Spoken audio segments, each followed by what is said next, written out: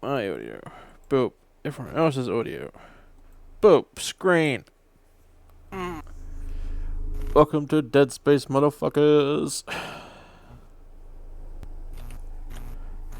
I see you ignored our vote. It was an vote. It was to see where interest was, and then I decided I didn't care. Ah, that's more like you. Every other time I go, yeah, okay, I'll just go with what everyone wants. But I chose violence today. Yeah, fair. So we also have a choice. We can either do impossible mode, which is me getting my ass kicked and being really jumpy, or New Game Plus, where I show off the actual kind of cool secret ending and can safely bitch about the things that annoy me about this game. Do New Game Plus. You don't want to see me getting my ass kicked?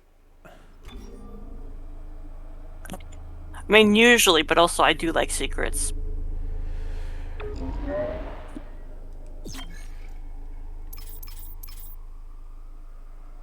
I'll just keep it to medium. There's no benefit to finishing on hard.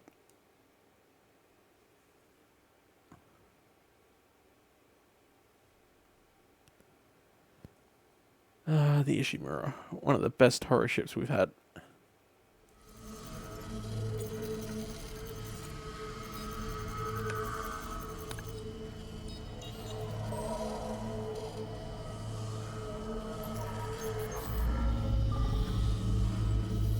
Isaac, it's me. Oh, I wish I could talk to you. I'm sorry. I'm sorry about everything. I just wish I could talk to someone. It's all falling apart here. I can't believe what's happening. This is how early the nitpicks might start for me. So in the original game, this transmission was very grainy and blurry. So like you could make out enough to see that there was a human there, but it was also that you could tell that there was something off with the footage. Mm-hmm. The remake completely got rid of that, so you can see the majority of what's happening in it. Considering how what they're going with both the character in it and the storyline related to that, I understand the choice. It doesn't change the fact that it irks me. It's one of those things where it annoys me, but I get it. So I'm going to complain, Yeah. but it's not. It doesn't take away too much from it compared to other things. All right. Strange. Such a little thing. Oh, that's. I forgot the last time I was playing, I was using one of the special skins he gave me, which is Necromorph Isaac, so I have no head until I put my helmet on. Okay. Because he's supposed to have a head right here. Okay, I was wondering why is he leaning over, but no, he just doesn't have a head. Yeah. Oh, I see. Ishimura is not a job you turn down. With 6 months apart. Yeah, another thing that irks me. Okay. Yes. So in the first game, in the original version, Isaac doesn't talk, like, for the majority of the game. Like, the first time he makes a sound is right at the ending where you get the twist that, oh, he's insane. He doesn't shut the fuck up. Which makes sense going into Dead Space 2, where he doesn't shut the fuck up. But I much prefer Isaac when he's in the silent mode, because it makes sense in the context of what the message we're watching is, because we don't see the full message until much later. We see the part that we're allowed to see. Mm-hmm. Because do you know the plot of Dead Space at all? Your wife is missing, and you go to the spaceship, and then everything's fucked. That's what I know about Dead Space. Yeah, that's the gist of it, and it's girlfriend, not wife. Whatever, it's the girl. There is technically a difference because wife and girlfriend have different levels of commitment to it, and to how willing people are to do things. He seems to be going pretty far for a girlfriend, so I feel like they would be married if they could. Well, unlike in the first game, they actually give a reason as to why he's being desperate about it, which I do like, but I also like the interpretation from the first game in that he's so broken up about what's happening that he's gone mute from it. Ah. Which is a really cool aspect to the horror of the first game, in that you don't learn that normally he would be talking. He's gone through so much shit. He's non-responsive. Like he does what you tell him. He's just he doesn't respond, which is just a really good way to show like a non-verbal protagonist. Yes. We don't get that in this game because he won't shut the fuck up. So you miss that entire aspect that made the first game really good. Calls? It's rough. Easy to say the wrong thing. I don't blame you. I'd listen to my girlfriend over Hammond reciting security protocols. Forewarned is forearmed, Miss Daniels. So you keep saying. Here we go. Nice clean re-entry. Turn that down a little bit. Imagine 6 months staring at that chunk of rock. To an independent miner, that's paradise. Aegis 7 is one of the richest finds in CEC history. Some prospecting team set up for life. Now where is she? There. Confirming visual contact with USG Ishimura. What a beauty. The ultimate form of capitalism, ripping planets apart for their minerals. Why is it so dark? We should be able to see her running lights. Yeah. I'll get us into hailing range. Someone's got to be waiting up for us. Just be careful on the approach. I'm not taking any chances with the CEC's pride and joy. No chances, huh? Is that why you were digging into my personnel files before we left? You track your file access? Oh, that's another thing that irks me right there. So the original Dead Space, it's a very like typical. Just you go onto the haunted ship, and then shit starts going wrong, and then you find out that some people aren't who they say they are. / they actually they have a hidden side. That's what they're truly here for. Yeah. In the first game, they do a really good job of making it really subtle, but just giving you enough to make you go, huh. Okay. Right, literally right there. They just give the game away. Oh. Because, as he says, like, what sort of person would actively be paying attention to who accesses files on them? Like, yeah, I would, like, that is weird. Like, how would I know who accessed my files unless there's a way that tracks that? Yeah. The only people who would have that are people who wouldn't be on this sort of mission. Yeah. Yeah. So right there, instead of the real subtle, eventually we're getting there, it's like, oh, something's off with these two. Yeah, they're weird. I'm a computer analyst. Comes with the job. I ran standard CEC background. And then there's that like casual blow off, which is like, fuck it off. Sir, we're in hailing range. USG Ishimura, this is the emergency maintenance team of the USG Kelly. I'm responding to your distress call. Come in, Ishimura. Ishimura, do you copy? Come in. This is the USG Kelly. You ever hear of a full communications blackout on one of these things? Never. Come on. Someone pick up the damn phone. Shut up, Isaac. What the hell is that? Sounds like your communication That's what they range said. is busted. Obviously, fuck off. Another thing. Yeah. So, you see how there's 5 characters on the ship here? I have not counted. I see Isaac, the 2 people that are being sus. And then the 2 pilots, effectively. Okay. So, in the original game, the pilots were literally, like, irrelevant, because they're not relevant to the game. Their point is to die within the first couple minutes.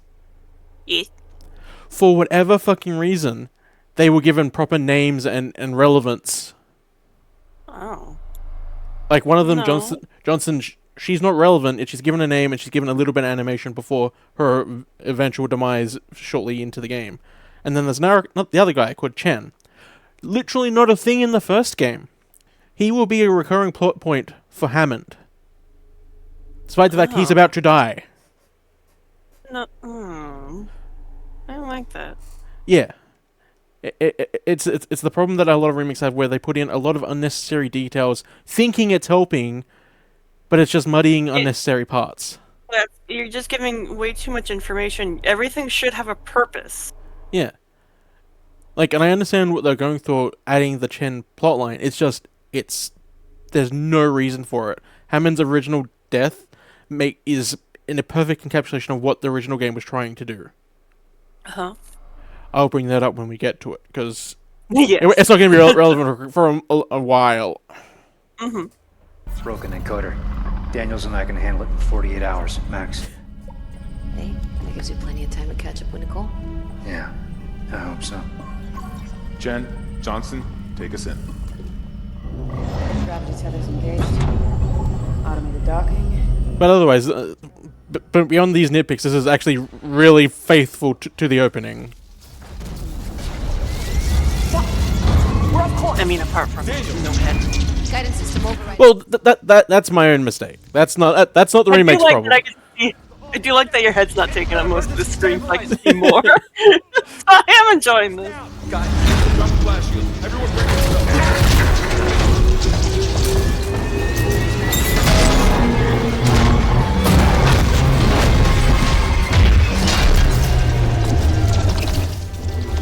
Yeah, and another thing, in the original game, a lot of those displays in the center, they were grungy, for lack of a better term. Like, whenever there was a person on, you could just make them out. But when you guys were crashing, I like that it went to the TV snow instead of, just blank or with an error. Good call. Yeah. That's funny. Yeah, like the whole point of all these displays is that unless there is like someone directly in front of the camera, it's really hard to make out what's happening, which adds to a lot of the mystery that we'll see later on when we see other cameras do the same sort of thing. The problem is, all the cameras in this game are clear as day. So you see everything. Yeah, I saw the lady pretty well. Yeah, you're not supposed to see her very well. It's supposed to be like a really kind of grainy, shitty video. And a video that's supposed to be very obviously edited, because there are weird moments in the video where it just cuts for some reason. Didn't happen in this one. Weird. Yeah. Because a lot of what the original game was trying to say is that despite how advanced a lot of technology is, a lot of it's also just shit. Which, if they had kept the shitty video file, and then did they have the TV goes to snow? Because like the TV having static like that is a very old thing in my brain. Yeah, like TVs don't do that anymore. Like that's how it originally looked going through the crash. Once those things cut and it went to the video, you could kind of make out a rough idea of what's happening, but there's enough static and just shitty grain quality that it didn't make, like, you couldn't easily see what was happening. You just had the vague gist, which is what you needed for this, because you don't need to see the crash if we're inside of it. No, we just know that everything's knocking around and we see the sparks flying everywhere. Yeah, we see the important bit, which is inside the ship jumping and jarring. What the fuck's going on with flight control? That guidance system's a death trap. Better add it to your repair list. Jen, what's our damage? Comms are down. We lost port booster. Got a fire in one of the stabilizers and singularity floor's a mess. I forgot how stupid this suit is. You need a Let's get some help. bath. Johnston? I don't think a bath's gonna fix it. I mean, we're kind of missing our stomach. Oh, I just noticed that. Yeah. I'm gonna put my hat on. Yep. You're just an engineer, right? It seemed like you're in a very important seat. Well, this is a very small transport ship. Like, there are just these seats. Oh, okay. I need to change the brightness on my end. Didn't they need you to help fix the ship as an engineer? Yeah, the entire point of us being here is that we're fixing the ship. And the reason that we get it is because we already knew that something was off with the Ishimura, because we received that message from Nicole. So we were like, yes, first ship out, we'll go. Okay. No, I needed contrast. Not brightness. Where is contrast? Oh, I'm gonna have to do it on my monitor. Okay. Give me a second. That's the... That was the wrong button. Is it that one? No. Is it that one? That's the one. Then, not that one. No. Boop. Then, there we boop. There we go. Okay. Now you can see what's happening.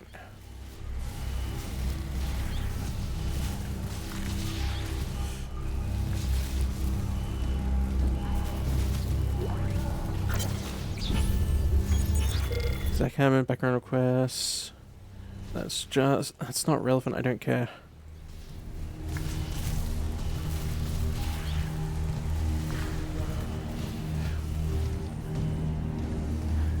Yeah, and another thing in Remake did is just, again, a lot of unnecessary detail. Like, they've over-designed everything. Like, look at all these excess plates. Yeah. Isaac. Like, they're very proud that they can put all this detail in. Yeah, but it's just so unnecessary. Like, it's a mining ship. It should be, like, the bare minimum, because miners are, the corporations who own mining ships would be cheap. I don't understand all the papers on the floor. I think that's meant to imply people were trying to escape and then shit happened. There's just a lot of paper. Yeah. I don't know if it's all supposed to be just paper. It's just meant to be debris. Let's get this done, Isaac. 14 trillion kilotons and counting. May as well get signed in. Aboard the Ishimura, or strengthening the extraction workforce on the Neuankömmlinge mit einer medizinischen Dekontamination und Ziel oder für die Quarantänefunktion Corporation, powering humanity into the future. How come she gets a hoodie? Isaac, come sync your... Because that's her uniform. Maybe come sync... Welcome, Isaac Clarke, to the USG Ishimura. Rig synced. Collect kinesis and stasis modules from Acting Chief Engineer Jacob Temple. Location? Error. Employee not found. Yeah, talk about being subtle, game. I can't reach security. Same for the chief engineer. What is wrong with their comms? I would get this scene if it was a bit further in and we hadn't seen anything. But we just landed. We haven't tried I mean, to... I get trying to reach people the moment you can. The computer trying to call the chief engineer for this ship for you is a little weird, but like, okay, sure, future shit. The annoying thing about that is the two objectives that it gives us, we manually learn to do in the original game. Mm-hmm. Because we come across two things in our way that we can't get around, so then it goes... Then Isaac makes his own objective in the menu that you then go, okay, this is what I have to do. Because he's an engineer, he goes, okay, I know how to fix these. Scans the ship, okay, I know where the things I need are, I'm going to go get them. Mm-hmm. Instead, the game just goes, oh, you are now synced, here's what you need, go here. Mm.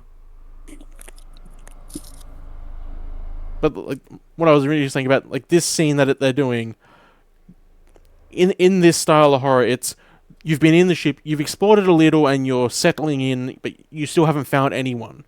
Like in Event Horizon, when they go in and there's like, we can't find anyone. What's up with this? You don't do it you don't do it in the airlock. You do it at the bridge where there should be people, and it's very obviously something's wrong. Well, yeah, and like they did try to hail the Event Horizon, which made sense because you guys also tried to hail this one. Yeah, you hail from the outside, and then you go in, and then you explore, and you be a bit confused. Then you get to the important area where there should be people, not find anyone. Then you go. Maybe they're in quarantine, but someone has to be on the bridge, or something on the bridge has to tell people where you are. Exactly. Like there's a reason it's a very tried and true formula, because it works as a setup for everything you need to. The problem is Dead Space, the original Dead Space, didn't do that because it didn't need to. It's the game set you up to expect that, like that's what you're going to do, and then cuts you off at the knees and go, no, violence right now, run, which is what we're about to get. But this scene right here removes that power from it. Yeah, I just think it's weird that they're trying to reach out to people right now. Yeah, like I can They understand. basically got out of the car and got to the front door, and we're like, we already knew that no one's answering their phone. Yeah, And so, like, go all the way in first and, like, assess what the fuck is happening. exactly. They just jump the gun every time they can, and it just irks me. Where's the Yeah, because you need to respect your player to a degree. Be like, you could probably figure this out if you're listening. That it's weird that no one has come out to say, "What the fuck are you? Why you crashed into our ship? What the fuck, dude?" Yeah, like the first game was a master of just showing you the everything and not having to tell you anything. But all this remake does is just go, this is what's happening, this is what's happening, this is what's happening. Just telling. Ugh. Because, like, there are room for stories that just tell you, but, like, for a horror game like this, a lot is served in the fact that it doesn't always tell you. Yeah, a good opening for a horror should leave you going, what the fuck? You shouldn't. Or like you shouldn't, a really good scary scene is when something is in the background first, and it doesn't tell you it's there.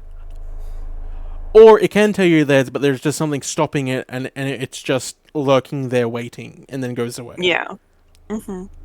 Yeah, like the unknown, like not knowing something can make it even scarier. Which yes, because nothing is scarier than whatever the person watching thinks up in their head. Exactly.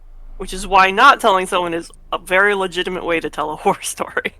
It's why a lot of really good horror openings, they don't start off as horror. They just, not so much they don't start off. They're either they do the rote and respected where they allow a norm to be established, or they expect you to know that norm is coming, and then they get you right as you expect that norm to happen.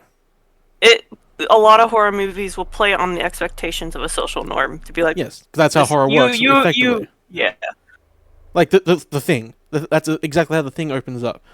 You just see a dog being attacked. A puppy. Yeah, you see the puppy being attacked, and you think that's weird. Because why would you attack such a cute puppy? And because before the thing, that sort of horror wasn't really that common. And they don't say, "Oh, the puppy's wrong." You just have to kind of infer, which makes it even scarier. Like, why are they shooting at the puppy? Are they fucked up, or is the puppy fucked up? Exactly. Better to be the puppy because I love puppies, and then you learn that it is the puppy. Yeah, and then you keep watching, and you notice the camera keeps focusing on the dog, and then the dog's acting very weird, but you don't know why it's like that. Good actor. Yes, the dog was such a great actor. And then eventually they get to the point where it's like, yes, there's something wrong with the dog, but there is so much just normalcy established before they get to that point. Yeah. I'm playing around.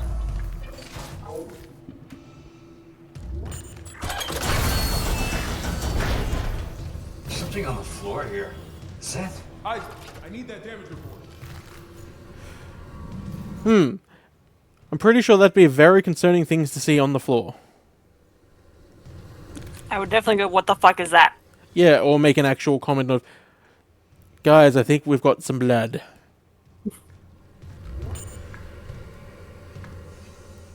Now, this right here is so good even despite the remake's bullshit because of how effective the original was at it. We have been isolated from everyone.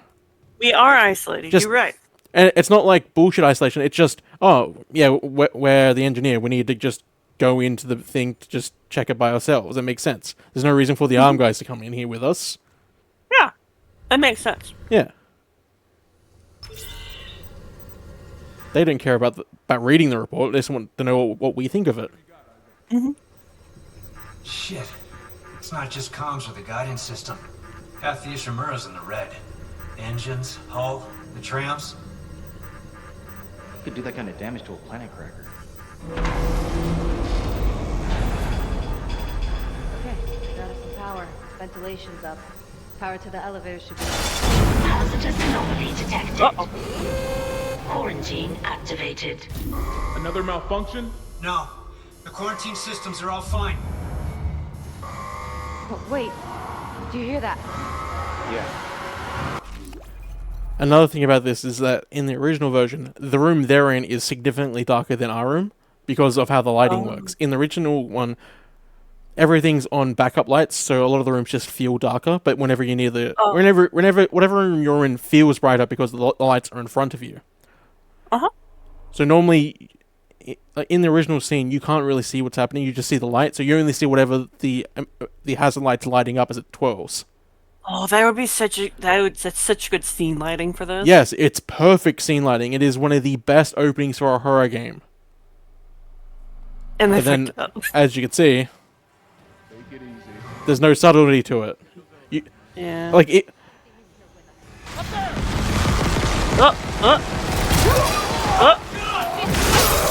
See, look, just shoving it in our face. I really like good lighting. Yeah, because in the original version, that scene was almost shot for shot the same, but instead of forcing the corpse onto the glass, it's just all you see is him being impaled, forced to the ground, and you see something below you just stabbing. Yeah, like I get the emergency lights are needed, but also like that the strobe, the one that's turning round and round, that having it being your main source of light is such a good thing because like you cannot focus on the monster in this moment. Then you cannot normalize it in your brain and make it familiar. Yeah, you're seeing enough to know that something's happening, and that the shape is humanoid but not human. And then like if the lighting engine was great enough, the flashing from the guns would also kind of add to the strobing effect and like light up the monster a little bit. That is exactly what happened in the original. Okay. Like most of the lighting came from the guns. Well, not the lighting back down to what it originally was, just in case that helped it. No, it didn't. Okay. But yeah, like in this scene, the only thing that was that lighting up most of it was that strobing light, and then their guns, which have a bright blue flash when it's shooting, which wasn't there, as you could see. Yeah. Yeah, it's, like I get the emergency lights need to be lit up for emergencies, but like, you're just leaving them. There's the run. See, like it was this lighting in the original. Oh, this is super scary though. Yeah. Great. Especially for that hallway scene that you just had, where it was going, where things are coming out of the walls at you. Yes. Scary. Oh, hello, sir. This is occupied. Oh. Already been fully displayed. I can see where you would say that, but like if I wanted to experience Dead Space, because I'd never played the original game and I know nothing about it other than what DMC has told me already, and I wanted to have the full experience, this would just be a little bit different. Like it's not as scary, it sounds like, as it could be. Yeah, so like my there's no subtlety to anything. A remake is not always for the original audience. It's also to try and bring in more people because obviously it was successful enough and loved enough to get a remake. So like, No, you're exactly right. The whole point of doing a remake is to both bring in the old audience to get them with nostalgia, because that's why else would you do a remake if not for that? Yeah, the power of nostalgia is great. Exactly, and then bring in a new audience who either weren't into it before or just didn't have a chance to get into it, and it's now no longer available on things they have access to, because the original Dead Space is not easy to get access to. And while it's perfectly fine, they're putting in way too much effort into things that don't need the effort. Like, especially and that actively undermine the actual good bits that they do. Yeah, like what we've been talking about, like how a horror story does really well when you don't tell things, how a horror scene needs to be lit in like a way to make it like more effective. Like those things are very important to setting up a horror element in a story. And like having those gone, yeah, the story is still serviceable, but it could be better. Exactly. Doo-doo.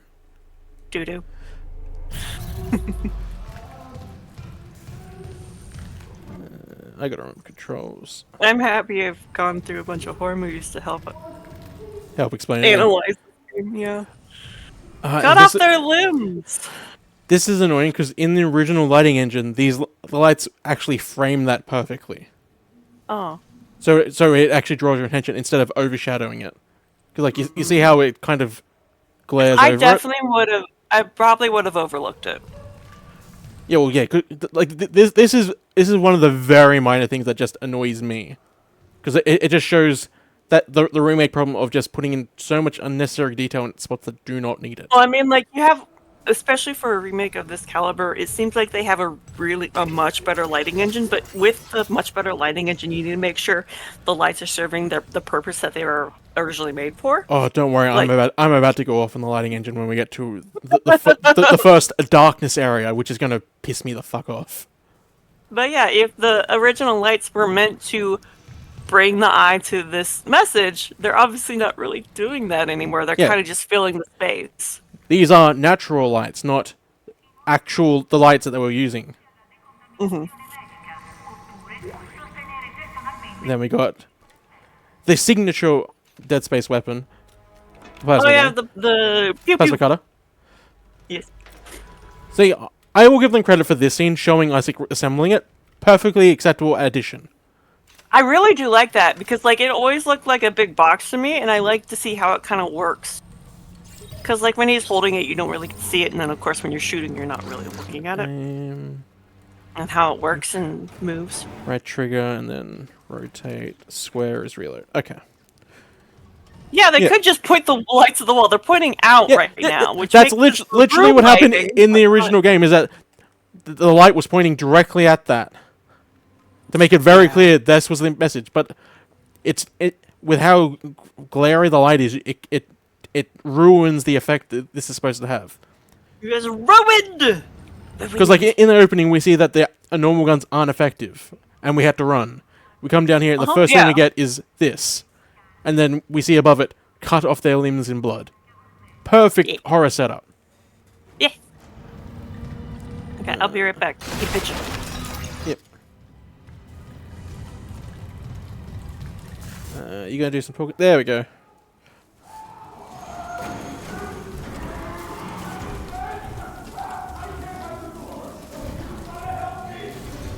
The problem with this scene is that he's supposed to be doing this the entire time you're dealing with the plasma cutter.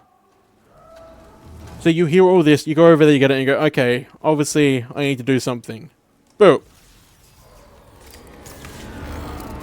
Then you open the door, and it's too...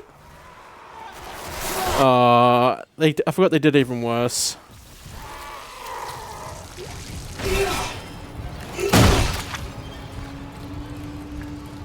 So in the original, he's literally banging against the door. So that way, when you open it, as he's being attacked, he's forced through the door with the creature, and then it's, all of a sudden, the necromorph blades are in your face, and you're wildly shooting. Are those dead people or dead monsters? Dead monster, dead person. Okay. Okay. I'll just reiterate for you because you missed it. So this is showing off a fuse system that opens unlocked doors. As soon as you get close, he goes, help me, I can't hack the door, blah, blah, blah. The problem is, in the original, that starts about here. So you go, oh, okay, I need to find something to do that. So the entire time you're doing this, you're hearing this guy, like, manically screaming for help and just what you should be doing. So then you get to the door, open it, he gets attacked and killed. However, in the original, he's right at the door, so the second it opens, he's pushed through as the beast is killing him. So the necromorph is already in the room as soon as that door opens, and is attacking, moves straight onto you. Oh. Yeah, but instead, what happened is, he was over here. So we open the door, all we see is this thing's legs, and then suddenly it throws him around, and then attacks us. That's why I didn't even make it in the room. I want to address something Robin said. He said that someone was bleeding out for a long time to spill that shit out. I would like to, because I think I have dealt with a lot more blood than you have in my life. Blood doesn't clot immediately. If you can get a lot of it, it will just pool there and be wet for forever. So you could just put that in a little cup, Just use that as your little finger paints, and it's fine. So, and say you just have like an open cut in your body and you needed to write something, you could make that fairly easily. Yeah. Like, Or like you look like this. Yeah, if you had a large enough wound, your body is gonna try and clot all of it all at once, which is why making sure that you cauterize the wound is very, very big. Also, it doesn't have to be his blood; it could be someone else's blood. Yeah, exactly. Okay, So I need to bitch about the lighting. So you see this lighting? See how it's a perfect. We're on backup power, so there's enough light, but it's not what you'd expect. Yeah, I like this. Yeah, this small section. I like this. In the majority of the original game, this is what the lighting was. It was either lights are out, but there's floor lighting, so that way people could still see. Yeah, the lighting will help you. It will help show you where you need to go, which is a big tactic. See what's missing? It's just an empty hallway, and I don't know where I'm going, except for maybe that left part. No, but is like there anything else? there's none of these ambient lower lights. There's no flickering. It's just it's a generic. Is it a maintenance tunnel, or is it a regular hallway? Yeah, it's just a generic tunnel. Well, if it's a maintenance hallway, I can. And also, like, we were on emergency power. Why are the normal lights on? I'm not. I don't know. I moved on from their lighting. Oh, don't worry. I still haven't gone to the actual darkness nonsense. All right.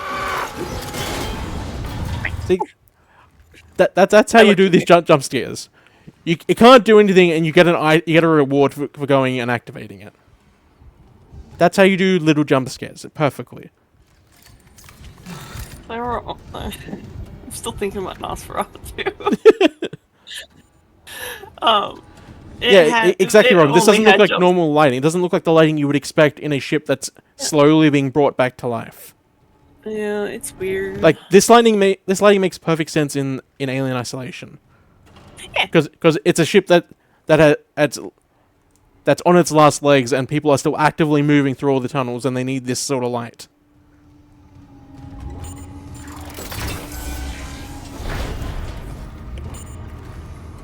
Security request retrieved. It didn't die. We shot that fucker right between the eyes, and it didn't die. Smith had to shoot its fucking arms and legs off. For God's sake, send help! That also works for me. Like you get one of these later on in a similar workshop to the one we get, where in the original game, makes perfect sense. It's reiterating the message. We fought one creature. Yeah, it was spooky. Yeah, and it just said, here's what you need to do, and then it just cuts off. I hate that trope. I hate the trope where they're about to give you supposedly helpful information, and then it's cut off so you don't get it. Like, okay.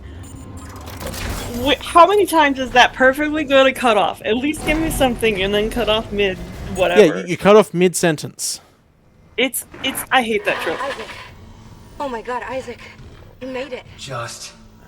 They're everywhere. Shen, is he, He's gone. Nothing I can do. What the fuck are these things? The ones I saw? Some of them were wearing Ishimura uniforms. They're the crew? How the hell can they be the crew? Look at them. We need to get them. Another problem. The acting. Yeah. In the original, it feel a little flat there. In the original thing, it's very campy and exactly what you'd expect from a horror game. Where it's not great acting, but it's what you want from it. Yeah. And in here, the performance, like the actual voice actors, they aren't bad. They're just the direction that they've been given has no personality. Yeah, it feels like very generic, but and not stilted. generic enough to have fun. People on board. Someone will be there. We can't. The tram system's wrecked. Everything's locked down because of the quarantine. And you're both repair techs. So how do we do this?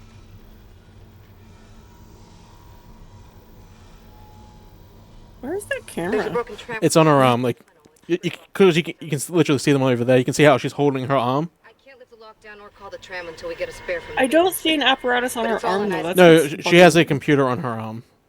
Because like, if you look, she's holding it very rigidly, as if. And Isaac. Yeah? I'm sure Nicole's okay. She's a doctor, right? Her arm isn't matching the movements. Like Yeah, it's not perfect. The original did a little better. I'll be back soon. like there's a lot more actual proper acting in when they do these ones, whereas before it'd be a camera and the vision, like the part we get to see is there you didn't get a lot of the acting, but then you could just turn and see them do the acting. Mm-hmm. And it worked exactly like you'd want it to. Mm-hmm. See, look, that's perfect. Computer tells you what you need. You need to find a thing. Yeah, find the thing.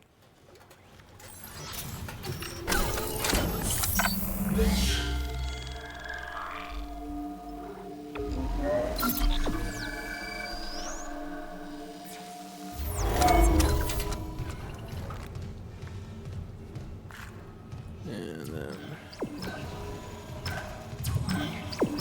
Hang on. So another thing about the original was that you'd press that and you could just hold it, and then you could cycle through your objectives, and it would then alternate. No. This one, it's a single press, and you can't hold it. No. That's dumb. I forgot about that.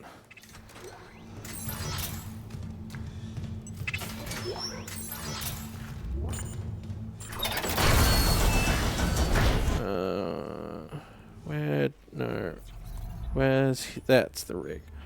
Please tell me I don't have my security clearance. That's another thing I'll get into later, the fucking security clearance bullshit. Oh wait, I think we could go both ways. I go both ways. I know you do. And this will lead this way? Yes, it does. Okay, cool.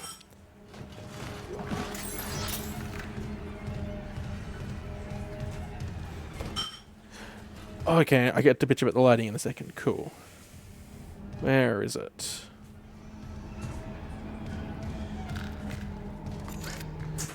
Oh geez, that's a perfectly normal corpse. It certainly looks like it.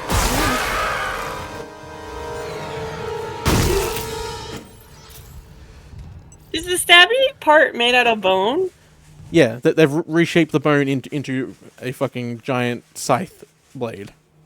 I do like the texture on those. Yeah, like I'll give them credit. The actual like effort they put into the necromorphs is insane. Instead of just being like a very generic bone blade, it's actually like a jagged bone. Mm-hmm. And it's not perfectly white like bone, like yeah. Because a lot of mistakes people make about bones is making them perfectly white, but when they're exposed to the environments, they're kind of yellowish. Yep. This is another thing that they added for no reason. Circuit breakers. Circuit breakers make perfect sense. Except in this, all it is to change how things work. So as you can see, we have one energy, so we get to decide which door we need to turn on. Why? Sorry, I was looking at Robin saying he would find it fun if you could grab one of those bone blades for a melee weapon, like you could in the last one. You technically can once I get the kinesis. This becomes the most viable way to kill them, is to break off their scythe and just impale them with it. What's that? So yeah, because this is a very early one, all it does is you decide which door to open. What if you... That's a fire hazard, ain't it? Hello. See, that's another good thing they do, is that a lot of the horror, they do little things that make you look, and then there won't be anything there. But it's not like, ooh, spooky noise. It's like, something actually happened to fuck with you.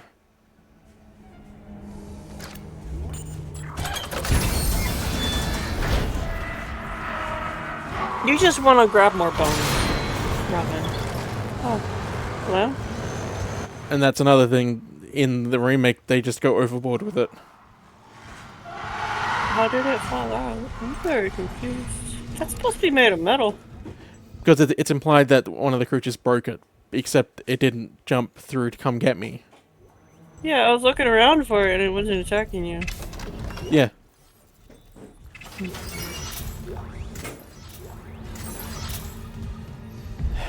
And this is the thing they stole from Dead Space 2. It's resource rooms. Their entire point is to just give you resources. You're supposed to scatter those throughout the level. Yeah. You don't need a room for that.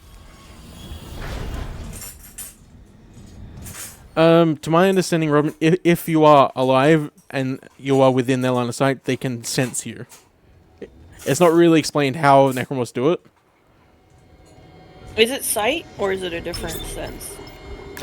It's implied to be sight, but there are some necromorphs that literally don't have eyes, but that act like they have sight. It's yeah. Okay. So they just use like stupid zombie logic. If they see you or you make a noise, they just charge at it. Either good hearing or just sight. Isaac, don't bother shooting those. Okay. This is a good example of the new lighting engine. It works in this room because this is what this room was like. It just had that also the orangey lighting around the edges. Oh yeah, because the main light in this room is kind of far away, and so it's diffused a lot more, and it goes through a lot of objects. Make it spooky. Yeah, this game is obsessed with actual darkness, despite the fact the original game had none of it.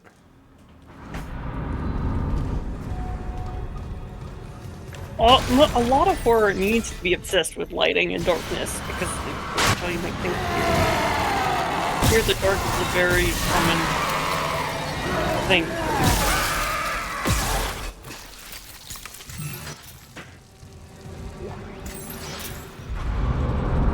So, yeah.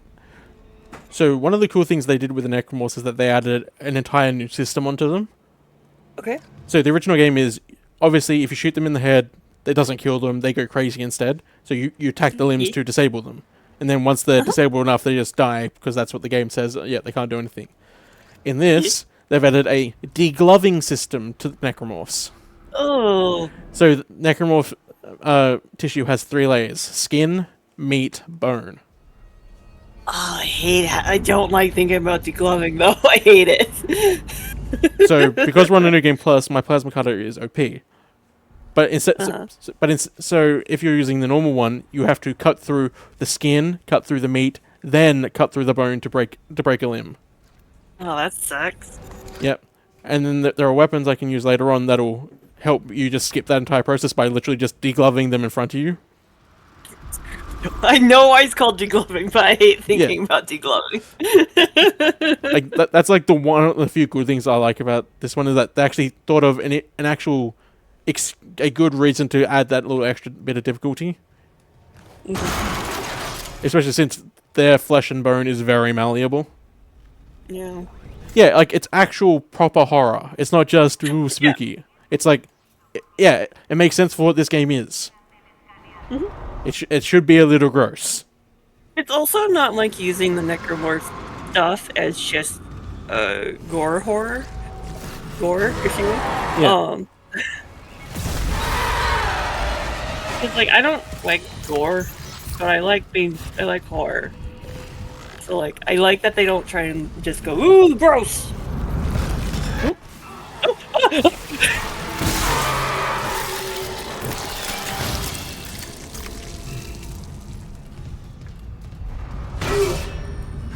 Right, there's the run button.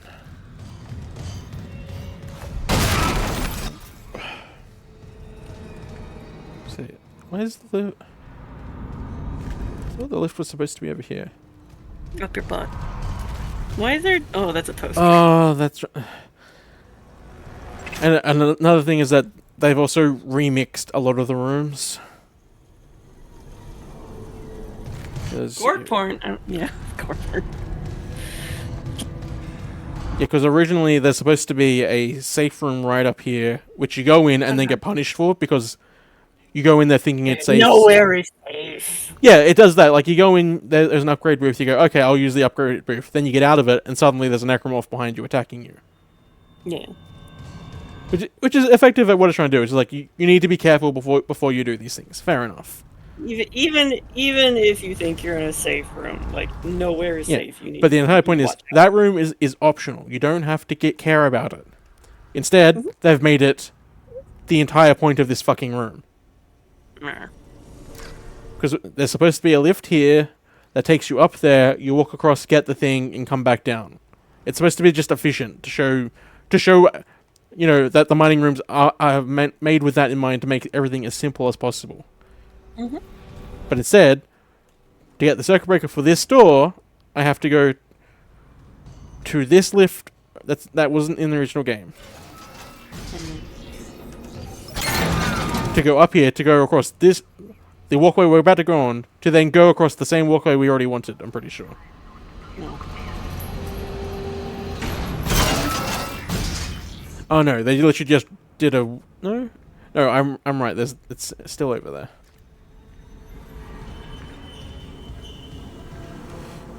Oh gee, I wonder what that is. We definitely know we already have any bodies in the way, so.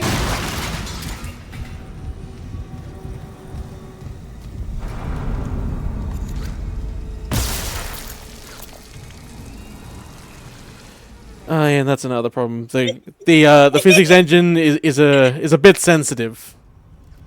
He's lost his head. Now he has.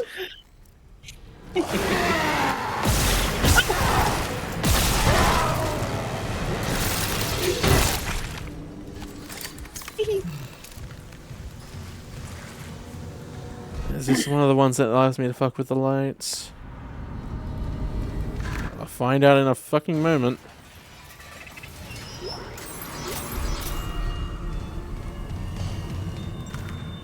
Let's see. Maintenance room. Yeah, this is what really pisses me off about the circuit breaker. Lights become optional. What does it look like when you turn off? All the lights get turned off. Oh. Spooky. Yeah, except we're on emergency power, so the emergency light should always be on regardless of what this circuit breaker's doing. You're right. Like, these lights, there should be more of them. Yeah. And they should be significantly brighter. Yeah, you're right. We need the elevator on, and we need the maintenance room. So it adds just this weird sort of atmosphere to everything. Like, in the original game, you'd still be able to see, it's just be that darky orange light.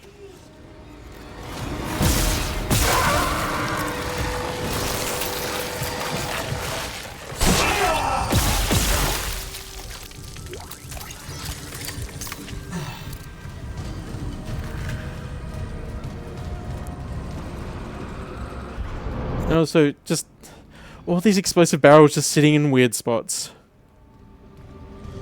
Barrels are allowed to exist. Yeah, barrels are allowed to exist, except these ones are placed in spots that are made for the combat, not for the world in mind. Oh, yeah, that's fair. Because that's how it is originally. Like, you'd never find. It's not until much later where it's obvious people have been through that you find them like that. Mm-hmm. Whereas normally you'd find maybe one or two in a weird spot. Where, unlike here, where they'll be like, look. Those are explodey ones, right? Because they're red. Yeah, the Yeah, vibrant you don't want red. random explosions. Yeah, but like, look at where Those they're. should be quarantined. Well.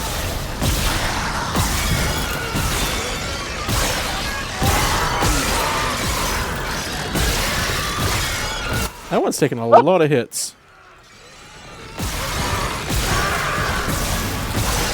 It's the same, right next to it. Oh, it's got the red eyes. It's one of the fossilized ones. Why the fuck is that turning up this early? Who cares? Yeah, but like, see, these ones right here makes perfect sense that they're like this, because you see one here, you go, oh, obviously they've knocked them down. Mm-hmm. But then you see all these other ones just in spots that don't make sense for an explosive barrel just to be sitting there. You don't put explosive barrels just anywhere. You Yeah. contain them. So they're not. Which is why this spot is like perfect, because you're like, obviously they will put it. Why would you put it at the top of a ramp? You quarantine those things. No, like the whole point is you like don't that. Trust humans. The whole point is that they were obviously placed here about to be moved for something, and then shit happened, and then they were knocked down. Like Even then, I would not put it at the top of the ramp. no, like they weren't put there as in this is where they're going to stay. They were put there as in like they were put down. Something was happened. They went to check everything out, and then shit happened. Like Nope. Still. Still, I would not put it right there. Speaking as someone who's had to move heavy shit, putting it here makes sense because they've just gone up the annoying bit, and then something's happened and they've gone to investigate. That But perfect you know what would sense. suck? Is just finishing the annoying bit, putting it down, and then it not getting knocked over and rolling all the way back down, so you have to do the annoying bit again! Yes, but that point is that happened when the things attacked, so it didn't matter. You're making an assumption that the thing's attacked right then. No, like that's implicitly, I don't know, explicitly what is implied to have happened is that everyone was doing their jobs and that they were caught unawares. Stuff happened and then everyone stopped, dropped what they were doing to find out what happened, and then like ran. We don't know that they were moving the barrels. Yeah, but like that's the point of the environmental story aspect of the first game, is that you could make that assumption and it made sense. I don't like it. Well, you're wrong. It's fine. No, you're wrong. Fuck you.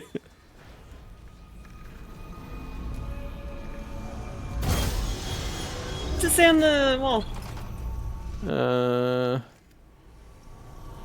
I think it's using Dead Space symbols. No, it says to join us to survive. Oh yeah, no, you're right. Dead Space symbols, you motherfucker. No, like there are actual Dead Space symbols that look very similar to that, which is why I immediately ignored what it said, because I was like, oh, it's in the symbol. I can't be bothered. Things.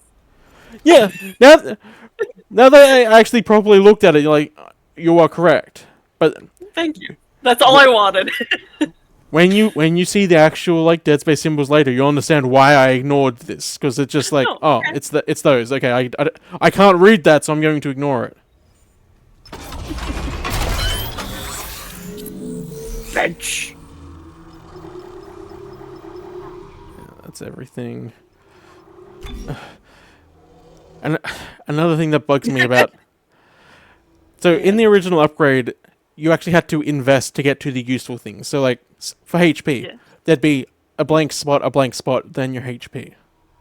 Oh. Because it's survival horror, you need to invest in what you need.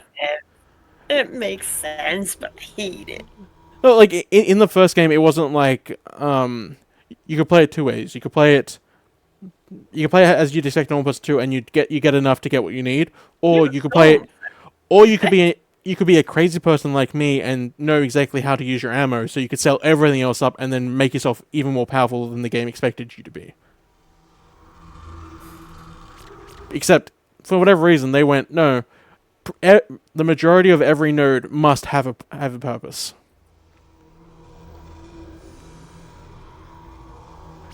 I can see both ways.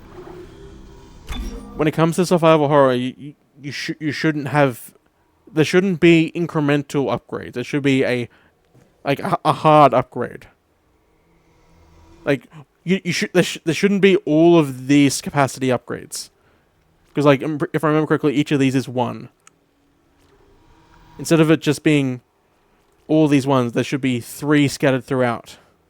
Because that works in what the game's going for, which is the survival aspect. Instead, they're going the Dead Space 2 approach, which is treating you like you're a super soldier. I don't know, I'd have to dig into it more to have the full thing in. Now, if they did it right, it should be a necromorph. No. Because why would you stick to one of the good bits of the original? Don't get sucked. Yeah, apparently.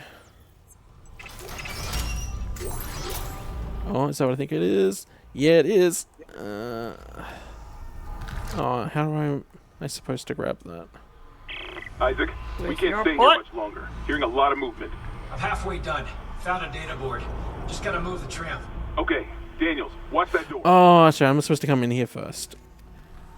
Because I need that to start unlocking the secret ending. Because you got to collect all of these. Mm-hmm. So I need to come back for that.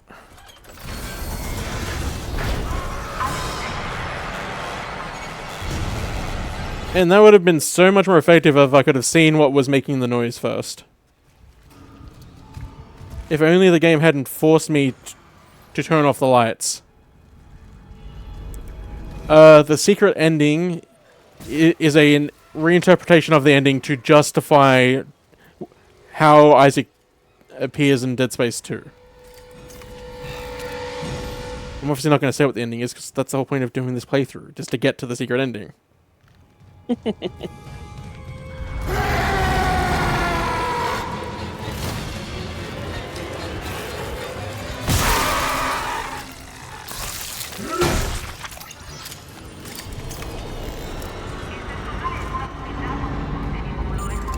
Oh, I'm sorry, I'm not ruining the secret ending. That's the entire point of the playthrough, Robin. My bad.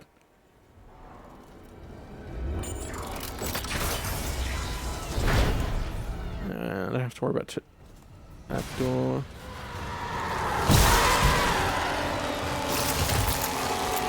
No, Robin, that's you. Lame and gay.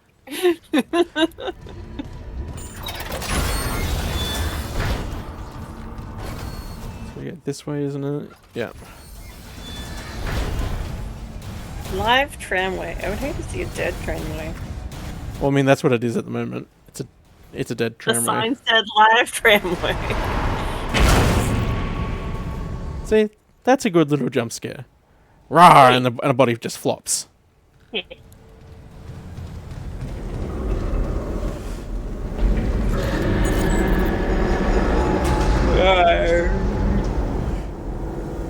See, that's a good little foreshadowing.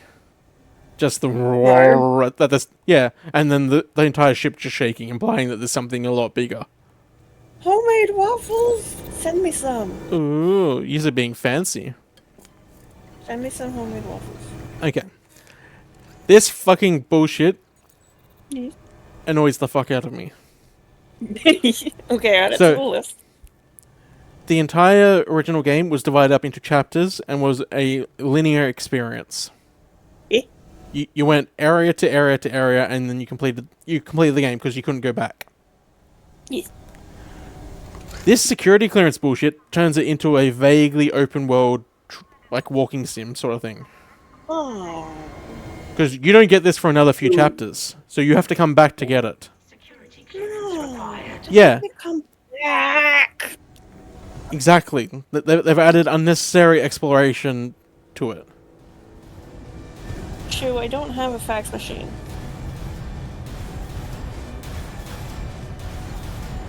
Alright, this is stasis.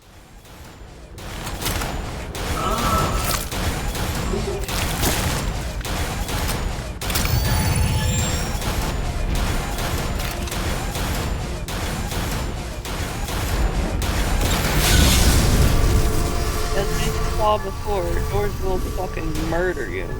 Yep. That's why we stasis them open.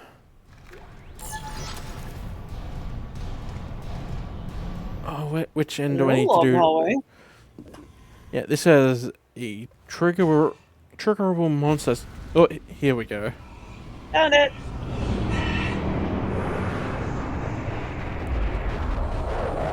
That's nice.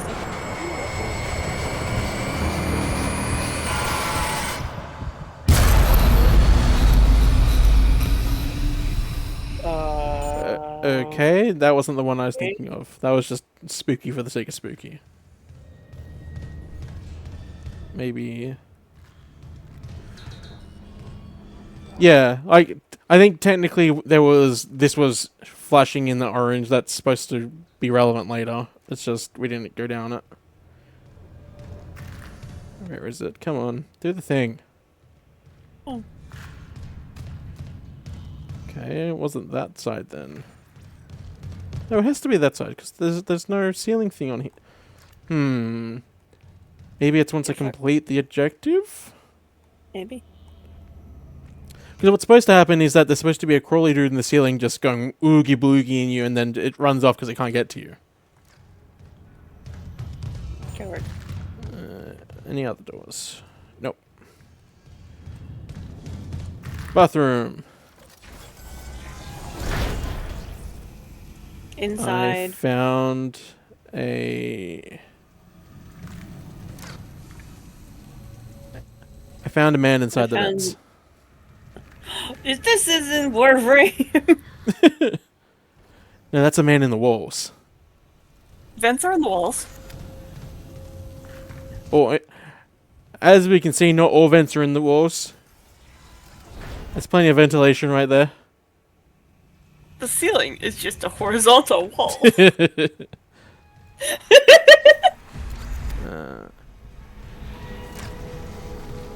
Oh, the toilets aren't being spooky. Maybe it's this side that has the spooky toilets. That's an overdone thing. I hate it when there's blood on the toilet. It's like, what's that thing? Bring the... He told me to bring the others. Well, you shouldn't always listen to what people tell you. Oh yeah, don't worry, there's quotes in this as well. Oh, you didn't tell me there were cults? Well, the cult isn't as strong in this one, it's more in like the future games. But they also go too hard into it that it's not fun. Did they not do a good cult job? In this one and the next one they do a good enough cult job. It's in 3 where it just goes fucking crazy. 3 is the co-op one, right? Like, yeah, 3 is the co-op bad one. Like, the cult literally causes a terrorist attack all across the planet.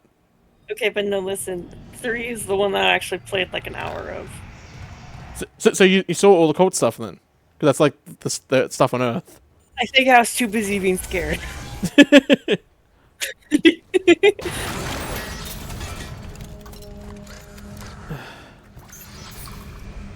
See, it's this darkness bullshit that really just irks me. It's so unnecessary. I like the orangey brown ambience of the first game. The orangey brown ambient is like look at that lighting in there. It's great. It's supposed warm lighting is very nice for spookies. Yes, and it's supposed to be here where all this darkness is. They just went, no, fuck you.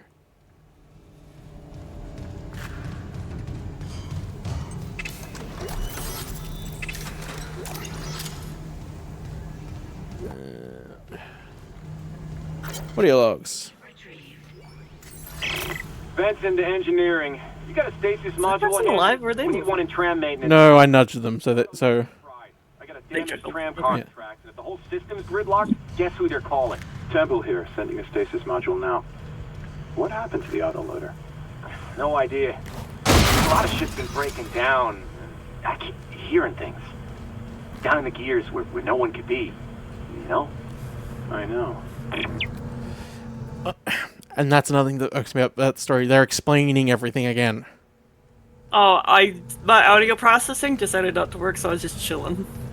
Yeah, well, like the starting off was like it made perfect sense. They're explaining why the trams aren't working because there's been a problem in the tram system. That's is what we're able to fix. That perfectly fine because we're in that part. It explains. It makes sense for them to be talking about trams not working. Yeah, it was broken before, and they were trying to fix it. Yeah, but then they go, we're hearing noises where we shouldn't be.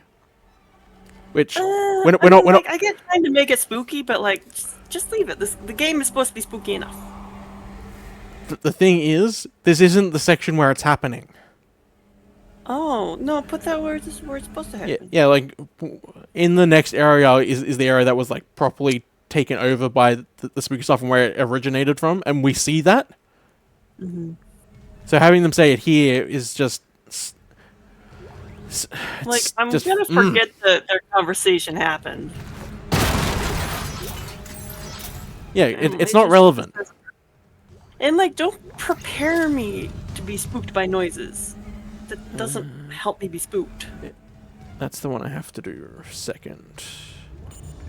Because this one's the working one, if I remember correctly. Do I have to press the button first? Right, I have to bring the sham in. Loading system reinitialized. I do like the computer voice. They actually kept that faithful. The computer voice is a little creepy, which I do appreciate. Yeah, it's the right level of, yeah, this makes sense for a computer voice, and it's just a little off. It's like, it has enough distortion in the inflection that it feels a little sinister, but like in a way that it's like, oh yeah, I could write that off of computer stuff.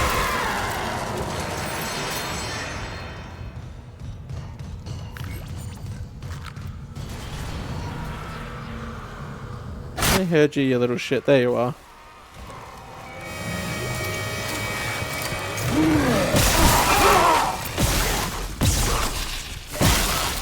The brass section really warned you. What was that? The brass section of the orchestra that follows you wherever you go? Oh, Really yeah. wanted to warn you. Okay. Like, in the original game, the brass section knew exactly when to go off, because the creatures would always be, they'd break off just within your line of sight. Like, you would explicitly see a vent explode open, or you'd see something drop down from an open vent just as you look. And then the brass section will kick in, and you go, okay, time to get to work. My favorite thing to imagine, because, like, the music obviously knows what's going on, and so, like, I like to imagine that it's the guardian angels of the protag, and they are just like, they're in a band, and they're like, fuck, we gotta warn them. We're only good at music. No, it's not a guardian angel. We're just being haunted by an orchestra. Haunted by an orchestra is also good. They're like, oh man, this is the only way we can tell them. You know, like, it's not even like they're not trying to warn us. They're just like, this is the best time to play right now. The bored ghost from an orchestra. Yeah, exactly. Yes, that's even better. Replacing damaged tram car. Please stand by.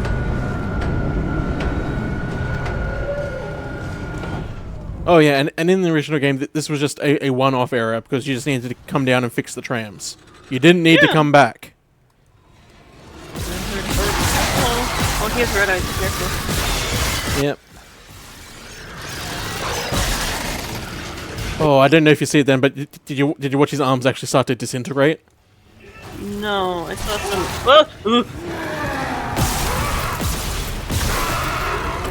I saw like the magical part, the red part of the stuff. I wasn't paying attention to where it was. Which is the heal button? That's the heal button. Yeah, as I was saying, like, now to get to hydroponics, we have to come back through here. Whereas, oh, fuck off. Whereas the entire point of fixing the tram system is that you go to the tram, it takes us to our next destination, or wherever the next chapter is set, even if it's not where we meant to go. Should be able to call you a ride to the bridge. Good. Just hurry. Whereas instead, the tram areas become the new hub areas, which you then branch off into the surrounding areas. Ah, here we go. Look at him. Oh, that's a good scamper name. Hi, Bubba. The only thing is they did that too fast. He did go a bit fast. Yeah, because what's supposed to happen is he scampers up into about here, then he takes 1 step slowly, 2 steps slowly, 3 steps slowly, and then boom. Like you have enough time to get a proper look. And in the original, like, this isn't so thick, so you could actually like see him properly. But because of the extra details and this annoying ass dark lighting, you couldn't see much. And cargo bay. Yeah, it was a good scamper noise though. On par with the one from that movie. The aliens with the hand feet. Oh, no one will save you. Yeah, that was also good scampering. Of course, they had to have good scampering because of the hand feet! The hand feet are great. They still haunt me. That's how you know it was a good design. Yeah!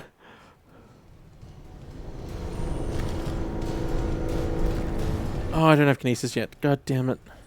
Fuck you. Oh, I should choose movies for this Saturday. Because we did Fate, so basically it's movie night again. Yep. System restart. What are you thinking? I don't know. You don't have many on your movie night list. I'm not quite sure. Complete. Calling tram. It's clear. There is a really cringy horror YouTube series I've been wanting to show you, but it's not like horror in that it's scary. It's just horror in that there's still a lot of excess goop and a lot of body horror transformations. Body horror transformations. I could probably do that. Like You've seen the Amazing Digital Circus, haven't you? No. Oh, you haven't seen that popular animation series? Don't think so. Oh, well, it's really cute. You'd probably be into it. Alright. But like before they did that, they did like a robot horror series before that had a lot of just fleshy goop and eldritch horrors in it. That's at both a really cringy, edgy comedy and just sudden violent horror.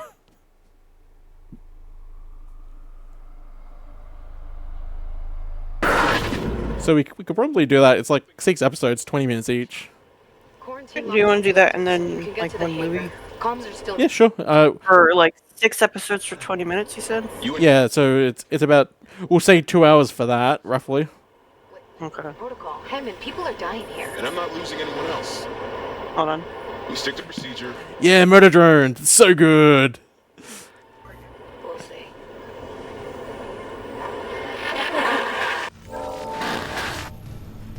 It is a fun time. I had a text that Holly was outside my door, so I opened the door. Holly was not there. Apparently she gave up on me. Aww. Yeah, you would like N, you fucking nerd. Are we talking about, Death Note? No. No, that's L. Yeah. We're talking about the show I want to show you. One of the characters is literally named N. Okay. He's very Robin coded. He's just a very sweet, dorky himbo sort of guy. I do love himbos. What was that? I do love himbos. Yeah. And then the main girl is an cringy, edgelordy little nerd. Perfect. Yes. Like you. I'd say she's a blend between us. Okay. It'll make sense when you see her in action. Yeah. Okay, well, if I'm deciding that, that means you get to decide the other movie, regardless of my choice. I know. Looking through my list, but I try to remember which ones you said you might be willing to watch. Because the other ones on your list, because we watched Malignant, so that's crossed off. The other ones on your list are Smile and Smile 2, and I'm not quite feeling up to that was one. so good right there. I was looking at a list. Yeah. All it was is that there was a necromorph there, and then as soon as the door opened, it walked that direction. Ooh, it's always scary when they walk, because when they see you, they're scampering. Yep, and it was also perfectly lit so you could actually see it. Yeah. So it's a perfect setup moment of, yeah, like that, right there. Perfectly timed. The strings are going a bit too crazy, but... Listen, the ghost strings are allowed to go crazy. No, like... There's a right level of, okay, they're doing the spooky music, you've seen the creature, and then there's, okay, calm the fuck down, it's not that intense. No. Strings are bored. They let the brass have their moment, and now it's the strings moment. Was Apartment 7A on the list of ones that you were willing to watch with me? Apartment 7-8? 7A. 7A. I'm going to assume no, because I have no idea what the fuck that one is. Alright. Because the only apartment horror one I know is Apartment 1308, and that's a Stephen King thing, which isn't your thing.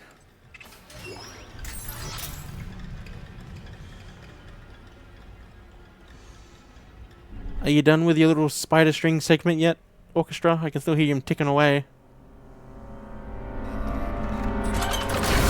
Also, like, what's the point of that light? That's not how a fucked up strobe light would work. One of the previews for new movies was the Wolfman movie, that from the guy that did the Invisible Man. Ooh, how'd that look? At first I was like kind of iffy on it because but then like I wish they'd focused more on his transformation to like really sell it, because like at first I didn't think it was the Wolfman movie. Yep. I thought it was a zombie movie. Because they're like, oh no, he's changing, and I'm just like, no. Why would you think a zombie movie for that? That's not usually zombies. Because I wish I could show you the preview. Because it didn't feel like he was turning into a wolf. Something attacked them, attacked him and his family, he got scratched or something, and it looked kind of decayed, gross, almost like a zombie thing. Isaac, And so that's what I thought. And like they were very focused on Dad's. Jesus is trying to get me to the computer. Comparison. What kind of thing does that? Zombies kind of like lose your brain over time. So obviously, I didn't automatically think wolf. So like I don't know. It looks interesting, but I'm also not into zombie movies per se. So it could be good. The problem there is that you're equating infection movies with zombie movies, which is understandable, but they're not the same thing. Yeah, I know, but I do not have enough experience with each genre to be able to tell the difference right away. Well, the big difference between an infection movie and a zombie movie is that a zombie movie won't hide the zombies. Okay, it looked like an infection movie then. The point of the infection movie is that someone gets bit and changed, and then they're undergoing a mutation into something that's not human.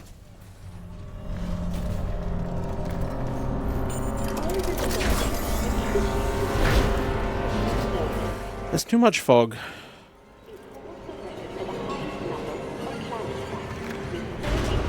Like, we just came into this area from a void before. Oh, but then you could probably say it's the smoke. Okay, I retract my statement. I'm gonna leave that movie for me alone. What, the Wolfman? No, I was looking up The Empty Man. Oh, that's the one I told you about, that you're either gonna like it or you're gonna think it's fucking stupid. Do you want to watch that one with me? No, it's not one I'd watch again. Okay, I'm gonna it's like going through my list. The really strong opening, then you get to the rest of the movie, and that'll be the either you like it or you don't. We don't know if the Wolfman's hot, Robin, because they haven't shown the Wolfman according to Elvy. He did not look hot. I wasn't into the dad character when in the preview, but because it's just I was more into the mom. Hey, look, helmet's coming off.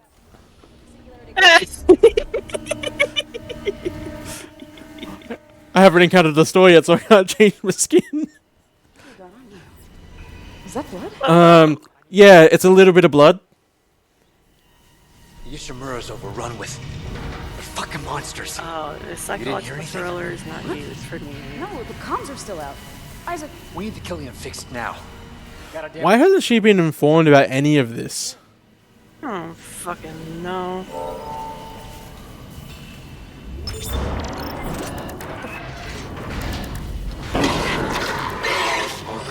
Still feels like a weird core. Do you want to watch The Endless?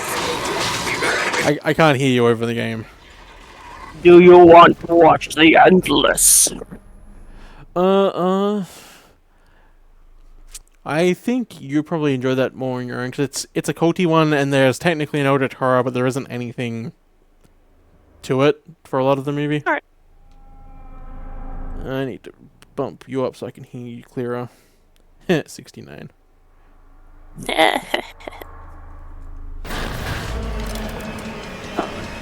That's not the movie I thought it was. Oh, that's right. I forgot that stupid. Uh-oh. Okay. What are you mad at?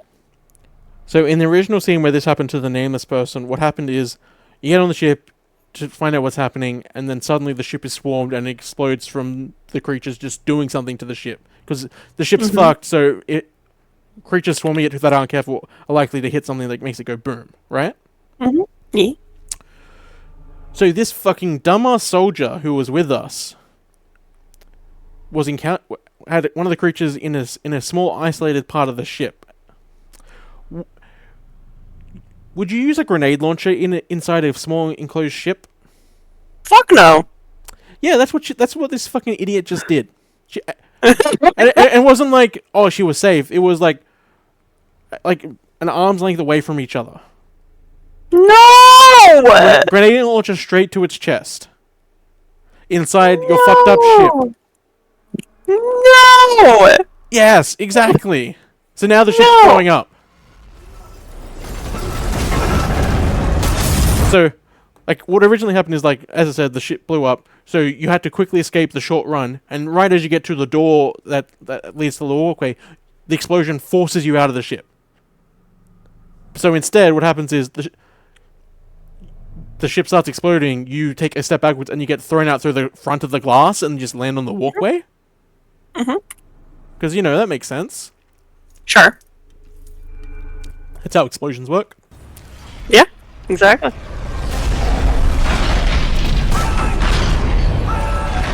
Oh no, this person that has literally not been relevant for the majority of the runtime. Oh, I think there's a film on my list that neither of us have seen. What one? Never Let Go from last year. Never Let Go. That's the one where a mom and her 2 kids like live in the woods, and like to leave the house they put a rope around their waist and whatnot. That sounds like so many other Netflix shitty horror movies. Awesome.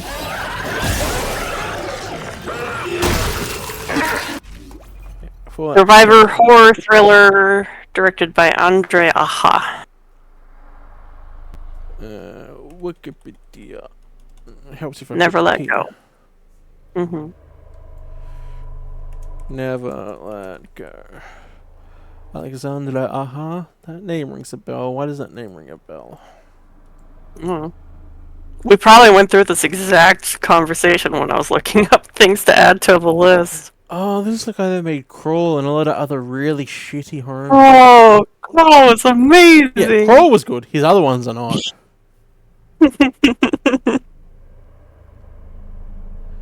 Oh, he did Piranha 3D. That's such a shit movie. Do you want to risk it, or do you want to go with a different one? Hang on. Oh, this is the one which had, like, the weirdly generic, like, evil that was chasing them or something, wasn't it?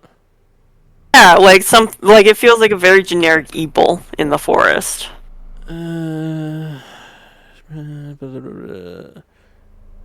I'll leave that up to you. If you want to watch it, sure. If you don't think it's worth it, we won't bother. I've been wanting to watch it since I saw commercials for it, so I don't know if. But there's a difference between you wanting to watch it and you wanting to subject me to it. I want to watch it. I want to see if I like it. Do you want to see if you like it with me? I'm indifferent. I can always do it by myself. Okay. I want to watch it. So is that going to be your choice? Yes. Okay. Okay, I'm going to make a note for us in my search. Yeah, so put the note as Murder Drones and Never Let Go. Oh, I get to see so much cringy shit. It's going to be great. Isaac, what's happening down there? Johnson's gone. Kellyan too. The singularity core overloaded. No! Kellyan was her only way home. A singularity core. That feels weird to say, to hear in my brain. Yeah, the whole point of a singularity is that it's effectively a micro black hole. What was the explanation for the core in Event Horizon? Oh, it was a wormhole that connected to hell, basically. Okay. Like instead of it completely connecting to 2 points, you had to go through hell to get to those 2 points. Well, yeah, I understood the hell part. It was just like I couldn't remember what the black goop was supposed to be in the spinny thingies. I think that was just a stylistic choice. Listen, that ship had amazing style. Yes, it did. There's a reason that this game was inspired by it.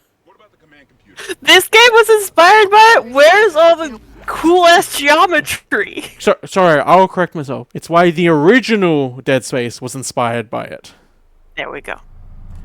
Because if you looked at all the geometry of the original ship, you'd go, okay, I can see it. But you can't really see it in this over-designed bullshit. Like the weird hallway, and then the core, and it was great. Okay, here. Captain Benjamin Mathias. Location medical. Status deceased? Even the captain? God. Isaac, you're closer to medical. You can double back and cut through maintenance. Find the captain's body and get his rig. With his codes, we... What was that? Why are his codes only available on his rig? That's both a security thing and most likely a cult thing. Was he in the cult? Yes. I don't like that I could clearly see the necromorph. That's another one of the just extended scenes they added. That's stupid. It also doesn't make sense because the camera is like attached to the pad on her arm, which... Yeah, but they had set it down like earlier in the thing. They were moving it around like on a desk. They had set it down. So far, the entire point they've made it out like it's just a part of the little tech pad she has on her arm that doesn't really come out. Well, they fucked that up. Yes, they did. Okay, another bathroom. What could go wrong? It's a heavy flow day. It is. Like, those stairs suck. It's a very heavy flow day. This is why you need pads and stuff in every bathroom. Why haven't none of the toilets attacked us yet? Like, there's a recurring thing where there'll be one toilet which has like a bit of blood, and then all of a sudden it'll explode into like these little meat chunks that just fly at you, and then you have to rip them off you. It's just like a little adorable thing. Hang on, if I remember correct, I need to check one of the trophies, because if I remember correctly, this one has the haunted toilet.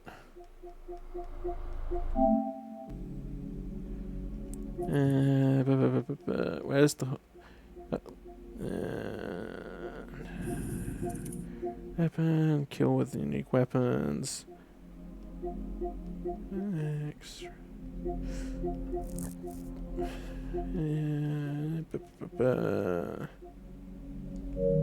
I swear this had a haunted toilet. I'm pretty sure one of the toilets is actually like properly haunted for no reason. Haunted or necromorphed? No, like actually haunted. Like a ghost on a spaceship? I'm googling now just to make sure I'm not talking out my ass. Google. I'm gonna laugh if you are, because you're talking out your ass about a toilet. I know something that sci-fi horror had a haunted toilet. Dead Space haunted toilet.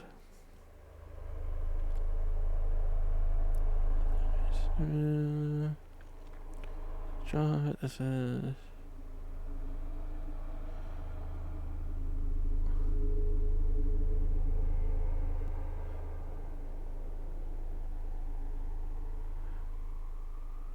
Apparently I'm crazy. What had the haunted toilet then? Maybe there was another game with a haunted toilet. And you're just conflating. Yeah, but like I wouldn't remember it so clearly if it was another game. Maybe there was one, but like nobody, like it got overshadowed by everything else in the game that no one really talks about it. Because that's possible too.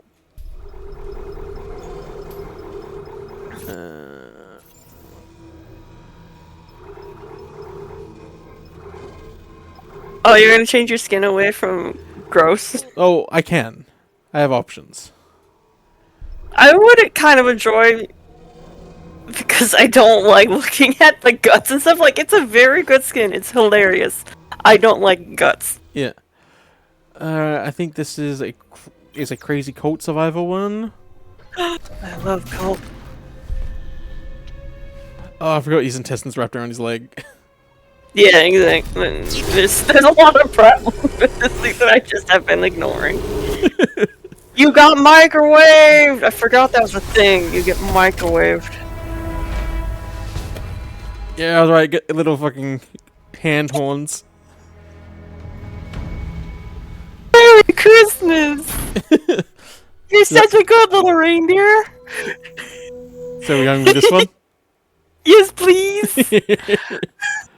Okay, I need other weapons. So happy. Flamethrower, because it's actually fucking useful in this game. Force gun. And contact beam.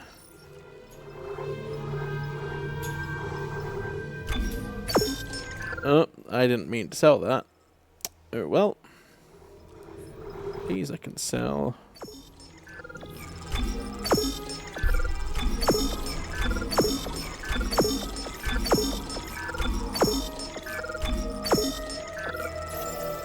My inventory. I have my weapons. That needs to be sold. That can be sold.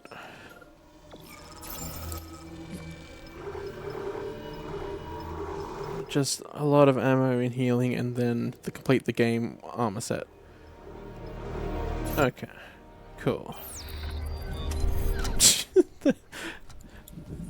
Those hands are so big. Alright, I need to equip the other weapons.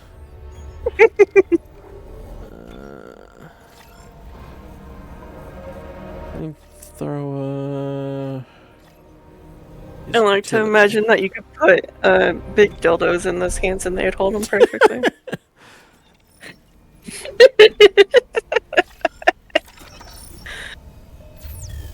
Oh, look, I got a little skull as well. That's awesome! A skull on your butt! Yeah. It's got tic-tac-toe on its crown. Oh my god, it does.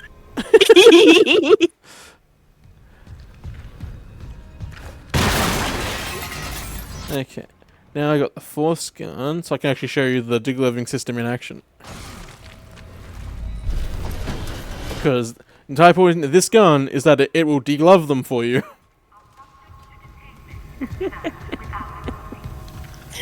Get over your helmet. and the little fingers jiggle as well. Oh my god, yes!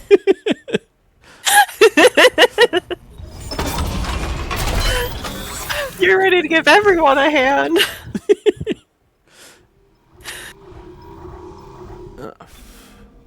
Flamethrower. Force gun.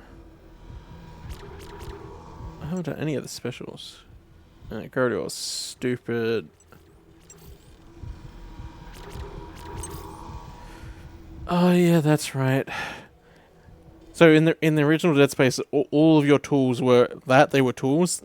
So they had functions that you would expect a tool to have. There'd be the normal thing you can do, and then like the thing you'd expect someone who knows what the fuck they're doing with the tool to do, like advanced shit. So like your force gun is effectively just a giant hammer that shoots gravity in a very directed blast.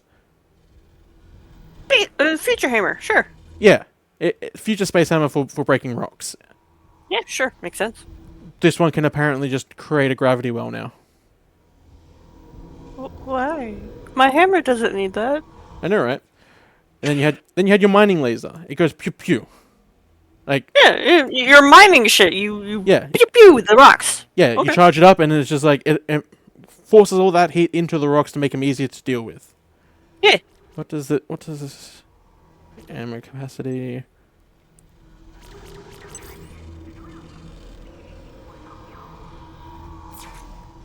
I can't remember this one. What the alternate fire for these one? That one is. Yeah, wait, these are all the weapons. So you have your obligatory pulse rifle. Mm-hmm. Because there's soldiers on the ship, so of course you're able to get at least one actual gun. Yes. In the original game, it had two functions, which was pew pew, because rifle pew pew. Pew pew. And then it had an anti-riot mode, which is you put it above your head and it would shoot in a circle around you. Anti-riot mode. Yes. Yeah, literally anti-riot Definitely mode. Something you need. I could see the trajectory of police getting that gun, so I'm not going to argue with it. Yeah, like the logic for that weapon makes sense. But a key point in the original game is that unless you utterly commit to the weapon, it was technically useless because it's not meant to cut limbs or fuck up the body. It's meant for precision. Yep.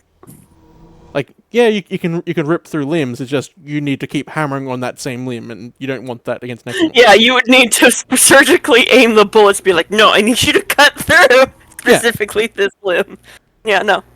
And then you've got your Ripper, which is effectively just a saw blade that's held in place. Sure, saw blade. Yeah, like if you're an engineer, you cut shit with a saw blade because it no, works. Makes sense. Yeah. And then the alternate fire mode is ejecting the saw blade, in this case violently. Makes sense? I mean, you do need to swap out blades. They do get dull. I will give it that. Then you got your flamethrower. So Not. I mean, it's a tool. It doesn't really belong in space, but it's a tool. I'll give it to you. In this, I go with the assumption is it's not originally a flamethrower. It was meant as something that was obviously meant to either get fuel to something, or maybe it was just like a what's the thing that used to a welder? It was just like a repurposed welder that can a blowtorch or a welder. Yeah, something that enables fire. It makes sense. Okay. Sure. Yeah. In this game, the second fire creates a little firewall. I'll allow it. I'm tired. I'll allow it. I'm not, because that doesn't make sense for an engineering tool. I mean, it doesn't make sense for an engineering tool in space anyway to be able to turn a blowtorch or a welder into a flamethrower, but I'm allowing it, so why the fuck not? Turning a blowtorch into a flamethrower isn't hard. You're just adding a chemical spiral onto it. I would have to see how large the flamethrower is to be able to see if I can believe that it could be a blowtorch first. Fair enough. Then you got the line gun, which is the big heavy-duty version of your plasma cutter. So instead of doing the very small, the small surgical cuts, this is the big boy. It shoots like it'll cut the legs out of multiple people, sort of thing. Makes sense. Allow it for working with large sheet metal and whatnot. Yeah, why not? Exactly. That's exactly what it's for. Those big cuts that you don't use the smaller one for. It makes sense to me. I'll allow it. And then adult fire is explosives. Makes sense. If you're surveying, you need to be able to implant an explosive and then detonate it at your will. I'll allow it. Paired with the large saw, I'm a little iffy, but I don't know how it works, and I don't know how everything works on that gun, so I'll still allow it. Suspension of disbelief. It makes enough sense from my understanding of mining when they have to use explosives to get through hard things that their normal stuff doesn't cut with. It makes sense as an engineer. Yeah, sure. Yeah. Let's pull out the flamethrower. You can see the size of it. I do like that they tried to stick with normal tools and still make them. Well, in the original game, they stuck with normal tools. In this one, I like in the original game that they did that. Yeah, in this one, they turned them more into video game weapons. Yeah. Yeah, this is the size of the flamethrower. Like you can even see where the actual welder is. I'll allow it. Yeah. Let's see. Little burst, and then... You're an engineer, you could make that, I'll allow it. That's a big wall. Yeah. That's getting into iffy territory, but I'm still allowing it because science fiction and whatever. And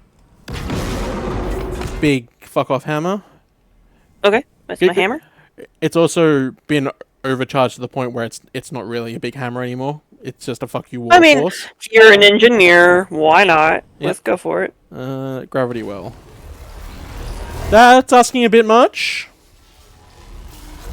Yeah, I'm not sure on that one anymore. And oh, that's right. This is an actual laser. That makes sense, though.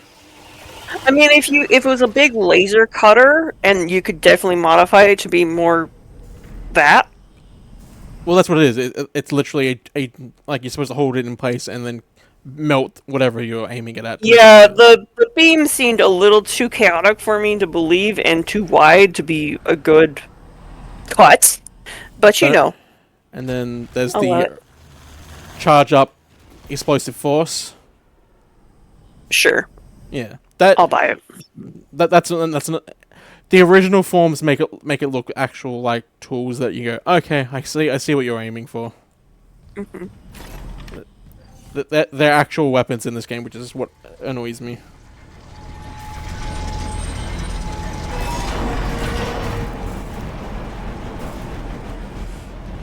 Bow before your double-handed god.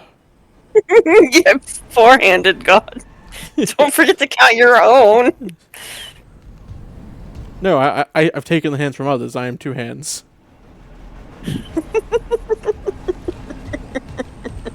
Fuck you, security clearance bullshit.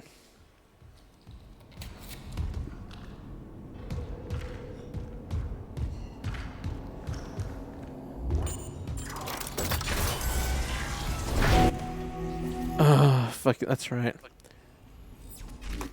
So remember how I said that the original game, it's you get to the tram, you then takes you to your next level, you complete level, you come back to the tram. But in this one, they had the open world explorer aspect to it. Yeah.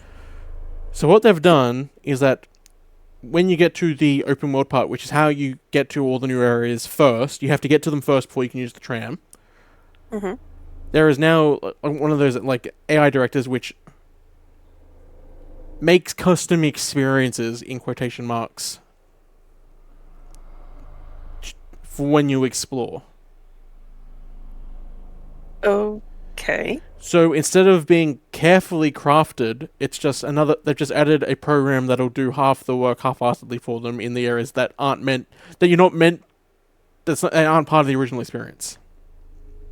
Yeah, it's just a lot of pointlessness. I don't want to trust a horror experience that's supposed to be carefully crafted so you're maintaining low-level spook to just computer.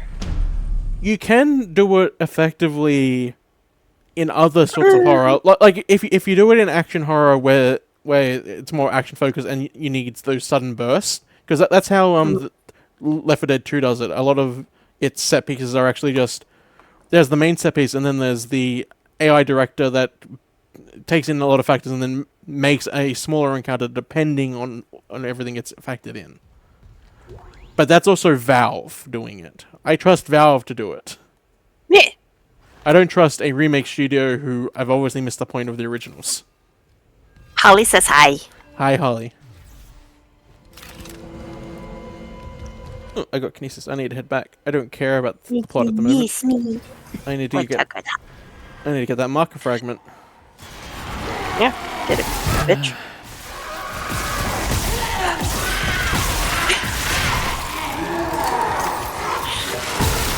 Oh, what's a good belly? Oh, good Holly. Bone says hi, apparently.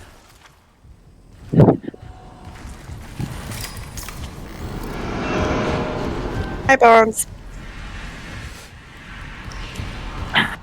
Yeah, remember what I just said about the fucking stupid program controlling the horror? It just spawned in 3 enemies behind me because I decided to turn around. Oh. Yeah. Oh. Or Holly.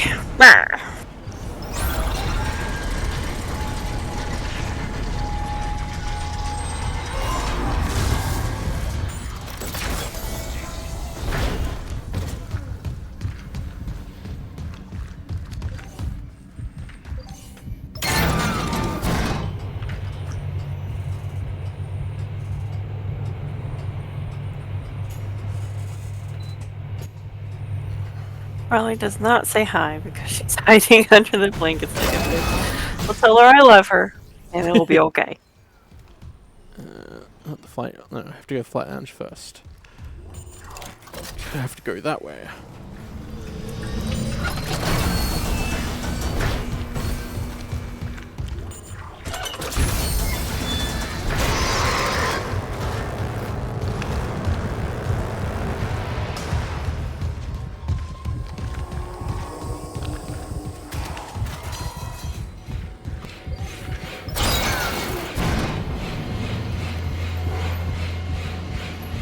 She's a little baby. Leave the cat alone.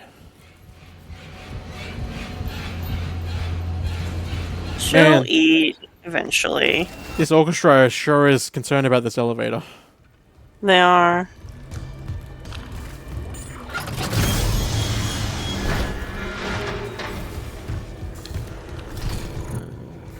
That way. Oh, that's right. The fucking light's off because this stupid section doesn't want to have a light.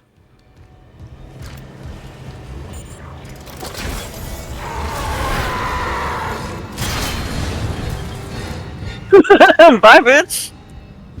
And that sure would have been spooky if that had been intentional.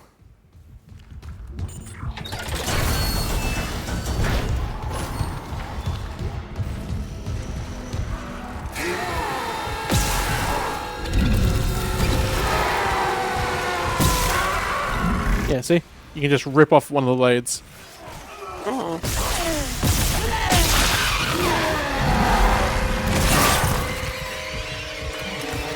Holly's not scared. She's a brave girl. Oh, they fucked up the physics engine. Oh no. Like, see this? E? I have the blade and I can impale them with it, right? Yeah. You watch how the blade just bounced off and then fucked off? Oh. Yeah, I didn't realize that. That defeats the entire, like, appeal of the combat system, is to rip off the enemy blades and then just hacha!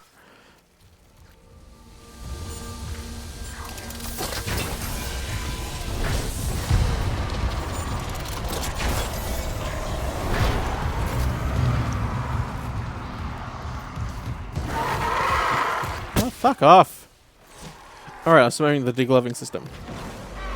See? He naked now. Alright. That's pretty cool. It's very cool, but it's also, when it's fully upgraded, it makes them look so stupid. They're still scary to me. Oh, they're still scary, but they go from being like these really fleshy things to just... No. I don't want...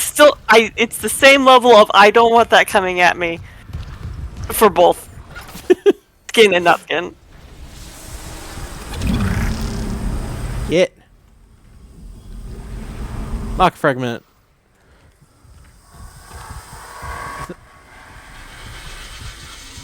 Are you okay? Ah, that's why. You had a hidden friend.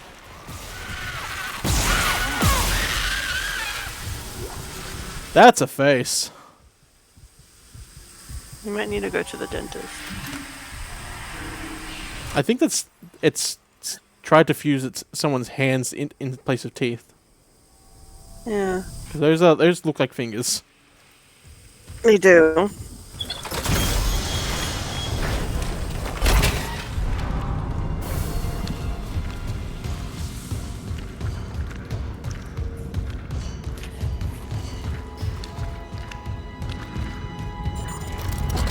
Alright, I was looking. Where are the market fragments kept? Up your butt! I just have them? Up to their butt. Oh, hang on. Key items. Okay, so they're marked as key items. Cool.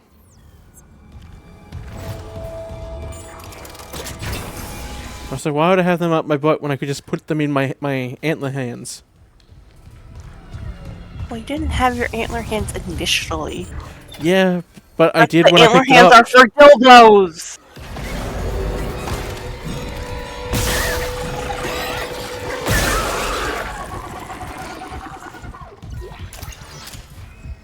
I don't think you understand the antler hands purpose.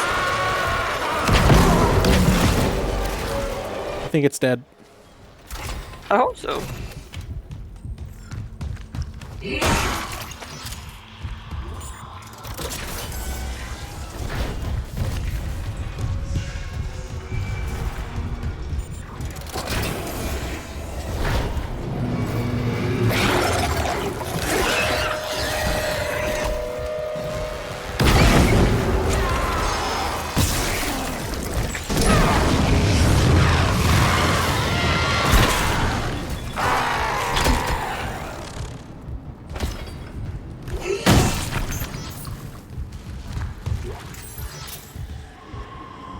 So fleshy.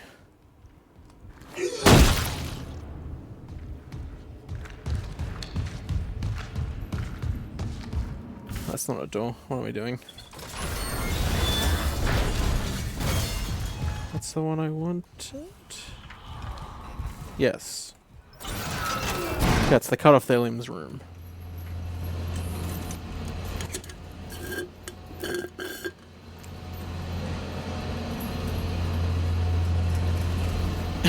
I have ears on my arm. God! I'm a true cult leader in this one. Hell yeah. I don't know any cult leader that had an ear bracelet. To be fair, did they ever get to the point where they were able to? Some of them, yeah. Oh, fair.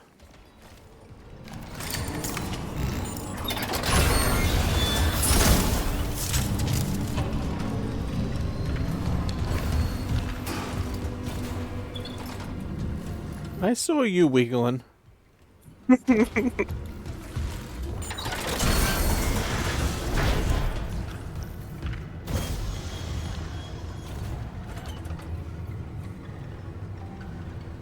Why are the strings acting up?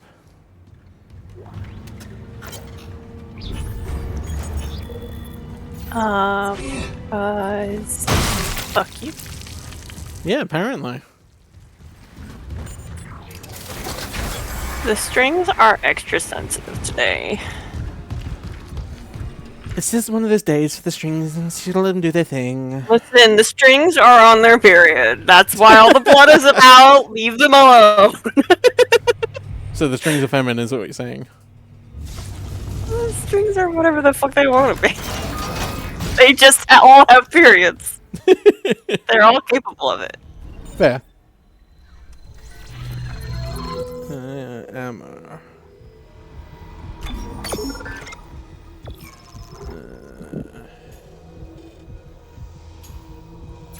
I'm getting rid of the flamethrower because I have the force gun.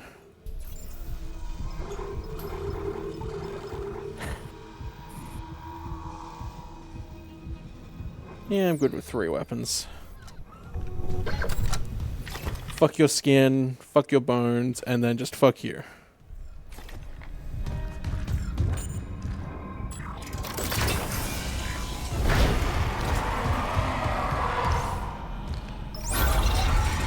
Blooky wooky to you too.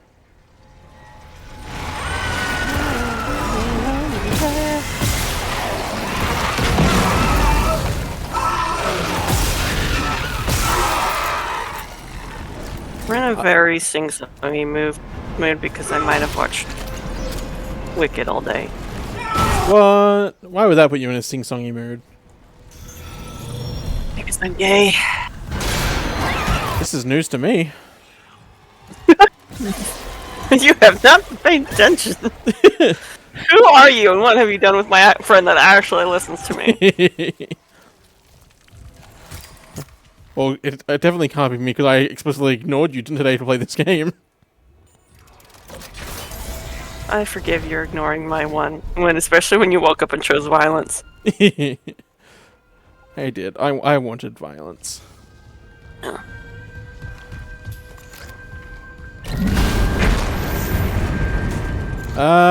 Corpse. Oh well. Corpses are spooky, did you know?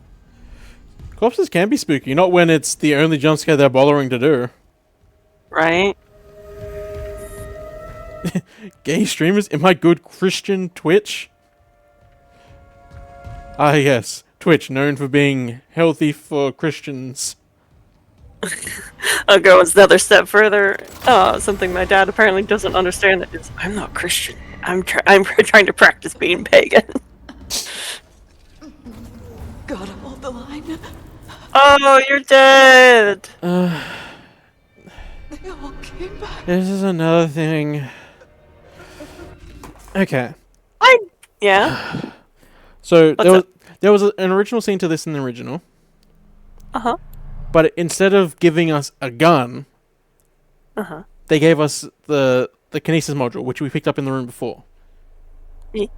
Which was because they in the game it blocked off the door and we didn't really have a way to move things, and then the soldiers cradling their leg, and we get the kinesis module off their corpse because soldier makes sense. They have something like that. Yeah.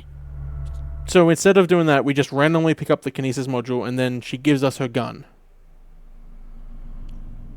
I would like to remind you. I never liked we stumble upon a person still like barely living, and then they give us shit. I never liked that trope, so I'm biased against this.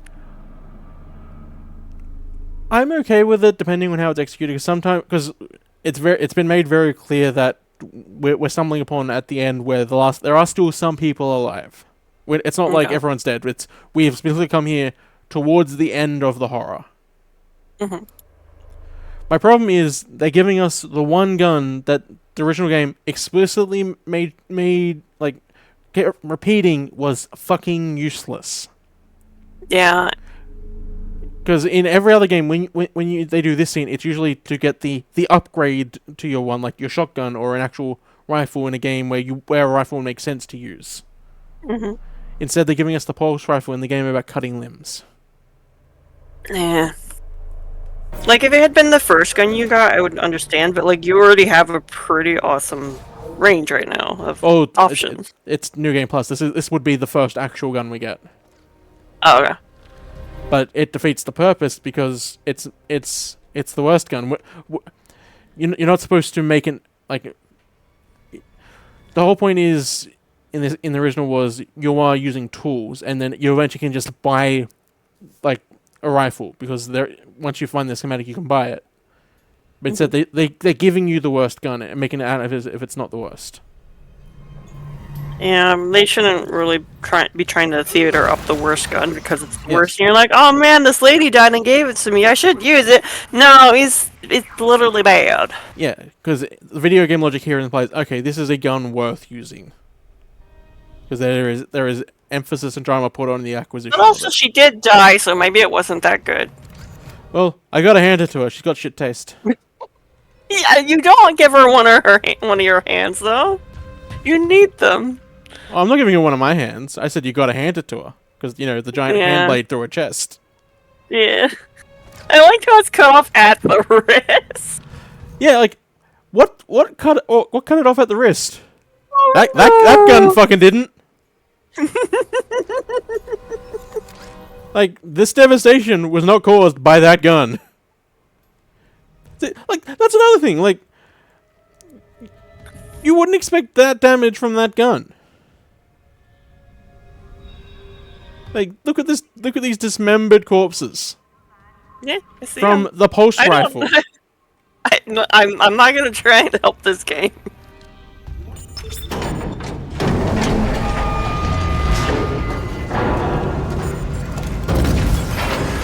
Lifting station lockdown. Yeah, like, this is exactly how it is, except in the original, she gives you the kinesis, and then that's when you get your little tutorial on how to use it. Okay. Instead, we get given the fucking pulse rifle, as if it's relevant to this spot. Fuck off.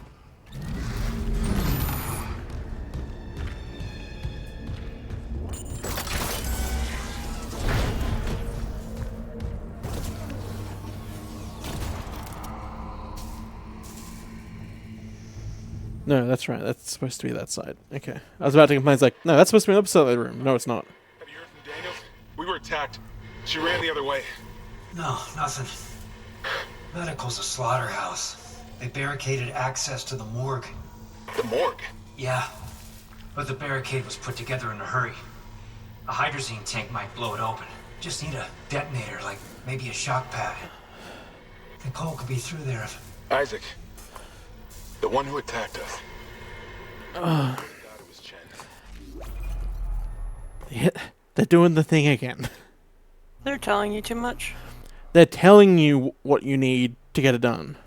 Whereas there's a very similar scene in the original where instead of Isaac doing the talking, Hammond's like, he's the one literally guiding you through everything because that's where he is. He's in the control nest, so he has a good view of everything. And this is where it becomes clear that he's aware that something's wrong with Isaac, so he's just like, hey, you need to do this, I'm going to guide you through it, sort of thing. Okay. So instead of, it's like, he says, you need to make some sort of improvised explosive to get past it. He doesn't tell us what we need. Isaac makes the objectives for you, and then tells you, like, if you actually read the objectives, tells you why it's relevant. Okay. Just a lot of all that little subtleness that makes you go, okay, he's an engineer, he's making it. Instead of just like, oh, I need this. Like, what the fuck's a shock pad? Obviously, it's a heating pad, but for shock therapy. If they barricaded the morgue, maybe it was to keep something in. That's not a keep something in barricade. That's a keep something out. Because if it's keep something in, you put it right up against it to make the door hard to get to. This is pulling everything towards the door. I think that's semantics. I think we're fine. I think not semantics and like I understand what you mean by putting things up against the door and whatnot. I think they wrote it weird. Oh yeah, the writing for the remake's shit. Well, it's not entirely bad. There are some story stuff that they actually did well. This is another thing about this, the fucking security clearance. So, in the original game, there are a few sections that are repeated, which is, one of them is medical. Uh-huh. It makes sense because there are other characters you meet later on who are tied to medical, who you meet, and then you fracture off into whatever their story is through medical. Makes sense. So, yeah, you have the ones you can open, and then the ones you can't. And you don't know why, and you go, okay, but then next time you come through, they're open. Now it just says, no, you need this clearance to do it. I like it when it's spoopy. Yeah. Like, when there's like, no if you reason. care to remember that a door was previously closed and now is open, who was here before? Who came through and opened it? Exactly. Which way does one we go first? That way.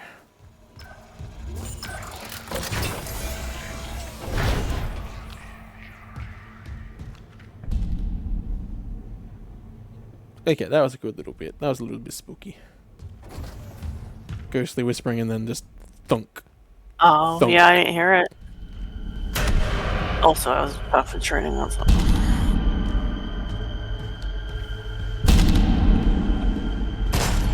Oh. That shadow work was really good, I will say. I like that. Yeah, the reason that was good is because that's exactly how the original did it.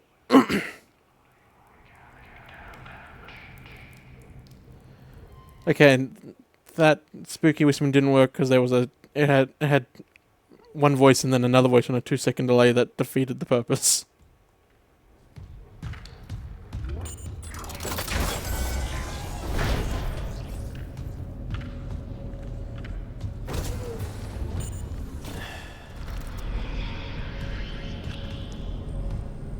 Oh yeah, and another reason I hate this fucking circuit board bullshit.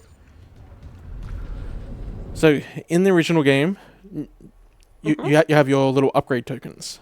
They serve two purposes. You either put them towards your suits and weapons to make them better, or you'll find little storage rooms, which you spend a token.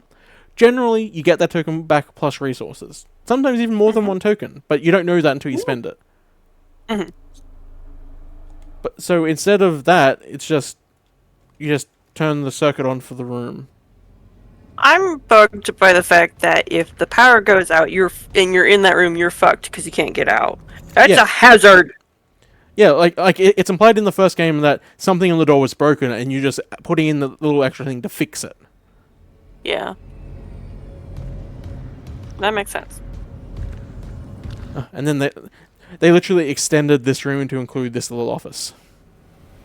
Oh, there's someone in a wheelchair in this place. Oh, they're very inclusive. I'll accept that. Well, we're in medical, so it makes sense that we're seeing, wheelchairs now. I choose to believe that's someone that works there.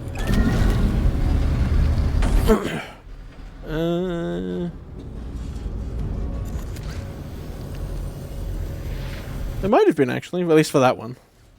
Yeah. Okay. So coming around this corner, if this was an original game, should be the first of what's called the Guardians. They're a piece of shit. No Guardian. Like me. So what a Guardian is, it's effectively... I'll get back to this. Sit down like that. Hello.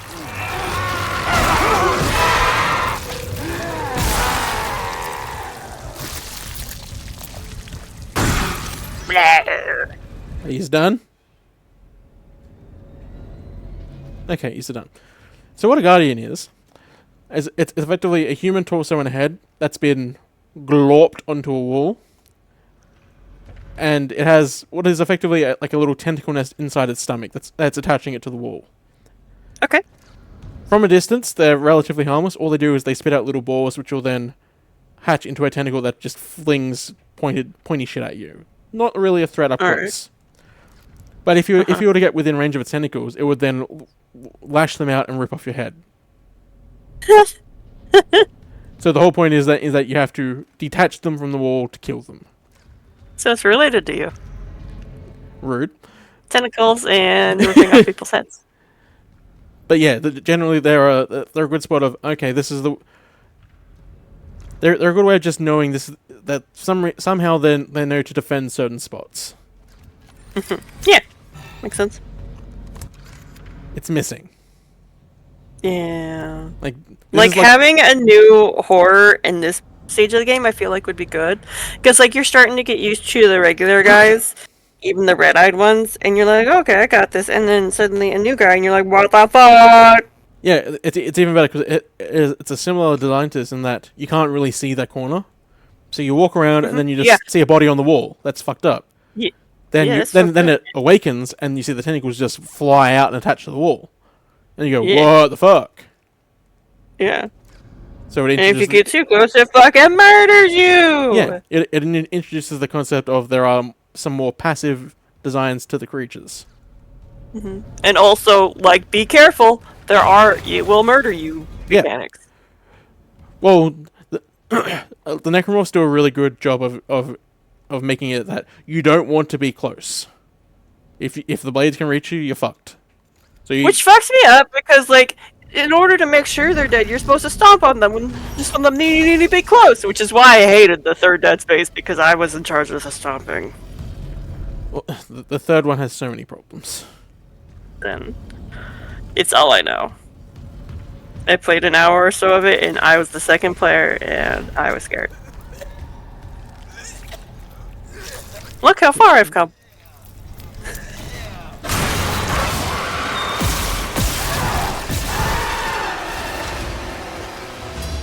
Is that guy not gonna scream? He was very close to being necromorphed. Oh, he's dead anyway. It doesn't matter. Oh, never mind. I retract my statement. If I remember correctly, in the original version of this room, he's lying there and he's puking up this white gunk. Like he's obviously choking on something. Yeah, it very much looks like what you're thinking of, just in the lighting. Instead, he's just choking and just died. It would have been funnier if it was the white gunk. Yeah. But it also makes sense because eventually you'll learn that later on that that little chunks of meat can also be reanimated and attack you. So it's implied that something reanimated inside him and was causing him to choke on it. Inside him, you say? And then he coughed up white stuff. Yep. Exactly. Oh my. Protect. I have upgrades. I might as well use them.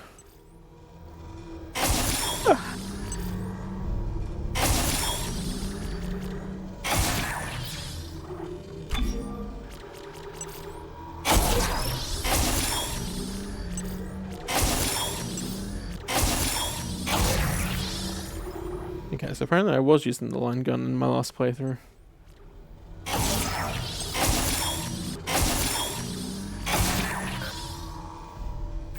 That's fine. I will get so many more of those later.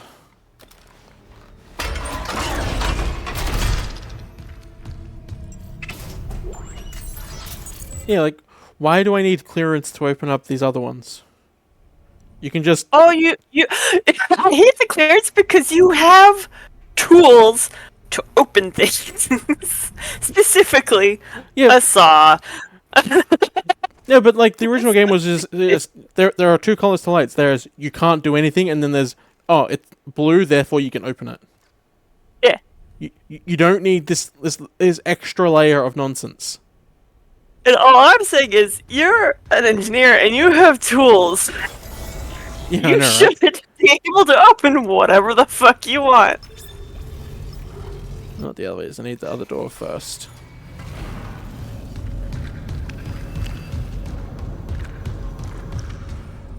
I will say for this room, they did a better job of actually showing what the fuck this is. Because before it just looked like a generic What's the sort of machinery, like medical machine this would be? CAT scan. Yeah, it looked like a CAT scan that's just like weirdly placed, but it actually just looks like it's meant to be a properly like high powered thing. Oh.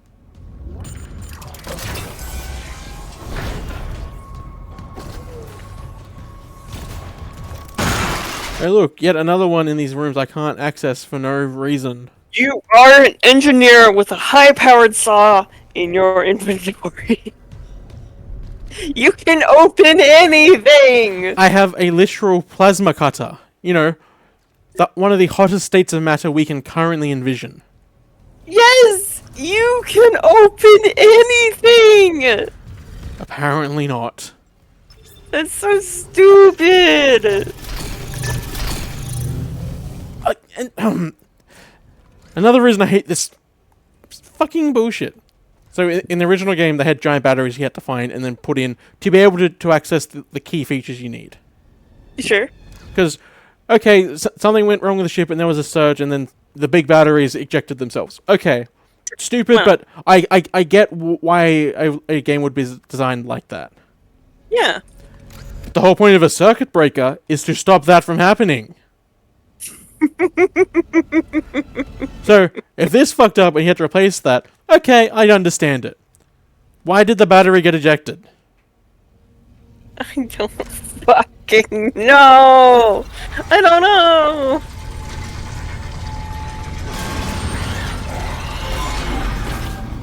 You okay?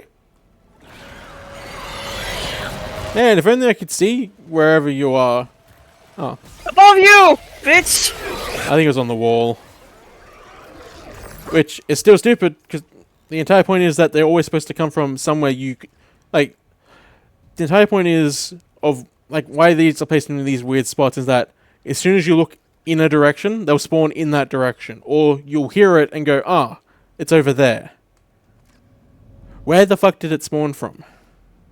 Up your butt! See, right there, which is directly behind where we're likely to be looking.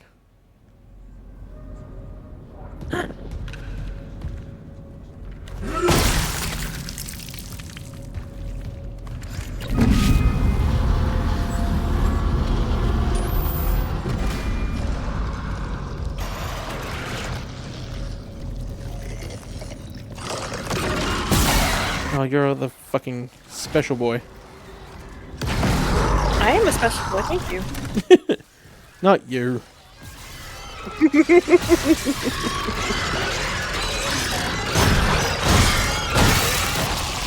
Get stomped, bitch.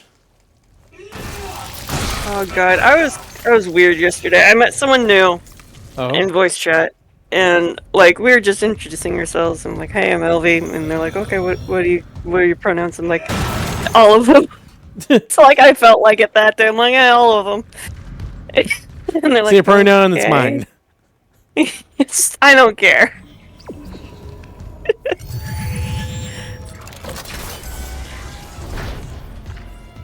It was just one of those days where they all applied. I'm like, I don't know what's. I don't know. I'm just weird. Oh no! Something jumped at us from the dark.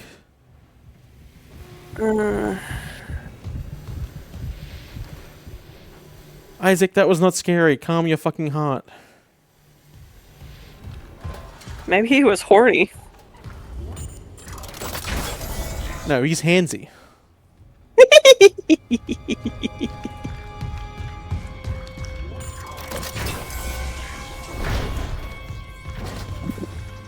And this should be straight into the void. Zero G therapy! Yeah, we're in space. No. Isaac does need therapy. Look, another door we can't access for no reason. I don't like how it says, like, I get gameplay-wise why it needs to say what clearance you need. Realistically, why? Well, if it was doing it properly, it shouldn't say anything. It should just be red light. Yeah, exactly. You know, that's what the original said. Like, no, you can't go this way. Red light. But it has like a 2 or whatever. Yeah, because I'm not even security level 1 yet. Yeah, like gameplay wise, get it. Realistically, doesn't make sense. No, it's just an added reason to backtrack for no other reason. Like there's not. It's Yeah, not I know. important here. I hate the clearance stuff as much as you. I'm just nitpicking it further. Like, I can understand clearance if we were like a security analyst and that was our job. Yeah. Because that makes sense with the theme. We're a fucking engineer. Also, we have a plasma cover, Connor. We can come through the door. I believe in us. And as shown in the literal next game, whenever Alex gets encountered with this shit, he just goes to the wall panel, rips it apart, and just bypasses the entire shit. Oh. This remake's so fucking stupid. Entering zero gravity. Oh, something tells me zero-G therapy went bad today. No, we're not at the zero-G part. Oh. That's like just beyond here. Oh, well. I mean, something it's tells a little me. pretty out there at least. It's very pretty out there.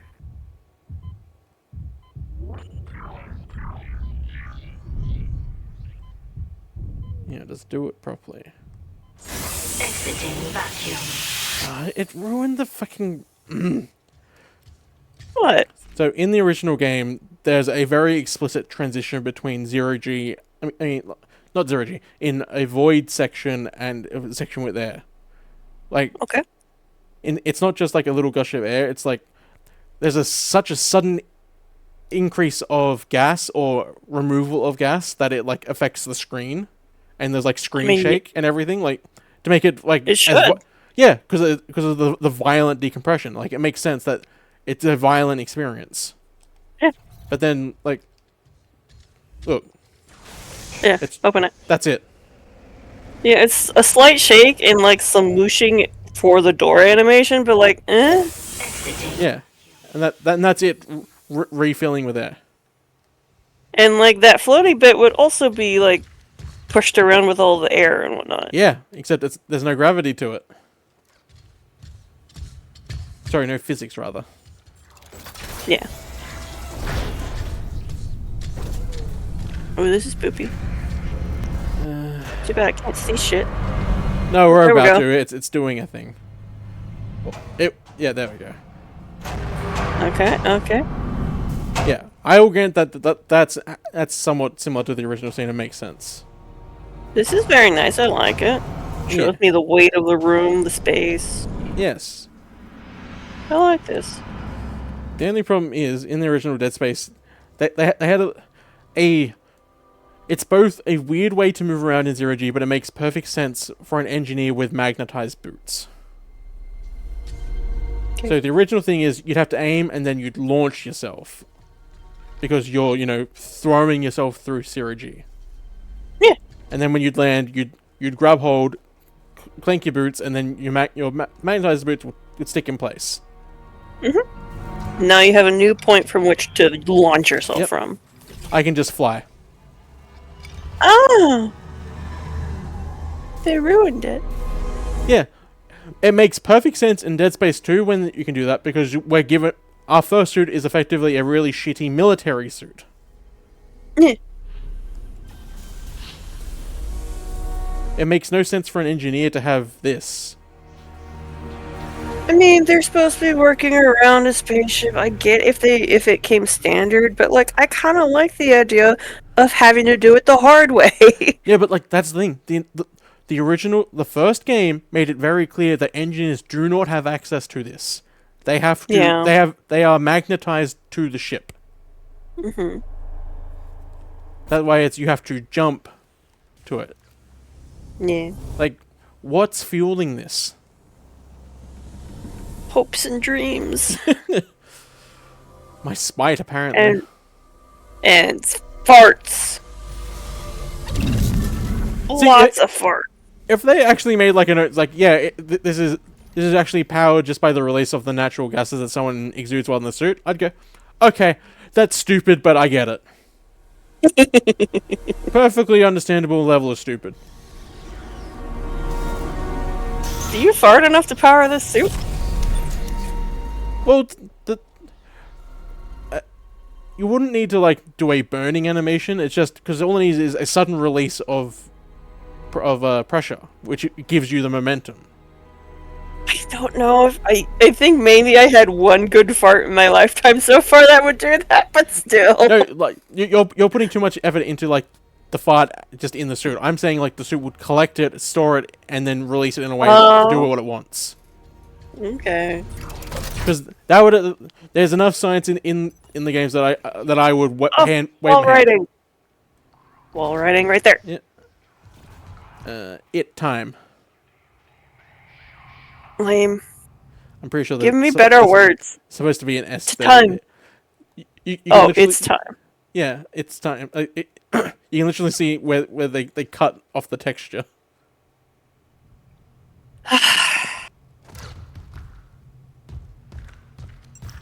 Disappointed. Yeah, welcome to me playing this fucking game. I don't want the bleach. I want the money. Do we know if bleach would combat the monsters?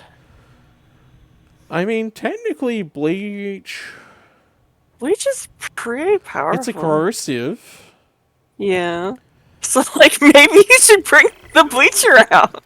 What's happening there? Did you find Nicole? No sign of her yet. I don't think it would, because it reanimates dead tissue. The whole point of bleach is that it kills tissue. So the necromorphs can reanimate dead tissue, so it wouldn't work as well as we think it would. You need an actual stronger acid that would eat away at it. Like, if you put a necromorph in a tub and let it sit in bleach, it'd probably do something. So this ship just needs a real good bleaching. Oh, they tried that. It didn't work. No, hello. You actually tried to come get them. Yeah, see, that's another problem to the zero-G sections. Yeah, because now they can't come get you. You can float in place, and they're like, Mah!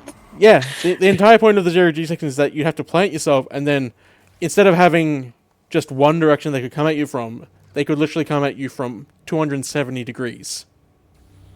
That's lame. Yep. Like, those ones Why can also... 270? Why did you pick that number? Because it's not 360, because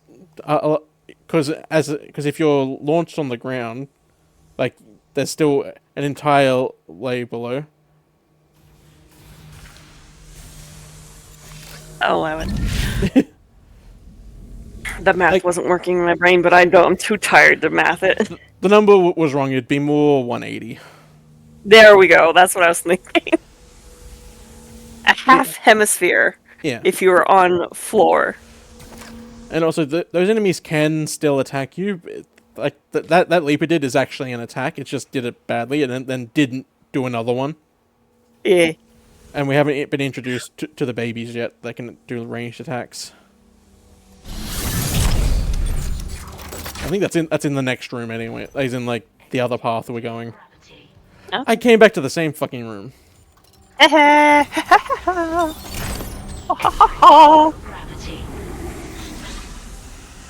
I spin you right round, and right round. Hang on. Oh, that's stupid. Oh no. Hang on. So I originally thought that oh no. I was right. That is stupid. I'm justified in my complaint. Okay. So I'm moving forward now, right? Sure. I mean, you're turning your camera, but you are moving. Yeah, but like the entire point is like I am moving in the way the camera is facing. Yes. Okay. The only button I'm going to add onto this, like what I'm currently doing. So like you see, I am just moving forward and turning with the camera. Yes. I'm going to hold the dash button. Okay. Mm-hmm. Yep. Ready. Why the fuck does it spin you? What? Because you want to know what button the dash is on? What button is the dash on? It's on the roll to the left button, because this is roll right. This is roll left, if I'm stationary. If I do that moving, it's a boost. but not when I do the other side. Like, I'm doing it right now, I'm not boosting. That's the door, isn't it? No, that's the door. Yeah, like, a big complaint I had about Dead Space 2 is that they allow you to fly.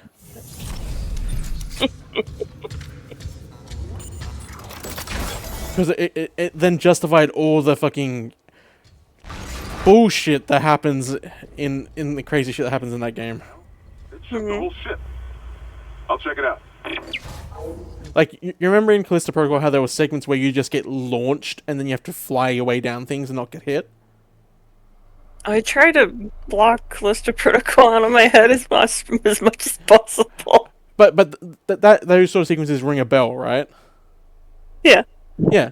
They started in Dead Space 2. Okay. Entering vacuum. Oh no, my way forward is blocked. I wonder how I'm supposed to get through.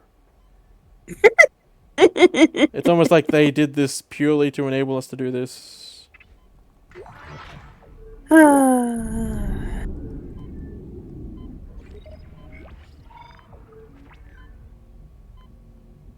Like, I get floating around is cool, but I'm more impressed when you can make the gravity of your character different than everywhere else. Yep. Hey, look, they actually got sucked out into space. Hey. Good on them. They did something right for a change.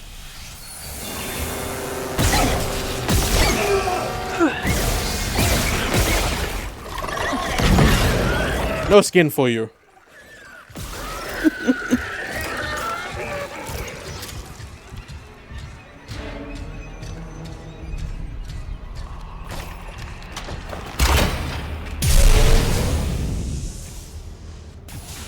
Right, there's nothing up. That's another thing that fucking annoys me. Like, they give you all these things, but then they don't really give a reason to go up. I trapped him in a damaged escape. I am He's snarling like finding a new way to be annoyed at the float versus jump and zero G. Oh. And vacuum and void. Exiting zero. You are gently floating, which makes me feel calm in a horror game, and you don't want that. Whereas if you're basically walking just on like the walls and whatnot, you have to make sure you're intentionally jumping somewhere, or otherwise you're fucking yourself over, adding to the stress of a horror game. Gently floating is not stressful enough for me. That wasn't spooky. No, there's a room in the original game that has a similar thing that actually does this a lot better.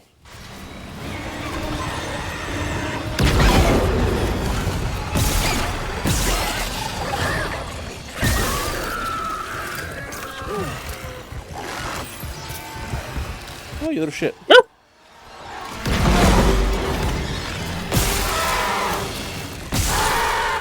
I can't take him seriously when I deglove them because the legs get way too skinny. Like the Nosferatu legs.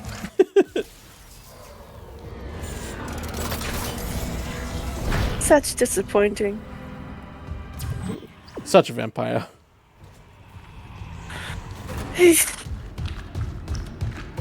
It was a fine vampire movie. The vampire just wasn't hot enough for you. Wasn't hot. He wasn't supposed to be. Nosferatu's aren't supposed to be hot vampires. Know! But I wanted him to be hot.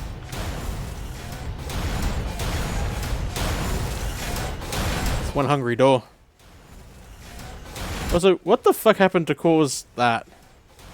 I don't know. Like, there's not even like a body there, and like the arm has just been turned to goop or something. It's just. I've given up on trying to explain all the goop here. Well, it doesn't need all the goop. It's just like you could just have the blood, but there is a pile of like mincemeat flesh that there's no explanation for it. Someone got doored. Yeah, but it wouldn't be on the floor in front of it. It'd be in the door. The door moved. Yeah, they but had enough of that person's shit. It came out of its housing and fucked and up just spat it someone. out. Yeah. The ship is alive and it's sick of your shit. Yeah, exactly. She's like, you got me infested with necromorphs, you motherfuckers. Hazardous anomaly detected. Quarantine activated. Where's... Oh, hello. I find it funny when you hit them in the leg and they just gently fall to their side. And they're like, oh, how sad.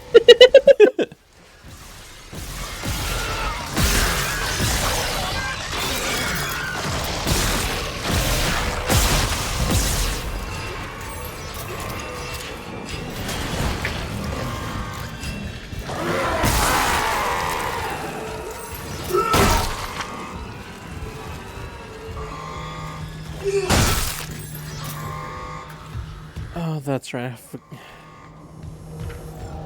Where's the fucking little shit? Up your butt! No, because for some reason, whenever you come into this room, 5 of them will spawn up top. 1 of them will spawn down here, which you can't get to until it's dead.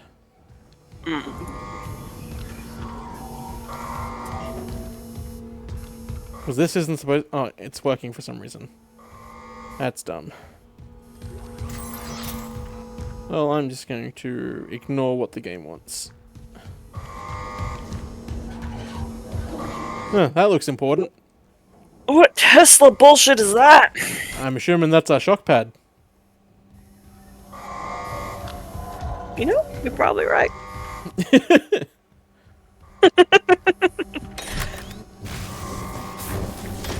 And this pisses me off. You see these blue lights? Yeah. This blue means kinesis affected. Like, it literally becomes part of the design staple of the rest of the series, that you see that blue light, you kinesis it, and something will come out that you can throw and cause a lot of damage with. See a problem? Oh, it's a liar! Yeah. Rude. This game actively fucks with the design language that the game relies on in the future. Where? Oh, there you are.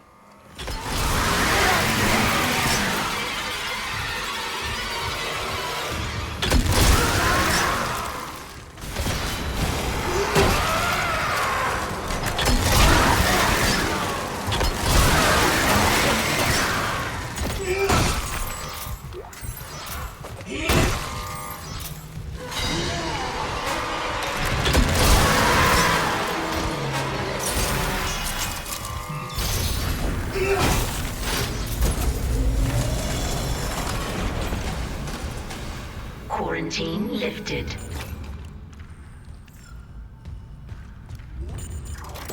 Changing room. Oh, that's the way I need to actually go. That's dumb. I don't want to go that way then. There are other rooms to explore. Yay. Yeah, see, look. This is literally one of the poles it was using as a leg.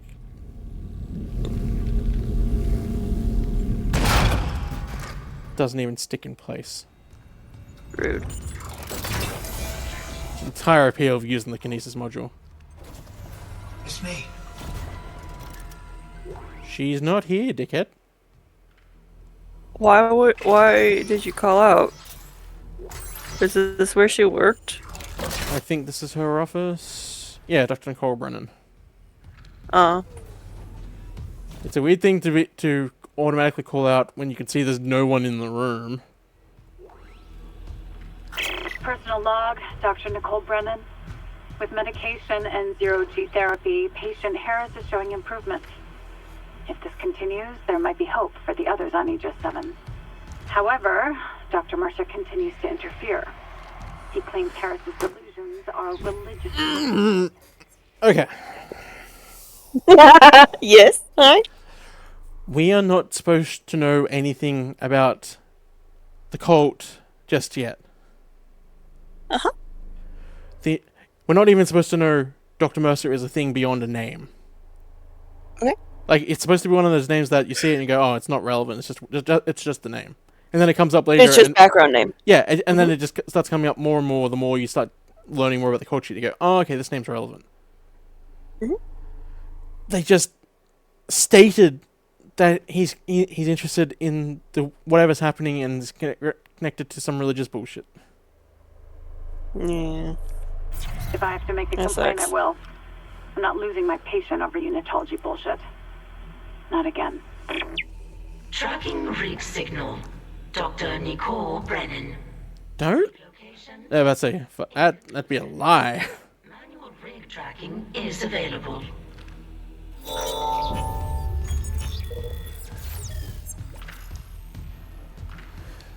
And that's another thing this game does. There's actual side quests. I'm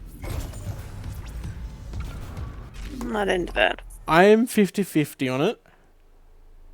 Because the overall story the quests tell makes sense. But the fact you have to go to find them is the part that makes no sense. The fucked up office blinds? Can we go back to Nicole's office? Nicole's office. Oh, I don't even have to go in there right there. Oh, yeah. Yeah! I do love those. Classic. I'm She pretty was sure right. these are explicitly new things, because in the other thing, it's just you either had glass, like the plastic glass, or you just had like metal sheets. You did. There was I mean, no it is in-between. different from the rest of the entire fucking ship.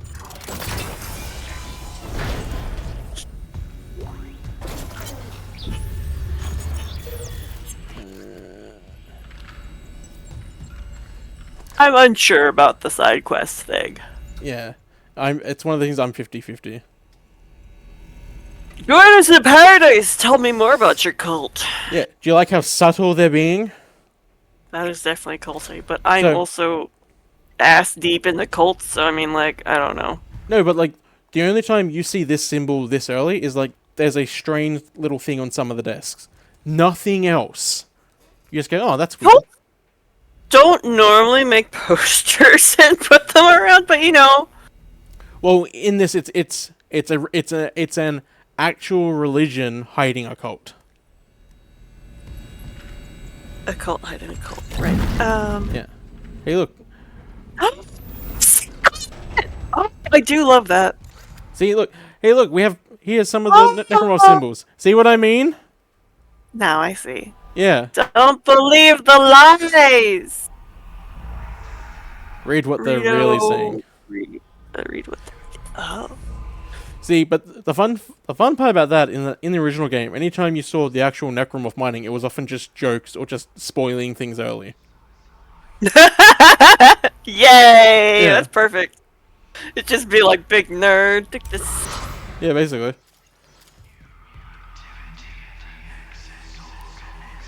They're going way too hard. The billboard one is an upside down cancer ribbon.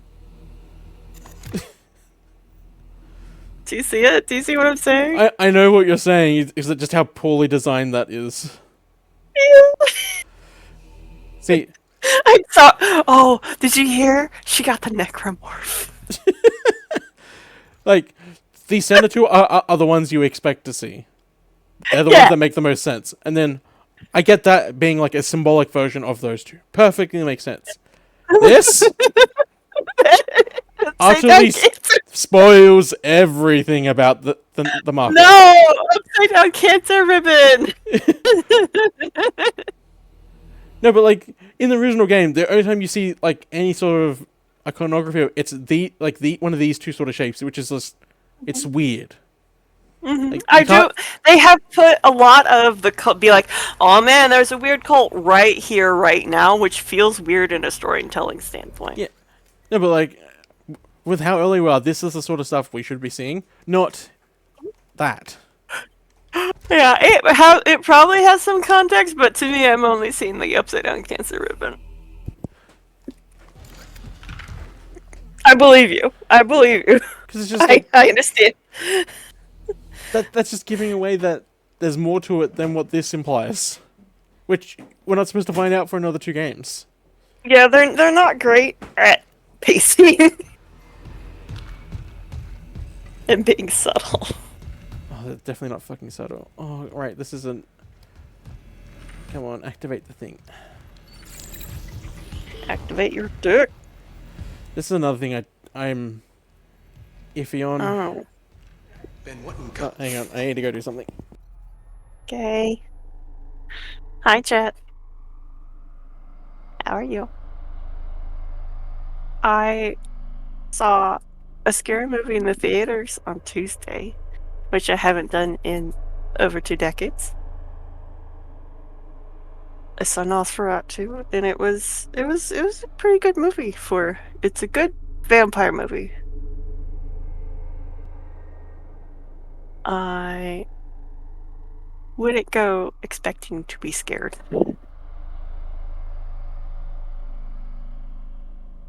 But I did enjoy it, and I would watch it again.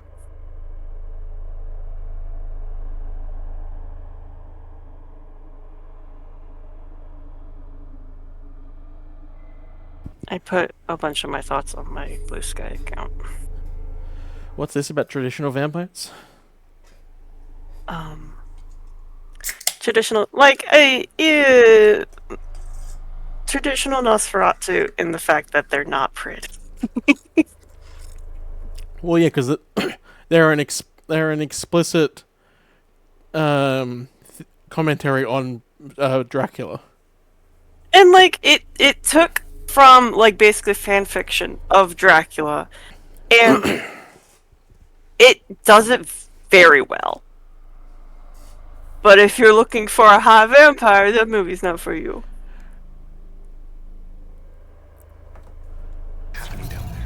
Precisely that. So before I got interrupted, what annoys me about this is that in the original game, this scene is done on one of those really shitty camera screens. Okay. So you're seeing it from the top of a room, and you're seeing it from that. So you still can't make shit out. But fuck, I've done a lot of talking. It's all done in that same consistent style. Mm-hmm. And here it's just we get clear as day. These deaths. Yeah. The paranoia, the hallucinations. You wanted a scientific analysis? Cause and effect? They also ruin Kine. Began after they raised the marker. What are you so worried about? The marker is defined. Cult, I see. Yeah.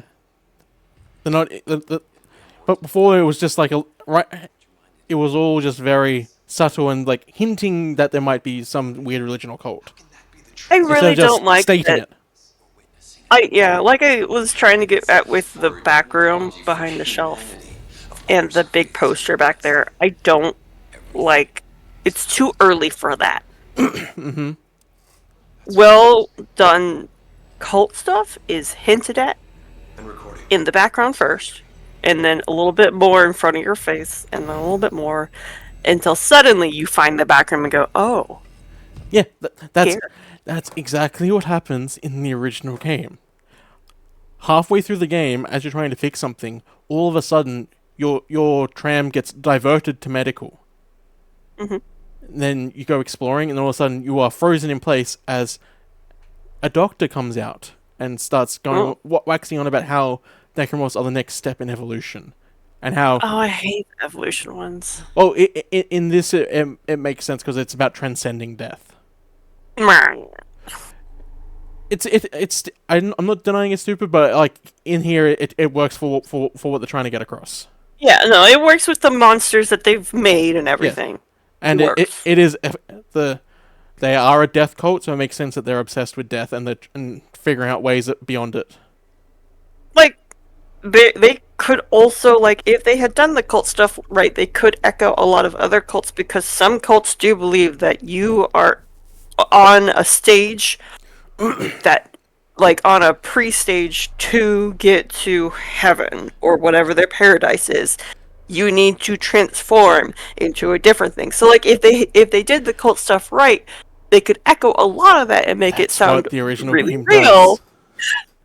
But the fact that they kind of just dumped it all in this room makes me feel bad. Like, Oh no, that's not. this isn't all of it. This is the remake's first They dumped. hint. Okay, they dumped a lot of it in this first room, to where it's a hammer on the head instead of like a little note passed to you.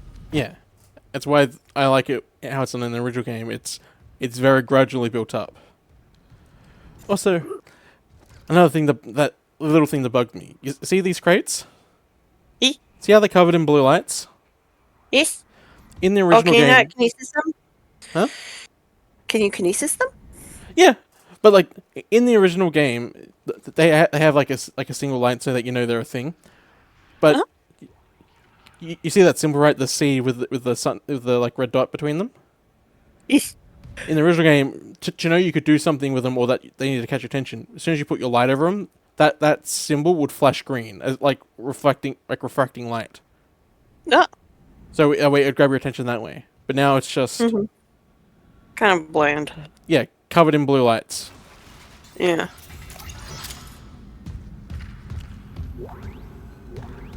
Audio log. Surgical log. Dr. Charles Mercer. Copy to my secure terminal. I convinced Jurgens to show me the video feed from the colony. It's remarkable. Finally see what I've sought all my life. The mind. No, Robin, that's the thing.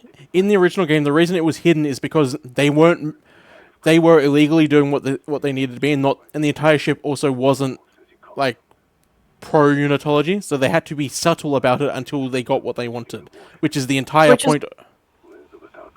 Yeah, which is like why it's important for it to not suddenly be in your face and not to have a big poster on the wall that says "Welcome to Paradise." You need to, like, cults are not supposed to be an accepted thing, which makes them scarier, which is why they're a good element for horror.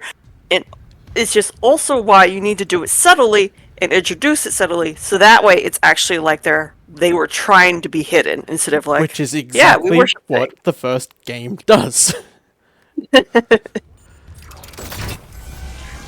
Like throughout all the extended media that was tied to the first game, they made it very clear that unitologists were not welcome on the ship, despite the fact that they were in control of the ship. Like, it even came down to the point in that the prequel movie to this, a lot of the normal unitologists, as in the ones who aren't tied to the actual secret cult part, were hiding their faith because of it. Yes, the second game has a lot of churches because we're on a popular planet where they have an actual stakehold. You can expect propaganda in home base. You should not expect it where the whole premise of the propaganda is not welcome. Okay, to make it easier, like, to explain, Robin, in Dead Space there are 3 factions. There's the Unitologists, which is, and I mean the religion as a whole, which is primarily the normal people who just treat it as a religion. Then there is the rich ultra-elites who are the actual cult of Unitologists, the one who are orchestrating everything. And then there is the CEC, which are all the corporations. The corporations own the ship, except the people who are currently in charge of the ship secretly are the Unitologists. They don't want the CEC to know that they actually are in control of the ship until they get the relic that they come here for. That's why they're able to be... Yeah, it's also why they're able to be so blunt in the next game, because it's a home base. They can operate out in the open. Not everyone is going to be Unarius. And Unarius gets away with it because they're mostly harmless. What's Unarius? It's one where they they believe there is no fiction. Every fiction is non-fiction, and everything you think of, like movies are real, and you have my past porn's lives. real. Yeah. Your point is real. And like they are bad improv in that they start to act out like their quote unquote memories of things, but it's just a bad improv, so where everybody wants to be the protagonist. So they're But really they don't- really shitty fanfic writers. But like they don't like hurt anybody, which is why I call them mostly harmless so far. They just like, yeah, No, fuck you, Shu. We are not splitting hairs. You just don't like this sort of granular talk. There's a reason that when you get into cults, you have to be this granular. Ask me about cults. But yeah, Unarius is an adorable little cult. They had the best leader. She had the grandest outfits that she would just wear out in public. One of her outfits had half a bowling ball on her chest because it was like a planetary system. And she was amazing. And but she's dead now, but it was great. But they're very open about it, but they're not trying to like hurt people, and so I love them. That's a baby. Oh. See, I was too busy thinking about Unary. they also ruined this scene a little bit. Like, this scene was almost perfect right up until the head popped, because they didn't do it right. Because in the original, the body, like, it pops, but it doesn't just plop and slump. It's plop, held in place a little bit, and then the body falls off the thing it was impaled on. Instead, it just went plop. But this is also a good little bit of world building right in here. So, as engineers, they lose limbs. It's just the danger of being an engineer out in space, ripping planets apart. This makes sense, yes. So, how would you solve them literally losing limbs? Prosthetics. You're in the future. They should be better now. Or have you considered, because you're an unethical company, just growing clones and growing limbs? That is another point. That's another path. Yeah. Yeah. So, but cyborgs. Less ethically confusing. This science universe is about the flesh. Fine. This isn't about the tech. Fine. This is about the flesh. Fine. Which means they have to grow them from babies, right? I mean, I guess that's how clones work. Yeah. So, I don't like it. No. Like that was one of my favorite things, like to justify why we can kill infected babies, and like they grow clones. So since they reanimate dead flesh, if there's dead babies, they can reanimate dead babies. Which means, technically, if they do a grab attack, you get to punt a baby. I'll see if I can get the animation trigger. I don't even know if it's in this one. Come on, do the grab. Yep. Come on, do the thing. Yeah, baby hunting.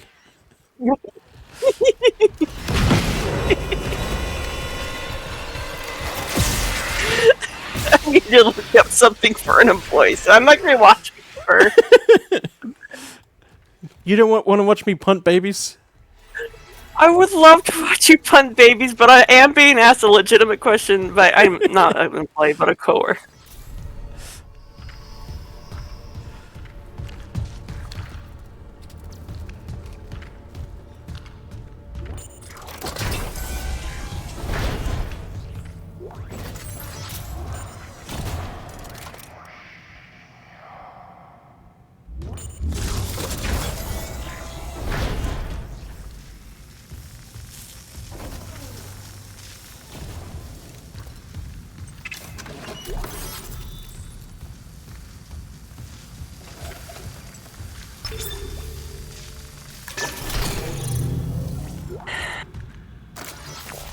Daniels isn't answering her rig link. What's your status? I found a shock pad I can use on the barricade. I'm heading back there now. Watch the voltage on that pad. I'm not losing anyone else. That's another thing that really irks me. They forget that he's an engineer. Like, if you were in a life or death situation with an engineer, would you tell them to watch themselves, or would you just trust them to know what the fuck they're doing when it comes to engineering? If I was close to them, I'd be like, I'd remind them to be careful, because like it's that thing like when you leave, like drive safe. Like it's not exactly for that person to be like, oh yes, now I'll drive safe. It's just say them, hey, I care about you. Be careful.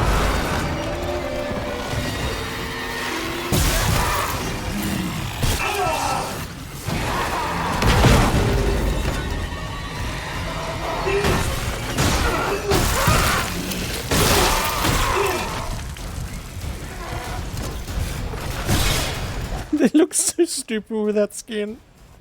Look at the tiny little arms. They're so cute.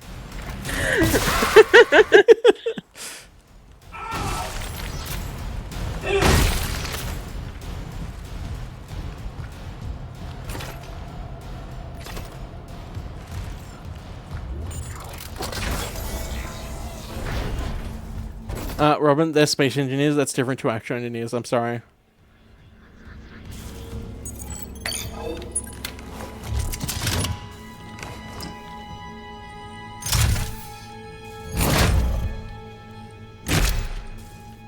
They're concerned. Robin, have you been to space? I think not.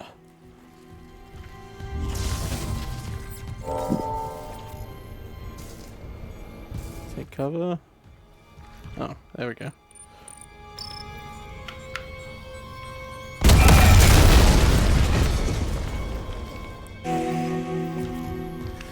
Yeah, but have you been to space? There's a difference. Unless you've been to space, you are not a space engineer. I'm sorry.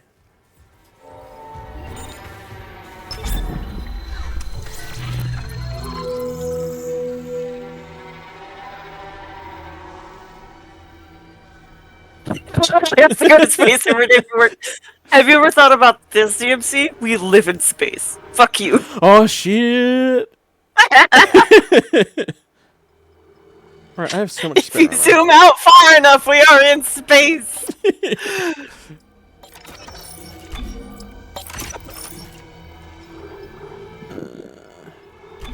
I forgot I need to buy that suit upgrade, because while I can swap the skins, I could use that damage upgrade. We've hit 7 o'clock when the system starts going faster. Hell yeah! Everyone's logging off. Fuck yeah. That means I could probably get this done before old people time, which would be great.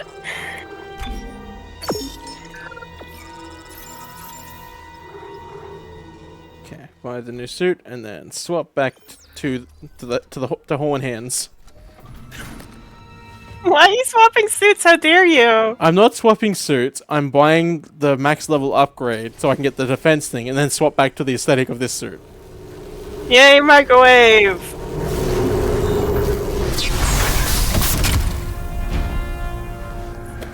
Do you like my edgy soldier suit? It does. The helmet does kind of look like a skull, but you know, I miss the horn hands. Yeah, I'm not keeping this suit. I'm buying it so I get the base level upgrade. Because all those other suits in there are just aesthetics. I want a skin to just be an old knight's outfit. I mean, that's pretty much I think the closest you get.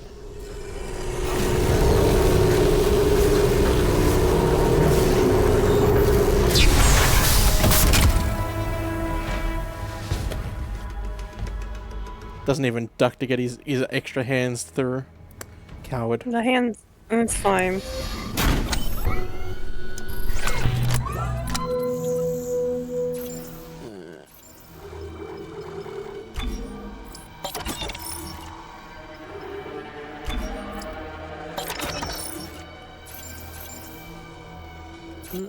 I should take all the spare ammo with me.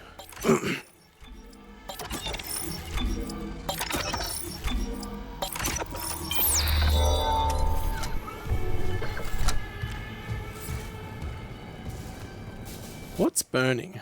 I don't know. I hate it in space games where things burn, because I never know where they're coming from. Maybe it's fat, because fat does burn.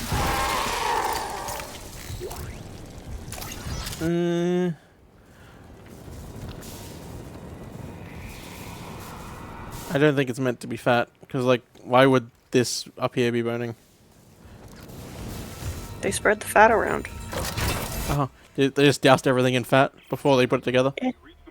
Find Captain Mathias's body. Wait, what does it? What do the arrows say? It's It's time. time. You know, because they're being subtle about the cult stuff at the moment. I hate that they're not being subtle about the cult stuff. See, that's the thing. In the first game, a lot of the marking was just like the sort of things you'd expect, like messages like "Don't go here" or "Something's happening," all that stuff. And then when we come in here the second time, it's all this other graffiti is then overwritten by new cult graffiti. As in, Did you oh, see shit. that some of the graffiti literally said this on them next to a symbol? Yep. That's no. This is them being It's subtle. Not how you write. That's not how you write a creepy cult. That's not how you write a creepy story in any way.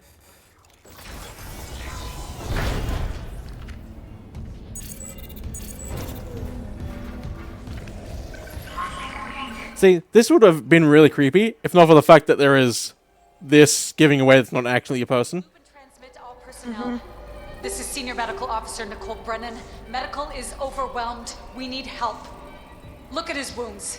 We can't handle so many trauma cases, and the command crew won't tell us what's happening. That's a really shitty way of restraining him if he could just pull his arm out easily. I know, right? Even I could get out of that.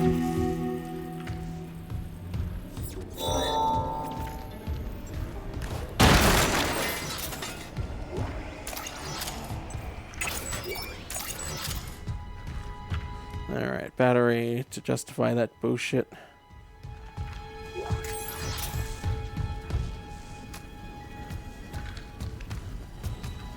Oh gee, I wonder what might be hidden over here. No idea. Shower, apparently.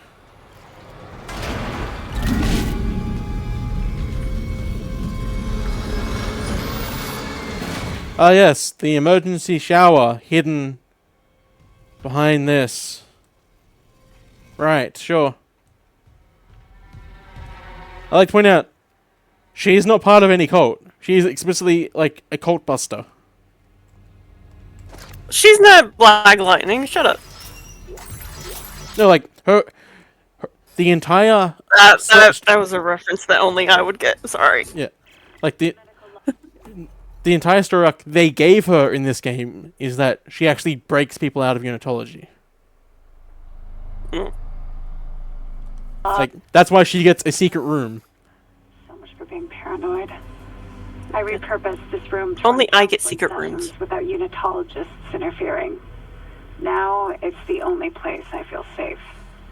I recovered a limb after yesterday's attack. Genetically, She has the same two drawings as that were in the secret cult. but it's just a sample. Oh yeah, she needs to gather the evidence in case she needs it. Wait, where's that report from engineering? Here. The engineers pulled something out of machinery. Limbs missing, torso intact. That didn't. A real autopsy. Okay. Yeah. I need to explain how the infestation got to here to explain why this is bullshit. Okay. So when they arrived in system, they were here for a few weeks setting up the planet crack. Okay. Around the time they were ready to go, the colony that they'd set up to initially prepare the crack, because you have to have that first to enable it. Mm-hmm. They started getting weird fleshy growths, and then a lot of people were suffering from psychotic schizophrenia. Oh, okay. This is interesting. Like, just as they're ready to leave, this started happening. Okay. So, like, the last month out of the years they've been here, it only started happening on the planet. Oh, so they've been here for years on the planet. It's implied to prep it. that the colony has been here for at least a year to prep it, and then the Ishimura has recently come in as the final stage to pop the cork, as they say. In the last month, they've had the growth in the schizophrenia. Yeah. So and between between the Ishimura and the colony, there has been no transfer of personnel besides maybe one or two individuals at most. Okay. And the growth in schizophrenia. Question. Yep. Did it start on the Ishimura or on planet side? Planet side. All right. So at most there have been 2 contaminated people who went to the Ishimura. Not like actually mutated, as in contaminated in that they are suffering from the psychotic delusions that have been affecting the people. They were a carrier. It'll make sense when I get to it. Yeah. Okay. So eventually since the Ishimura is being run by the unitologists, they go, pop the cork, we've got the relic, who cares, let's leave. Okay. Yes. They pop the cork. Shit hits the fan on the colony because the infection is properly awakened. Uh-huh. Colony gets effectively wiped out except for a handful of survivors, who then make it onto the ship. Okay. On top of that, I think one survivor is properly infected and becomes a creature. Uh-huh. As well as the fact that the relic causing all this is now on the ship. Yes. It has been maybe a week since that happened. Okay. So we're at the point where the growths have started and have been fueled by all the dead bodies. Yes. There should not be random missing torsos and whatnot. Because yeah. Because at the point where they start noticing that is when shit has already hit the fan. Mm-hmm. At most, they're finding weird fleshy growths by the time of these recordings. So they should not be finding bizarre mutations and corpses in machinery. Yeah. That's too soon. Yeah.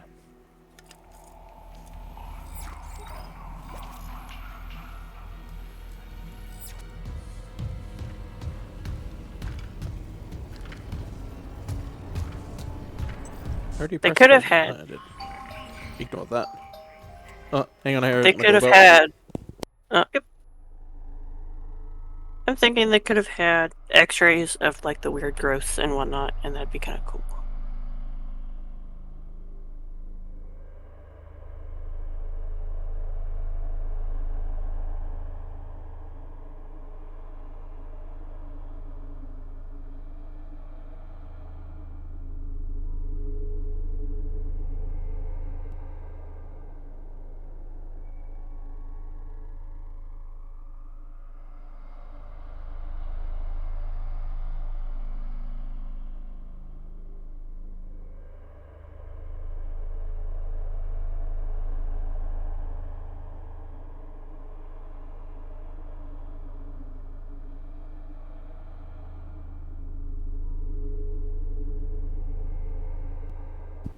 Okay, I'm back. What were we saying? Welcome back. I think it'd be.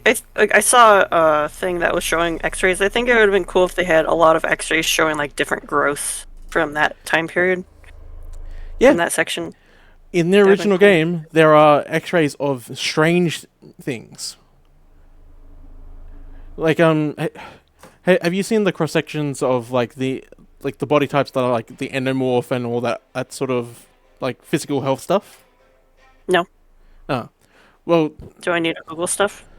You don't need to. It's just like if you did physical health, it's like just a little cool thing to note. Mm. But like it has those sort of like pictures on the walls, and then you see some of them that are just off. Mm. Like adding to the something's not right. Yeah. I sent my mum a message because her package arrived. Say hi to her for me. Yeah, not doing that. Oh. Well, I'm telling her about her package. Why would I say my friend you've never met said hi? Because I'm gonna adopt her mom. Or how about you come adopt her first so she knows who you are? Trying. I'm trying! I'm just hearing excuses. Send me the money then. I don't even have the money to get my wife into the country. What makes you think I can afford you? Fuck you.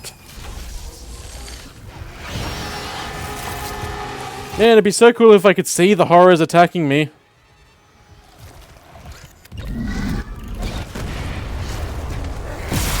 Don't worry, the ghost will see. That was a funny glitch.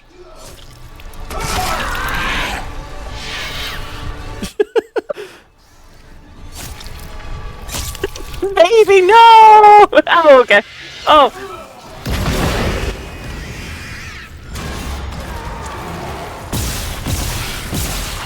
Pony, do you want to be my mom? I thought you were my husband. Are we gonna do a weird internet incest thing? No, he's just enabling you to have a mommy kink. I don't want a mommy kink, to be honest.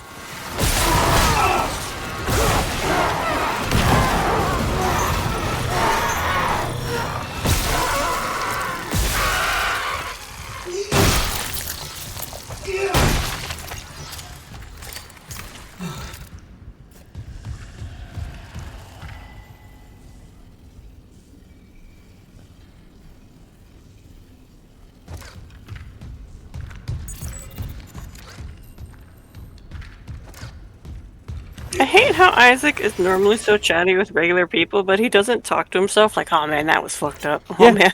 I know, right? Fuck those things. It's almost like the only reason he's chatty is because they're being shitty writers.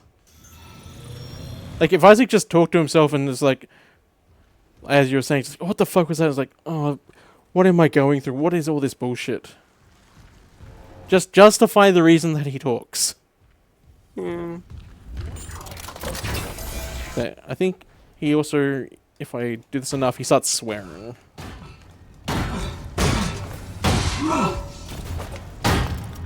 Maybe it's the swinging.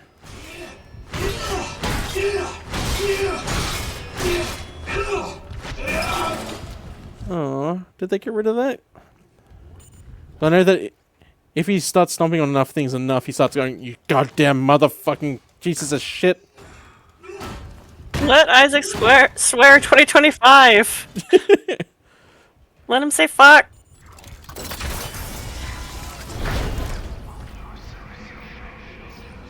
That pisses me off.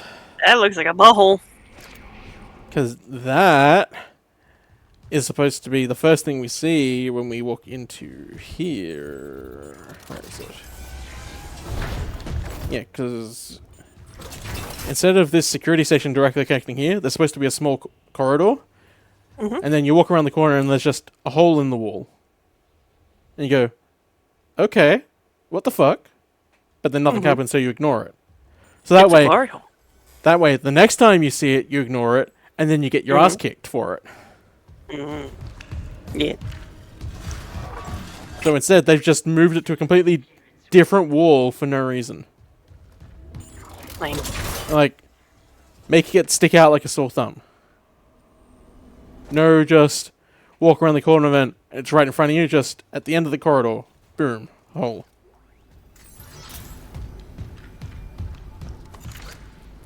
I think these guys have had a bad time in surgery. Maybe they just got out of surgery and they're just tired. Oh yeah, the eternal sleep. Yes.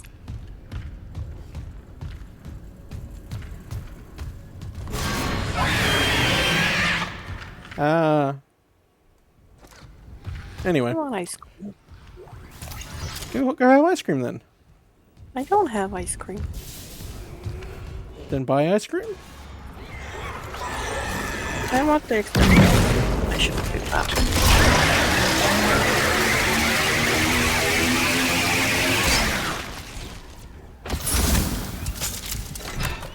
kind of so stupid, but it's so satisfying. I do prefer the original version of it, though.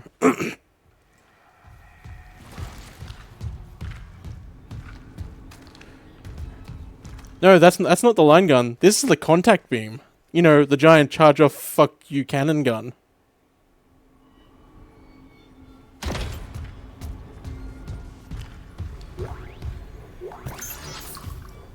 Connor play some dates this on Yeah, his streams? He did it a while back. Okay. 'Cause I was giving him so much shit and convincing him to play on Impossible. Why did you do that, Bone? Because he did the same thing. He was like, okay, if you want me to do this, you gotta be in VC. And it's like, yep, bet. Terrence Kine, you were in surgery, so I left this with Warwick. I just got the latest report from Every time I see the word Kine, the name Kine, I think of Kane, and I'm just like, fuck that guy. is now showing depression, And it's not Kine, it's Kine.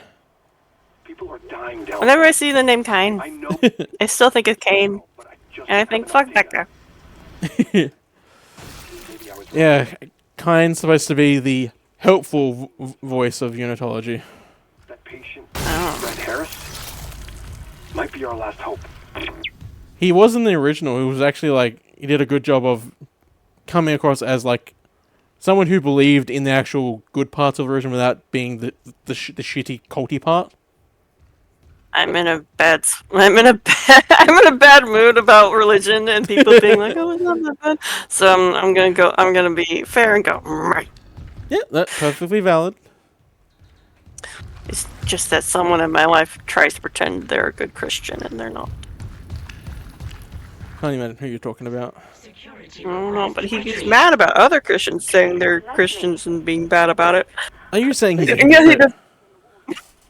I am! I'm saying he's a hypocrite. I'm saying he's a big fat liar and a hypocrite. I'll cut him out. I'm salty! Why would you be salty?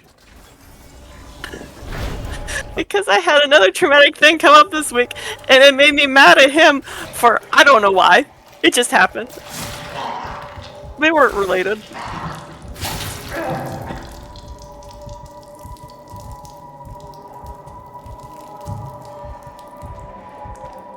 See, this worked in the original because the doctor didn't look like she was all there.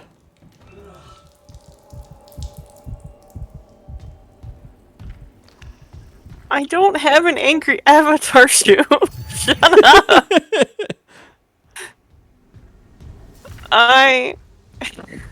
You should make a grumpy avatar. I should make a grumpy avatar so I can rant about my life and how 2024 went out kicking me in the balls before I could leave. Spooky hallway. Hi, Marley. Oh. Not a spooky one. Yeah, so The spooky. box one? The box one is frustrated, but not angry to where I need it to be. It's not grumpy. It's more annoyed yet curious. Yeah. Especially with the little arms that go up. I love how I did that. I'm proud of myself. You did really good with that one. With Cornbot. I love Cornbot. Cornbot is great.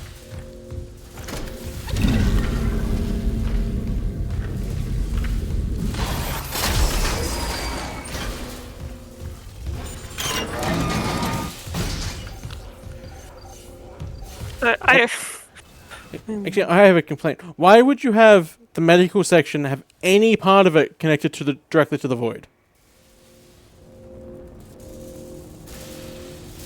to remind them that the universe is vast and they mean nothing. That's kind of dark for the medical unit.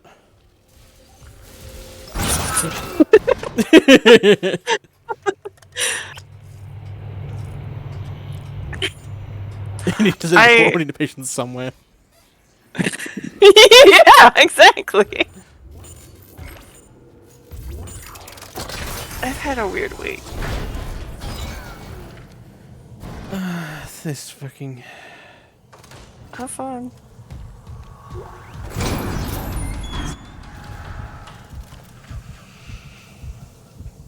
Isaac, that was not scary. You've been fighting actual creatures. Calm your heart. He was horny. Leave him alone.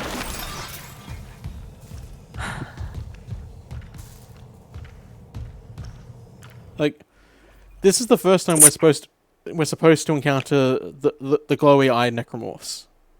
Oh! Well, they fucked that up, didn't they? Yeah, but see, I don't know if that's something they did in the original game, or if it's just because we're on New Game Plus, they allow them to spawn earlier, as a way to just to like fuck with you.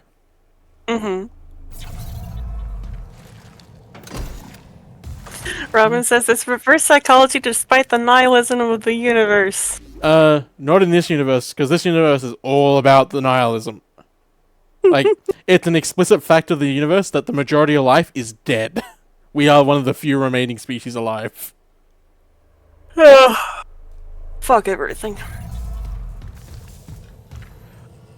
Okay, so what originally happened is that we came down here, and then we get here, and then we watch the captain get infected by an infector unit. Like, Robin, I've had a bad week, don't fight me. No, Robin, like, this universe is explicitly set in a nihilistic universe where everything is dead. Like, that is a core tenet of the philosophy of the Dead Space universe, that humanity is one of the only things alive. Like, that's expressly the point of the ending of the third game. There is nothing else alive. It has been eaten. Yeah. As I was saying, the infected drops in, infects it, and then you literally watch the captain go from being a corpse into actually sprouting into a proper necromorph. That's the first time we actually get to see the transformation proper. And then it breaks the fuck out, and then you have to fight a necromorph that takes a lot more damage than what you're expected to deal. Instead... I'll fight you. I don't care if it wasn't at me, I'm gonna fight you. Yeah, instead, it's going to be shoved right in our face. Aww.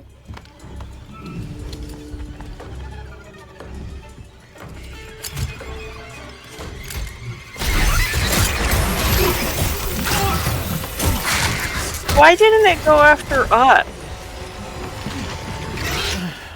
I'm assuming because it sensed the body first, and it... Like, see this? It's literally happening on top of us, in front of us. Why doesn't he go after our dick? Our dick was right there. Because it's not that sort of horror game. I'm not allowed to play those on stream. It was right near some squishy stuff. It could have easily gone through your pants. But you want to know what's really fucking stupid about this specific scene? Yes. At the start of Dead Space 2, it does the same thing, except right in front of your face, so you watch it happen. It does this scene, but better. In the game that's literally supposed to happen next. Those clothes really fell off like a porn animation. That is a great sentence. I forgive you, I will no longer fight you as hard. Oh yeah, and instead of it being one of the special necromorphs, it's just a normal one. That's lame. Yep. Completely defeated the point of what this entire scene was building up. Oh right, I forgot to kill the infector.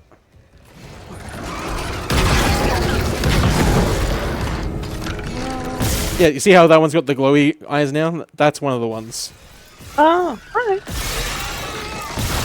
I'm fighting because I'm angry. Sorry. You're fine. Robin deserves it. I had a sad event happen this week, and then I stopped being sad and started being angry at other things that weren't the sad thing. I think I'm just having a lot of emotions. Isaac, what's your status? It's just, it's been a lot the last few months. What? I saw it, Hammond. A flying goes from the captain's body into another one of those things. The same must have happened to Chen. God.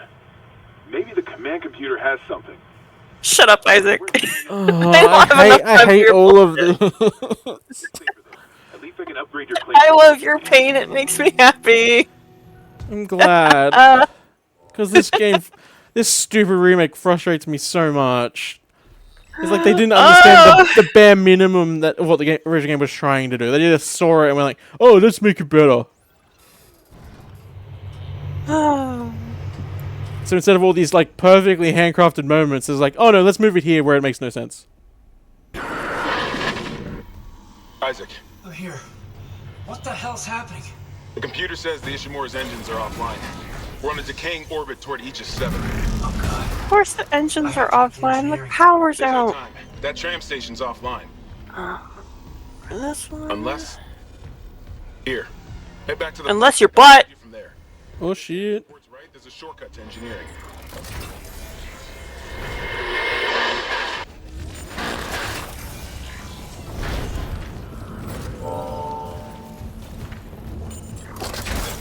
Oh yeah, go to the hangar bay, the place we just came from in the previous chapter.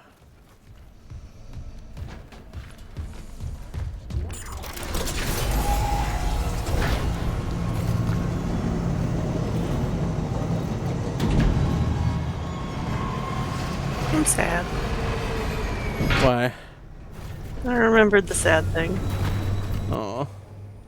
Don't remember the sad thing. Remember me being a salty little bitch. You are a salty little bitch. No, like we are going to get some things that I think are legitimately good. We just haven't got to them yet. And I've been trying to find things that I do like. I really like, like, there's a lot of really good lighting. The set crafting is very nice so far. The lighting engineering is good. They're just using it horrifically. Yeah, like, there's a lot of good things to say about the craftsmanship. The thing that really comes out is why it's coming across as bad. It's easy to focus on those. I can continue to say how much I love the little flashes and whatnot, but I'm also doing something on the side here, so... And plus, the original game is a perfect horror experience that has been lovingly handcrafted, like, so that everything hits in the way it needs to. And then this game just goes, oh, that thing was good. Okay, let's break it up into different pieces, and it'll have the same effect.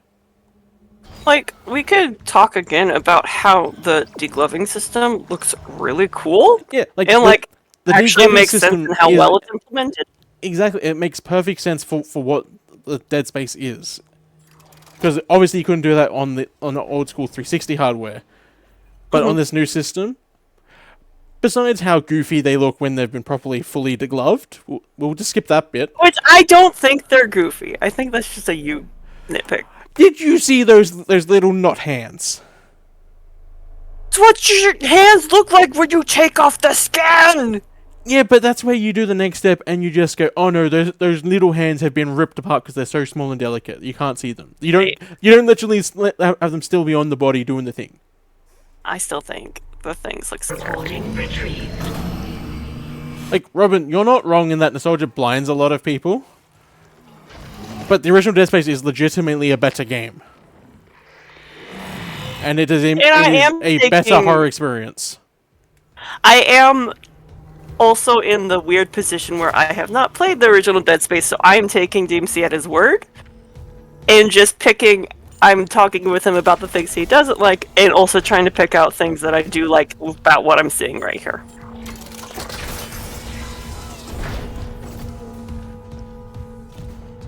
Isaac, this damage report says there's a broken cargo. Like, it's not everything is bad. Open them now. That was that's not a good argument to have for this, because we are having fun, and we do have some good points. That I'm also not coming at it from this because in the grand scheme of things, I see this as Dead Space 1.5. You don't play this first; you play this after you've played Dead Space 1. Because the bits it does good perfectly lead in to Dead Space 2 and where the series eventually goes. It's just not a good Dead Space. It's a good prequel to Dead Space 2. I think it should also be added to the fact that Diem Sea doesn't really do blind nostalgia. He has things he likes about Dead Space 1. He might paint over some of them rougher edges of it. But like he does approach things pretty logically and like does pick it apart to the fact that it can get a little exhausting sometimes for him to be like, oh, but this is I'm a very off. exhausting individual. But you know what you like and you know what you want from an experience. The fact that you really like the original Dead Space speaks to what it was. And so like it's not blind nostalgia from him, from how I see it, because I've known him for a while. So, which is why I'm giving him the benefit of the doubt and just saying, I believe you, Dead Space 1 was a good movie, or a good game, and let's just jump off of that, so that way I don't have to go back and watch a whole playthrough of the original to actually have this conversation. Like, there is a bit of suspension of, yes, it's kind of nostalgia, but also like, let's face it, Diem Sea picks apart a lot of his media, and like that's how he enjoys it. The fact I'm picking apart shows my love of it. Yes. And this isn't like when we're playing the thing where I'm picking it apart and I'm utterly miserable about it. That just sucked. That sucked so bad. I was so bored. I still have to do a replay of that when they eventually fix the game to get the last trophies. They're not gonna fix it. Night Dive is typically kind of good about it, so they might actually fix it. I don't want them to fix it, so I don't have to experience it again. Oh no, like I wouldn't be doing that on stream. No, that'd be a me thing. Yeah, fuck that. I will laugh through Ban. I will not sit through another The Thing. Oh, so what I'm hearing is I should stop playing this now and move on to the next Ban for you. Fuck you. You want to keep playing this. You want to keep me salty. I know who you are. Shut up. I've only known you for over a decade. Oh, that's barely anything. I know, but in the grand scheme of things. Yeah, you know, just 1/10 of the human expectancy. Yeah, but it's like 1/3 of your current experience, so I mean... Yeah, what's that? It's nothing. I mean, 1/3 is quite a lot. Nah, mathematically speaking, especially since 1/3 was before the internet, or before you had reliable internet, to where that we would both be on it at the same time in the same spaces.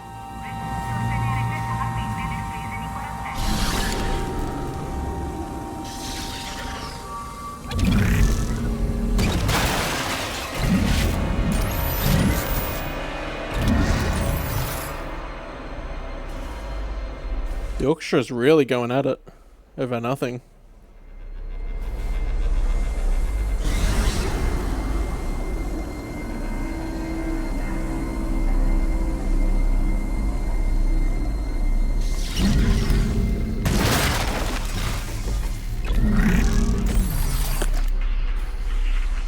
Oh yeah, like, I love... I've learned to love picking apart and analyzing shit. Especially with Diem Sea, which is why I go to him whenever I look at see anything interesting. Yeah. Especially if it has anything horror related at all. I can be like, guess what they did? They did this, and then I get to hear you groan. Because a good way to understand why something works on you is to actually think about it and pick it apart and go, huh, okay, I can see why that works. Why then they do that? Like when this other thing does it, it didn't work. Mm-hmm. Like it's why I perfectly get why people like Dead Space 2, despite the fact it's not good like Dead Space 1 is, because it's completely different style of horror. Dead Space 1, survival horror. It's slow, it's clunky, it's a bit of a mess. Mm-hmm. That's my wheelhouse. That's what I like. Mm-hmm. Then you got Dead Space 2. It's the aliens. It's fast-paced action. It's the grand set piece of shit blowing up.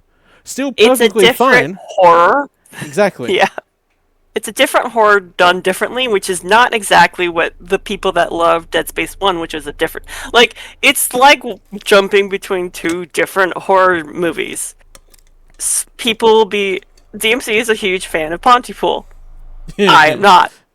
I am a huge fan of... I don't know. I don't recall one that I really liked and you didn't. But, like, I love psychological horror, and DMC does not. No, they're both. Excuse you. I love psychological horror. You prefer possession horror. I really like possession horror, and Diem Sea does not. So it's just like Because they cheat a lot. It's bullshit. they're in the same genre of horror under the umbrella because there's different horrors. Yep. But the way you execute them and tell those stories is ultimately different, and different people are going to get different enjoyments out of them. I do like how we're in space and you're not really hearing a lot of the noise. I do like that. I saw it scary. I'm like, oh shit, we're in space. I don't hear it. There you are. What is your favorite horror, Shu? Go ahead and tell me. What are your favorite horror elements? I don't know what horror you've like actually watched and enjoyed, sure.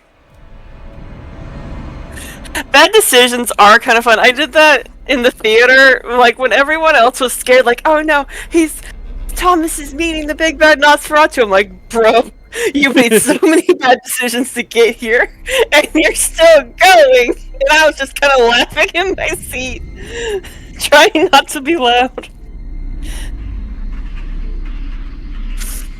Oh yeah, I forgot. This entire part is completely new, just to justify the exploring the open world.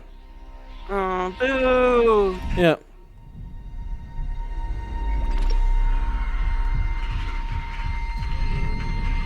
Because now we have this the floating through space ability, so that you can justify doing out in a bit. Oh, Tremors is so fun. It's so fucking stupid. I have not seen Tremors. Should I put that on my list? As long as you're happy to watch really bad, good 70s creature horror. I'll think about it. Like, it's not going to be good, it's not going to be scary, but it's fun. Oh, Deep Sea scary? Like Underwater? That was such a good movie! What was Underwater is more horror-y than Tremors. Tremors is like the monsters are very obviously rubber suits.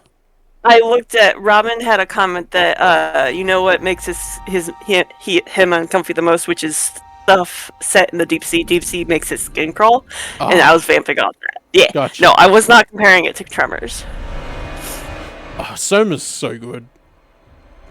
Soma is good. I've watched a playthrough of that. Exiting zero gravity. I've never seen Halloween either, like the original movie, which I just kind of write off the old classics because I'm just like, I already know the big twists. Clearance confirmed. I think you might be into it mainly because it's a slasher, and slashers are definitely more your thing than mine. We are not punished for our sins, but by them. The first Halloween is worth it. All right.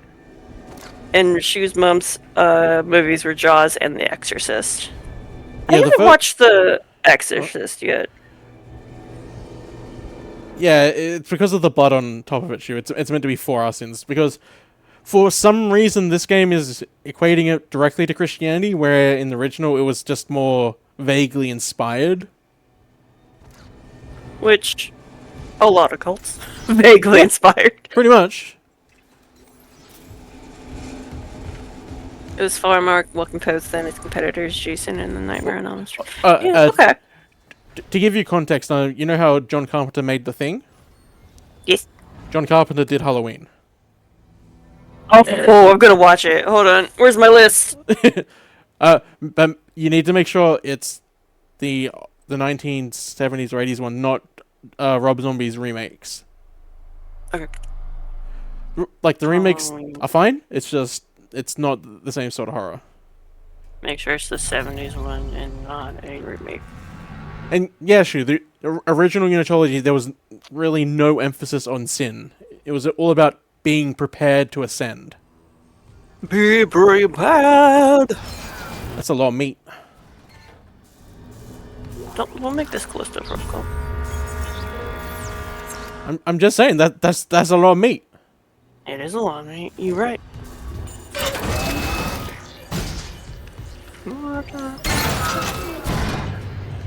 Yeah, when it comes to the old school ones, Jason's more like the Friday 13s are more just campy, stupid stuff. Like in one but like you don't get to Jason X, Jason Goes to Space, and you serious horror. Yeah. Because I've watched that movie, and that's Why a did movie. you subject yourself to that? Because Jason Goes to Space. It's the same reason why I kept watching the Paranormal Activity ones, isn't it? Just for curiosity's sake. Yeah, but the difference is like this was when you didn't really go deep into a franchise. Like you had to commit to wanting to do a franchise, and unlike now where it's just companies are lazy and just funneling money into it. And then I'm inclined to think you might like The Nightmare on Elm Street purely because of how campy Freddy is. Okay. Because he is a very dramatic, over-the-top, edgy drama dweeb. I mean, he needs to be dramatic because he's a nightmare thing, and like you either do that or you get bored. But that's the sort of character he is. So I think you would be inclined towards Nightmare on Elm Street at the very least. Correct call. And then, well, the second one of those movies is also very gay coded. I mean, a lot of the old ones were. No, like it's explicitly like a lot of queer people like, yeah, that's kind of like a queer coming of age story just gone wrong. Oh, kind of like the Babadook, where it was just like, yeah, this is it's about gay. I haven't seen the Babadook, so I can't comment. So I love the Babadook as it's presented. I get the gay stuff, but I also like it's a story about grief, and I really enjoyed it like that. Yeah, I just was like, oh, this is probably really good. I'm not interested. It's just for someone that has gone through a lot of grief, it made me happy to see a horror movie done like that. Good. That's good then. Engineering log. Acting Chief Engineer Jacob Temple reporting. Christ, still can't believe the chief is gone.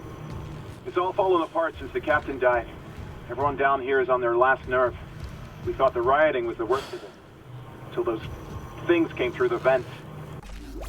I forgot they didn't even show any of the... Ugh. Okay. So, prior to discovering the captain's in the morgue, like actually knowing... They just teased that something's happened to the captain. Yes. And then, instead of that that weird 3D meeting thing, we actually get to watch the captain have an interaction. Okay. And in that interaction, there is a brief cut, and then suddenly there's a syringe in his eye. Oh! Yes. So we then learn that maybe this captain was killed. Okay. And that's how we start learning more about, oh, something's at work here. And that's also where we learn that maybe Dr. Kyne isn't as innocent as he says he is, even though he kind of is. Faces. Kind of is. Fuck, those were my lunch buddies, Liz's friends, old boyfriends. And out of nowhere, the engines are screwed. Primary's laboring, we're hemorrhaging fuel. Look, they're just stating what's happening right now. Gotta keep the team focused or we'll crack. Like, instead of it just like, this was a thing that we'd already fixed, and it's just happened to happen again. It's just, no, this is the exact same problem, we just didn't fix it.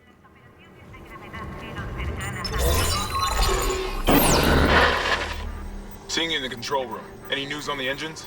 Yeah, but it makes no sense. They're out of fuel. The centrifuge is offline. We're tethered to a 4 trillion ton payload. Without the engines, it's dragging us down. Can you handle it alone? Sure. Fix the centrifuge, get the fuel running, then do a full restart. But you'll need to stabilize our orbit from there. Standing by. Fast as you can, Isaac.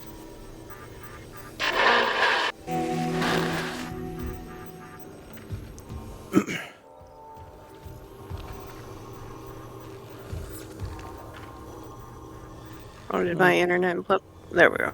You okay? Yeah, my internet just had a cough. I'm back now. Fucking root of the corn. I know, right? I'm done with work. I am now fully participating. Woo!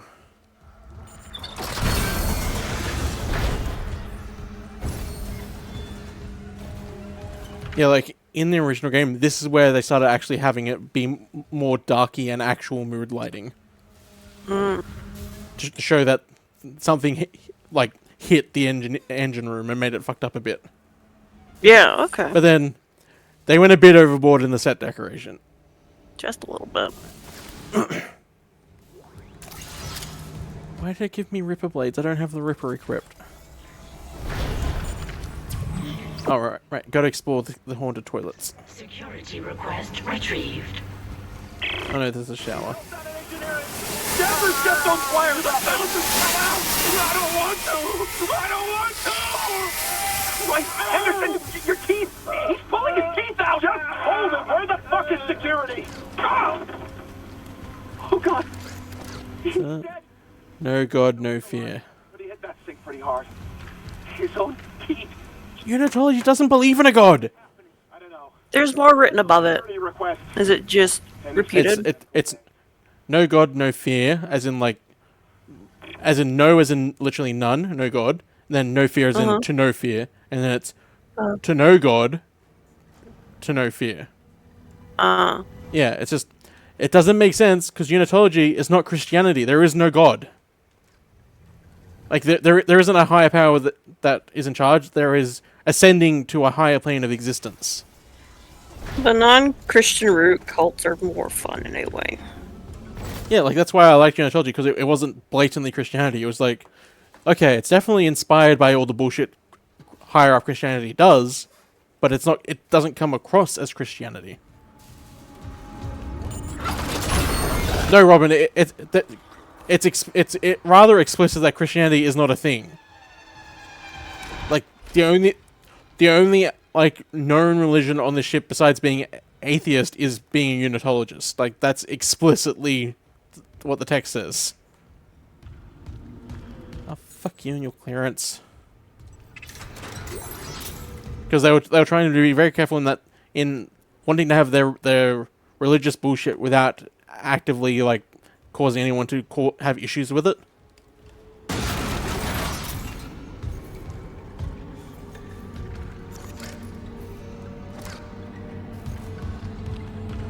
There is.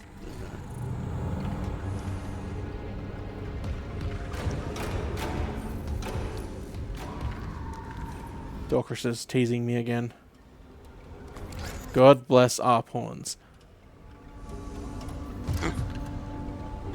That makes no sense, because none of the important fucking Unitology members will be down in engineering. Unitology was primarily focused in the higher-ups, and then they were true faithfuls down in the working Joe class. That's the entire point of the split.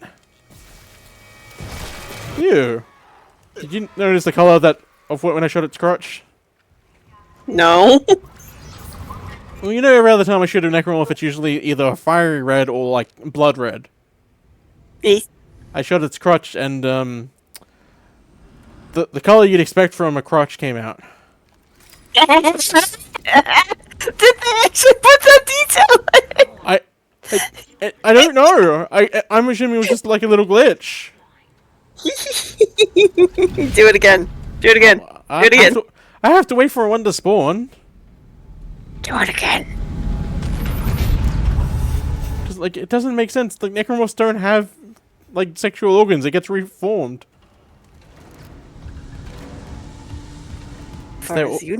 No, like there is an explicit model which is essentially the naked necromorph, and they don't have any form of genitals or like not even breasts. They're evolving. Listen, let's keep my fanfiction out of this. They're evolving back to genitalia.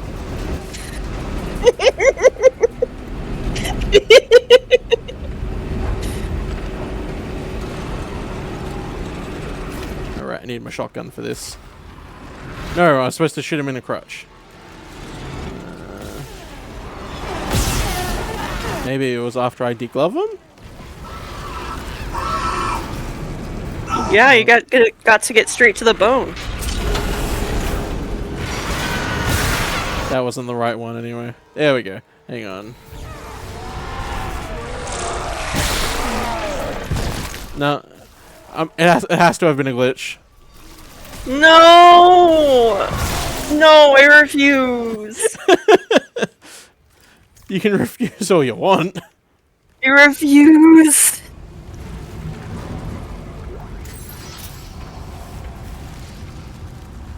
I mean, you can always find it. Go into like the 3-hour 50 mark on the VOD. You should be able to find it. Hold on, I'll get a clip going.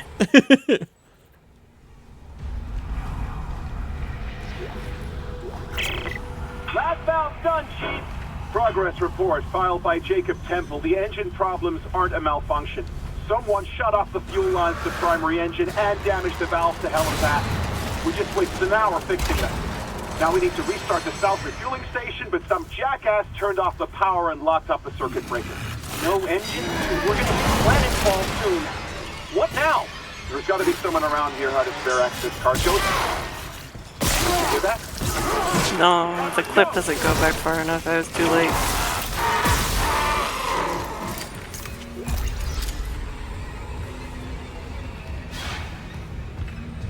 What do you mean you were too late? It would still be in the clip. Listen. When the amount of stream it gave me started at when we were talking about how they wouldn't have breasts and whatnot.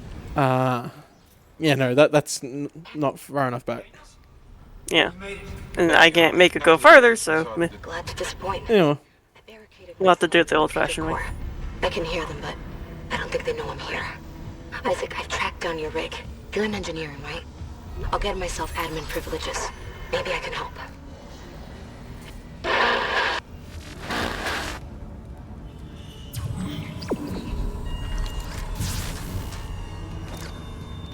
Hey, why does it want me to come here if I can't do this yet?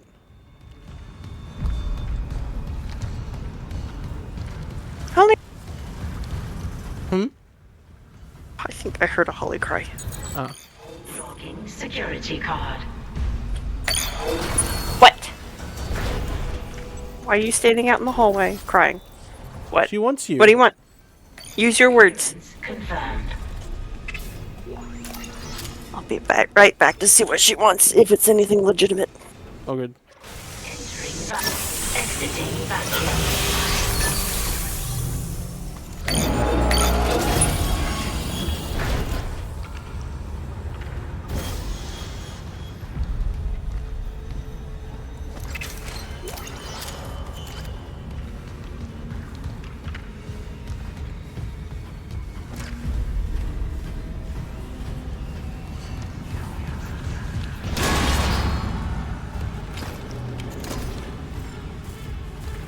Where are you, you little shit?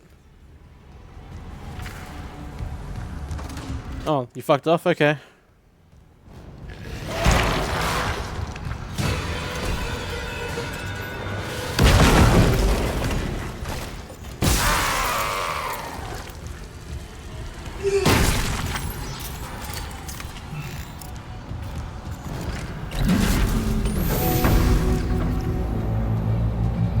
Refueling sequence activated. Additional fuel required for engine restart.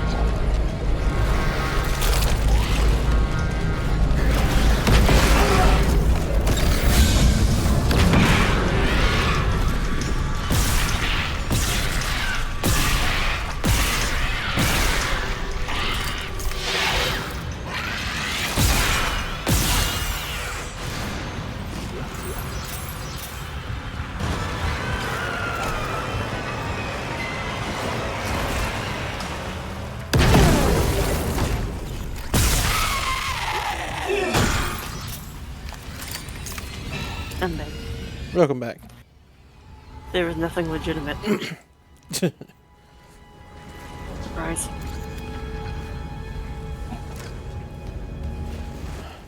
Another thing I'm not happy with about this new lighting is that this area loses all the power it had.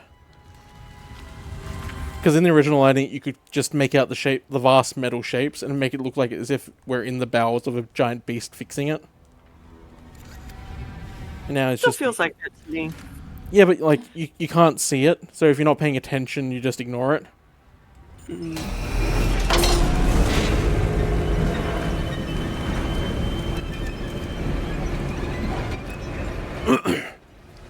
There better be someone walking across there. It's like one of the coolest spots about here. Come on, do the thing. Shaking doesn't mean anything. Do the thing. Your butt doesn't mean anything. Too close. Do the thing. Do the thing.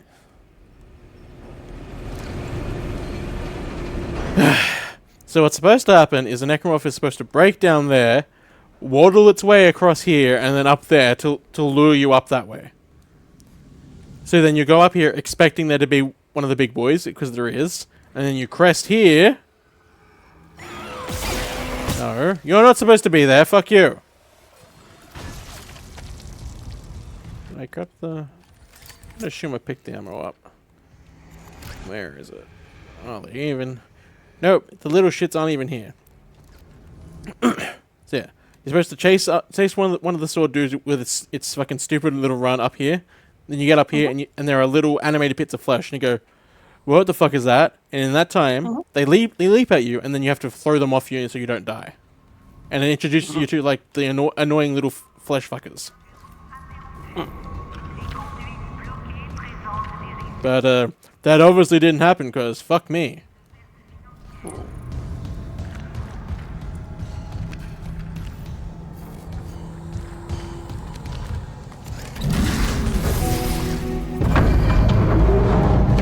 Refueling sequence activated.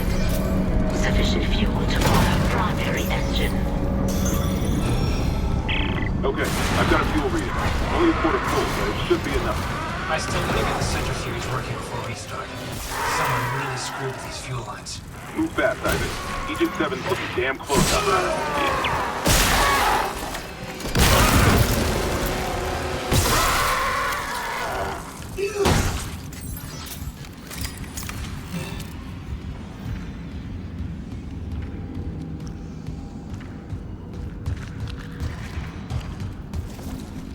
All right.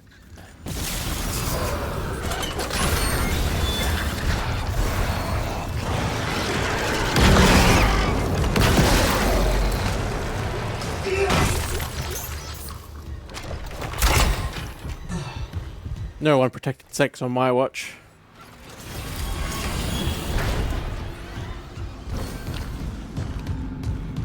I have to exit the last thing before I can go to the fucking room, of course.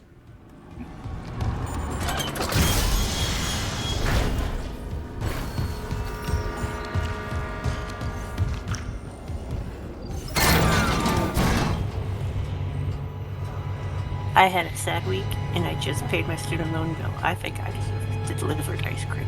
Yes, you do. 100%. Thank you. I am happy to enable you. Thank you. Plus, I'm getting 2 ice creams, so I can have one tomorrow. Oh, damn. Look at you. Yeah. Okay.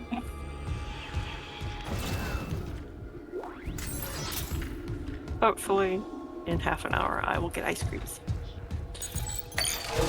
What do you mean, hopefully? Shouldn't it be confirmed? Oh, well. I don't trust people. I mean, if you're paying the money, the minimum they should do is be able to deliver it. Yeah. Don't worry, I'll Karen their ass if they don't give me ice creams.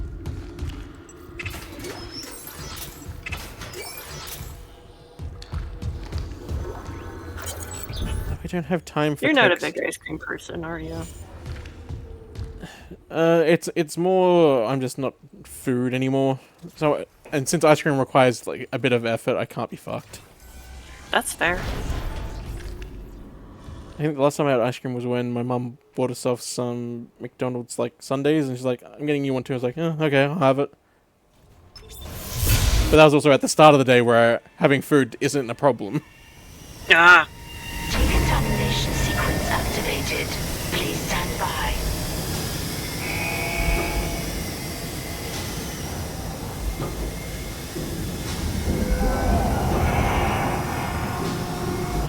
See, they ruined this scene too. They should have had it come up from the floor because that's where all the mysteries. No, because the monster should have come up from the floor. I understand your point, but that's not the part they ruined.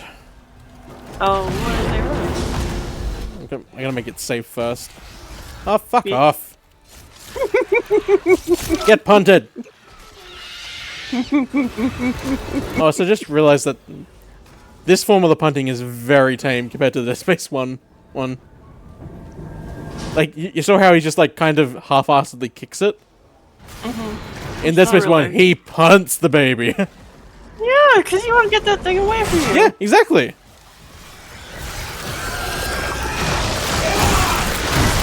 I had a really dark humor thought. Isaac punching the baby should be a Planned Parenthood icon.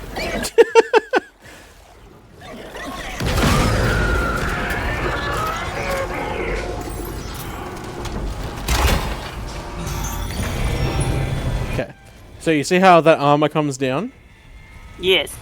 In the original one, there either was no armor or the armor was fucked, so you could see through this door. Uh-huh. So while you're fighting like little annoying things, you watch a few of the big ones just lumber past and then very obviously break up into something. Uh-huh. So you know that they're coming. Oh. Interesting. Yeah.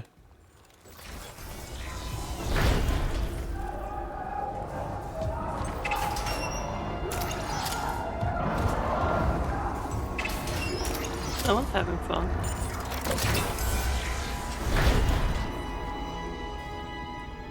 Centrifuge control. Oh, this part's gonna piss me off. The other parts didn't? No, like this one legitimately pissed me off because in the original game, if you're good enough, actually I'll wait till I get down to it so that I actually have context. Babies. Dead babies.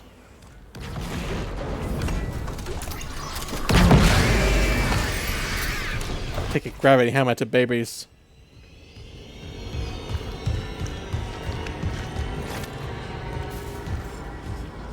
Yes, see, this is the second time we encounter the hole, and it's a lot more violent. And it's on the opposite side of when... Like, this is the sort of corridor that the original game used. So you come around here, and then, boom, you'd see that hole. Mm-hmm. And you go, okay, that's fine. Like, as in up in medical. Then you come down here, except you come from this opposite side, and this is the hole you first see. And you go, Yeah, oh, that's... Yeah. All I Exactly see right. is It's meant to be that Tommy discerned. was walking by and made a glory hole. Which, yeah.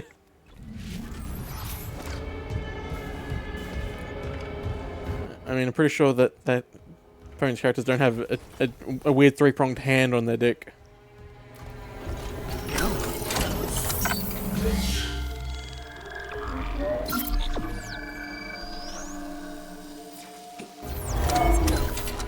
And that's another thing they fucking ruin. Oh, okay. So one of the coolest bits of subtle horror is telling you the main twist in the chapter names. So because each of the chapter is named, there's 14 chapters, I think. So the first letter of the start of each chapter spells out a word. Oh. However, because there's no actual chapter system in this fucking game, you don't get to see the chapter names unless you save during the chapter. Oh. Yeah, because in the original game, it's you do your chapter, you then go to the tram, you'd save, and then it transitions to the next chapter saying chapter 1, whatever, finished, and then starts chapter 2, whatever. So that way you see what the chapter's called. So the first chapter started with an N, the second chapter, which we missed, started with an I, and this chapter starting with a C. Nicotine. I just want you to keep that in mind. N-I-C. Oh, duh. Yeah, there's still 6 more letters after that. Zero gravity. Warning. Centrifuge offline. Please attach generator modules manually. That's a lot of flesh.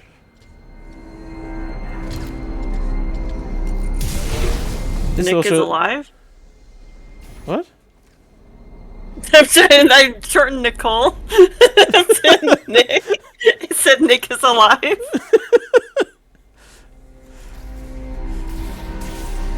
That's another thing that really annoys me about this remake, in that they're putting too much emphasis on the flesh too early. Because in the original, I pressed a button I shouldn't have. Like, this wall is bulging out a little bit with flesh beneath it. So that way you can go, that's weird. That's weird. Yeah. But like, it makes sense then that this is damaged because that's been pushed out. But whatever, okay. And then when we come back, we see that there's more flesh than there should be, and then we go, oh, something's wrong. But no, they just went full flesh. Yeah, but then you got this, and it's just like you're giving the game away way too early. I do like that scene though. Like that part of the scene looks really nice. Yeah, like the engine detail and everything is good. This is one of the few times where I think the over design, like that they did with the remake, it works. It's just too early for all the flesh bits. Yes, really. Way too early.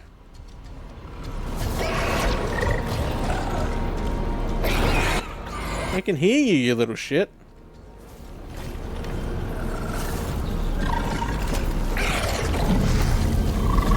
Oh, hi.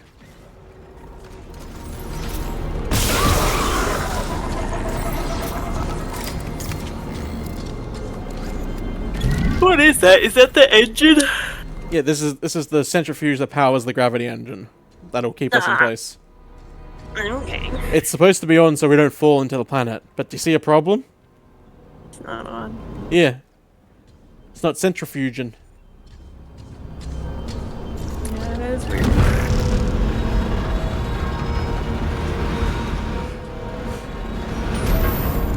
weird.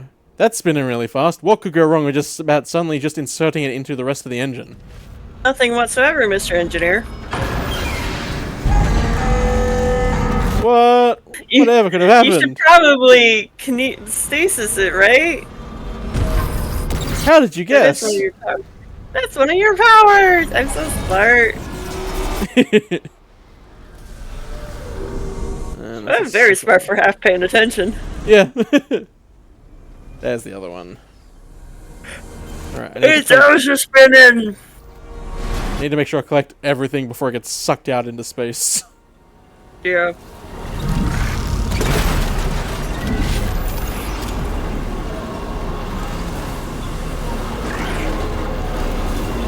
Oh, there's another goober getting angry at me. Where are you? No, I'm not angry at you. You're not the goober. You are a goober. Yeah. You said a goober. Where did... There it is. Up your butt. No, I hit him. It's just the explosives don't do anything.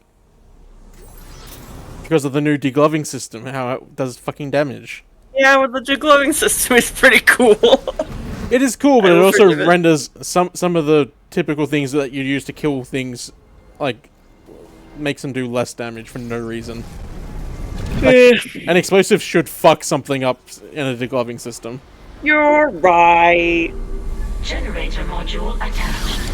Clutch engaged. All personnel clear for centrifuge restart. Okay, so that's a centrifuge engine which powers gravity. So what's going to happen when I turn that back on? Should make everything fall, right? Because everything's floating, and so it should gravity. Yeah, it's going to reintroduce gravity into this area, right? What's the problem with that? I mean, does the flesh have gravity? No. Which side of this thing is the door that leads out? Oh, the other side. Yeah. That's it. Yeah. Oh, look, there's a pathway down there. Huh. With a giant spinny thing. Weird. Oh, I hate when they do the spinny things. You're about to see why it pisses me off. I just know I got stuck in the spinny thing in Dead Space 3 and I hated it.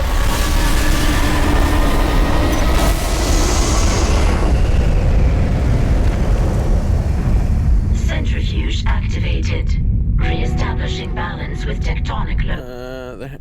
There needs to be a save point nearby. This is almost guaranteed to kill me.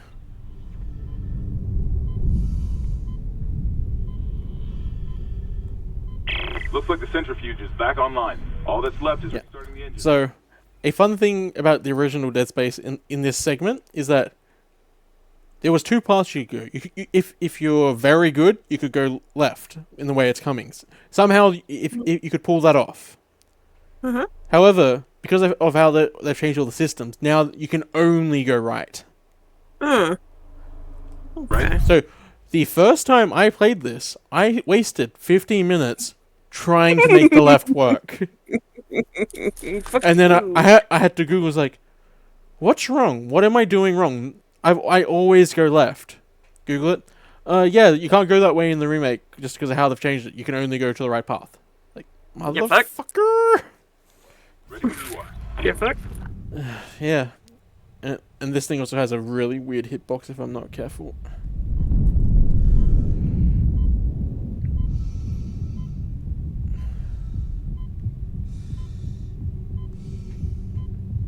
It's got me. Up your butt. Yep. The timing on this is fucking bullshit.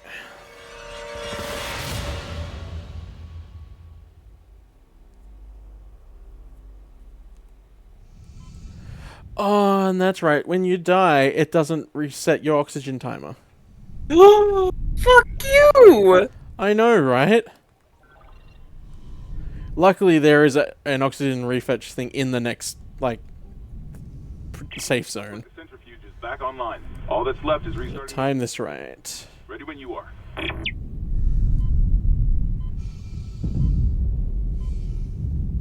I like how you saunter. I'm dead. God, that's precise. It's unnecessarily tight.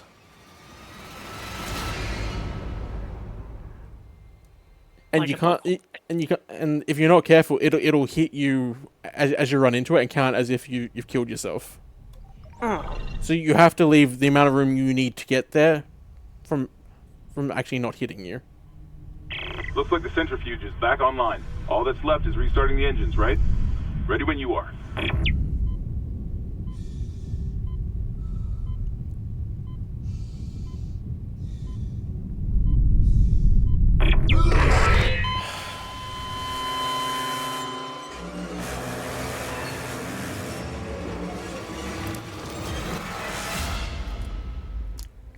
Now I'm getting pissy.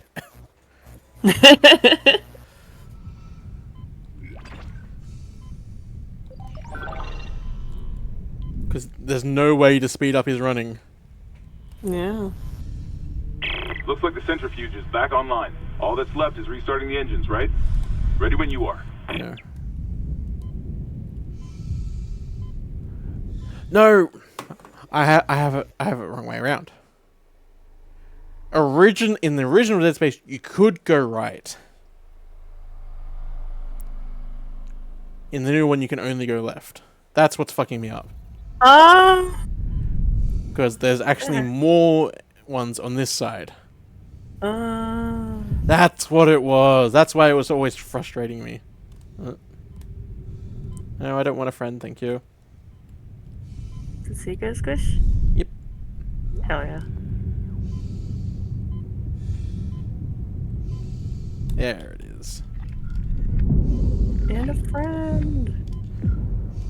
I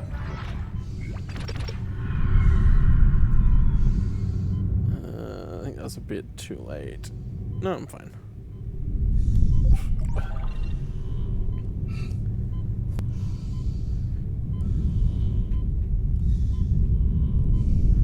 Can't believe that's how much I've played Dead Space 1 and that I just assumed that was the correct way, even though I knew it was wrong.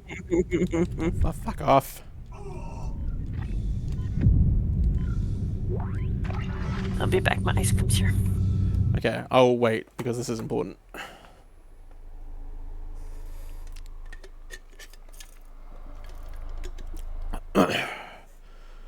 Oh god.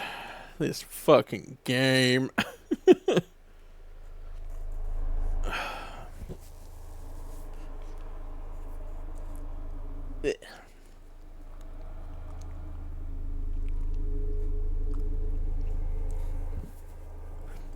I should probably look up where these missing fragments are, because I only know where those first two are. Google Dead Space Remake marker fragments. 12. Okay, so I'm a sixth of the way there.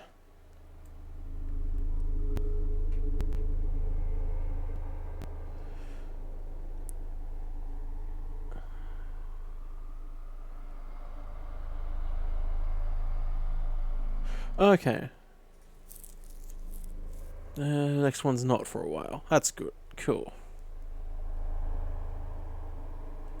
Where are they supposed to go? Put the... Okay, so I can't get everything until at least chapter 10 at the latest. Cool. Perfect. I don't have to worry about next marker pieces until chapter 6 anyway.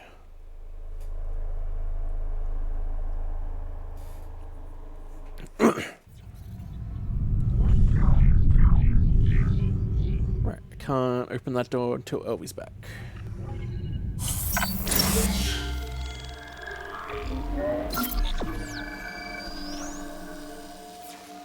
Exiting vacuum.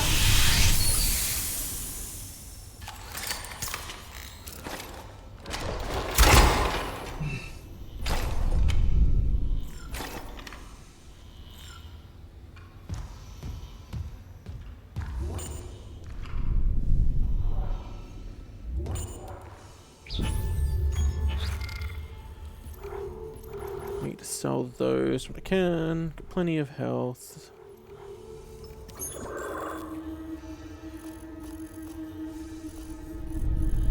Alright, they flattened them.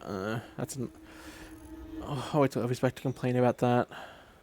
It's not relevant.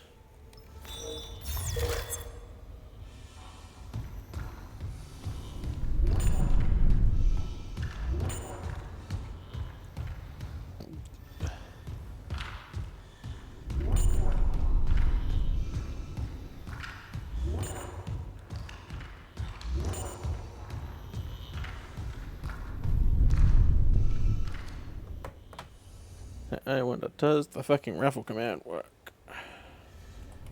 Raffle? Hey, there we go.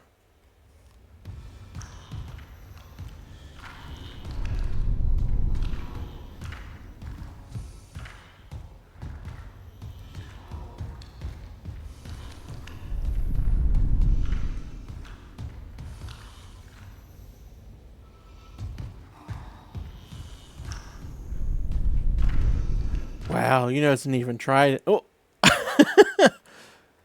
missed it by a single thing. Hey, welcome back. Shu fucked up the raffle, and therefore no one won. Oh. Okay. Actually, before I show the thing, I have one other thing to complain about. This fucking map. Okay. Yeah. So before, the previous game was an actual proper 3D map, and it was very esoteric in how it's used, and it was kind of a bitch to use, but that lent to the charm of it. Sure. Now it's just this flat 2D thing that you can't control. Yeah, it's technically a good map, it's just, it doesn't feel like the sort of 3D thing you'd expect these engineer suits to have. Yeah. I understand why you would want it differently. Yeah. I like the fact that it was janky mess, because you don't really use it. Okay. What do you think's going to happen when I open this door? Monster. Surprise, I tricked you. Nothing. Surprise, I tricked you again!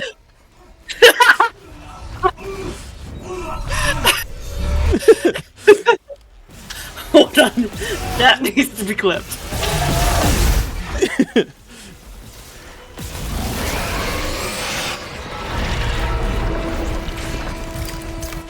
I will give them one credit for like this. I like the actual like join meat design of the new tentacles. Because like the original ones just look like random organs and limbs just joined together, which is it's cool in its own right. But the fleshy snake look also works. It looks like it was actually made by something and not just. Yeah, it looks like something that's been burrowing through everything. Mm-hmm. And yeah, it pulls you into that, and if you don't kill it by the time it drags you, it forces you through the hole, whether your body parts want to or not. Mm-hmm. Also, shoot, that's what you get for using Linux, as I keep saying.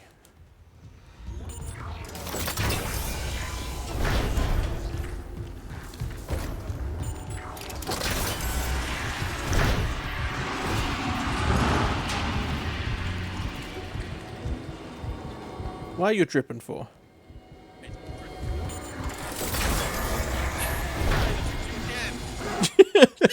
I can hear it coming through. Sorry. It's fine. It's funny because I can vaguely hear myself say it the first time, and then I hear surprise! I tricked you again. Just want to make sure nothing's cut off.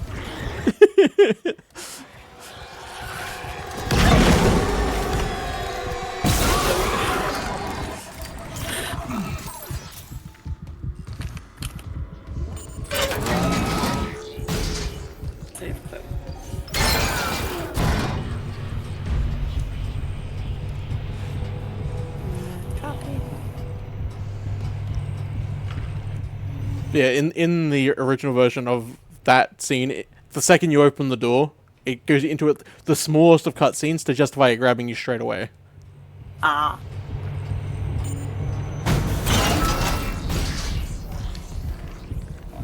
Got it. Isaac, fuel storage is unlocked. It'll give you access to the engine chamber. What could go wrong sending me into fuel storage? With those hands, nothing. I'll be able to hold all the fuel. It'll be fine. Exactly. I didn't successfully sold employee name.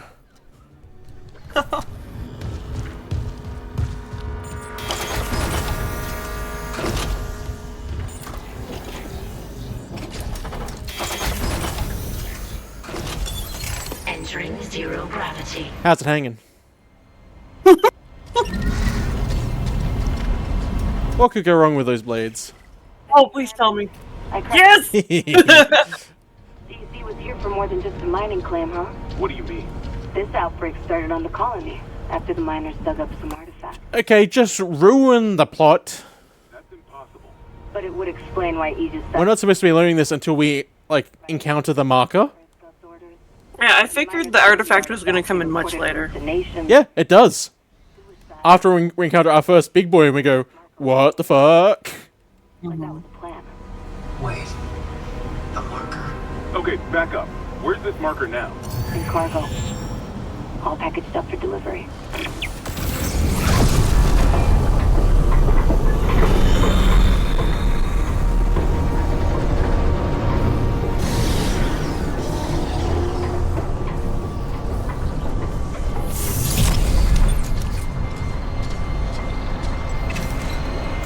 Huh.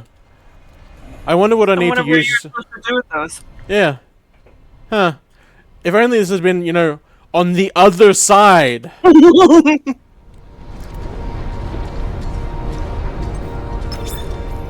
look, one. Let's turn the fans off. Who needs to breathe?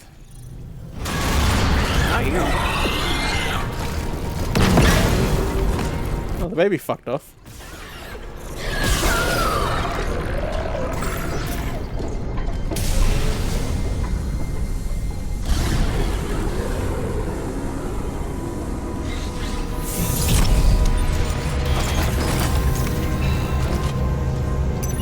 Exiting zero gravity.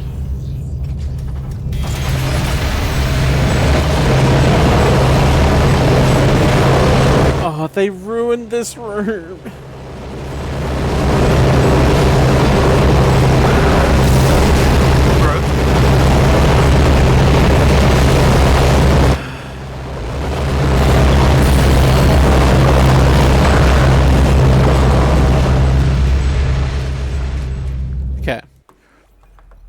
So in the previous game, Yes. they have that exact room, but without that stupid growth, and all it is meant is just an intense industrial sound, and it's an actual like properly recorded, just really weird echoing of a train that they found just randomly when they were out doing Foley. Okay.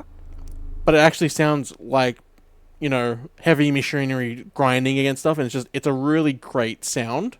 And it's a really I'm familiar with how machinery, like I'm familiar with how trains sound. Yeah, but like it's that sound in that sort of environment, and that's usually just a good scene of just to show how good the sound in the original Dead Space was.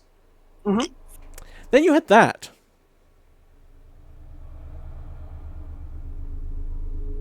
With that just the constant barraging of the obviously fucked with audio. Mm-hmm. Oh yeah, and this is where they went a bit too hard with the meat again.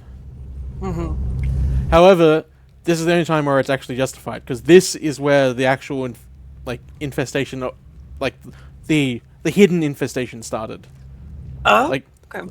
Like when the meat started growing, it started growing in here. Okay. That's why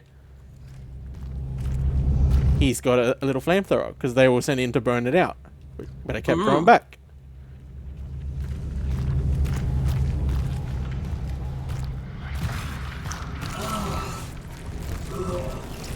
I don't like how the camera got close to the meat. Yeah, I know. This also feels very Callisto Protocol-y. It does. I don't like it.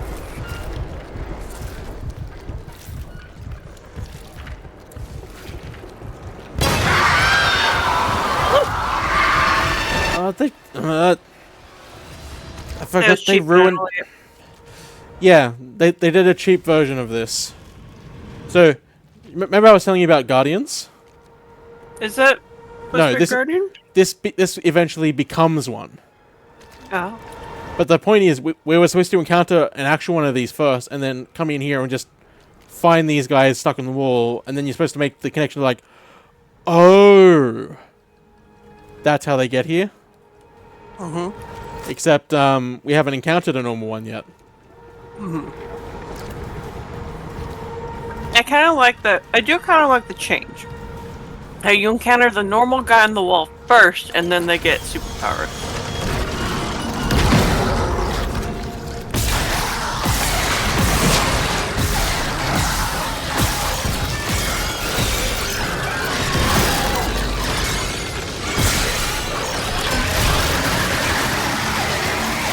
I would like you erased from existence, please. Thank you.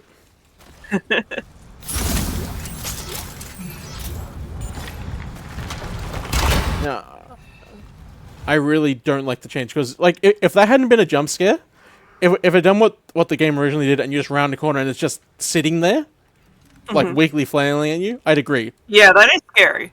But the fact they jump scared us with it is what annoys me. Yeah, I'm never a big fan of jump scares. If they had changed to where it was, I'd probably feel better about it. I'm fine with jump scares so long as they're justified. Like you know the difference between like that sort of shitty jump scare where it's just all of a sudden it's there, but then there's the one where it's like built up and they've earned it. Yeah, I hate when I'm forced to encounter a jump scare. If I chose to walk over and get jump scared by it, I get that. That makes me feel better. Yes, exactly. I don't like being on rails and then knowing, oh man, there's gonna be a jump scare, and then there's a jump scare. It feels false. Yeah. You'd prefer a natural jump scare, not the artificial. Yes. Yeah. And then I'm finding Elizabeth and getting us the hell off this ship.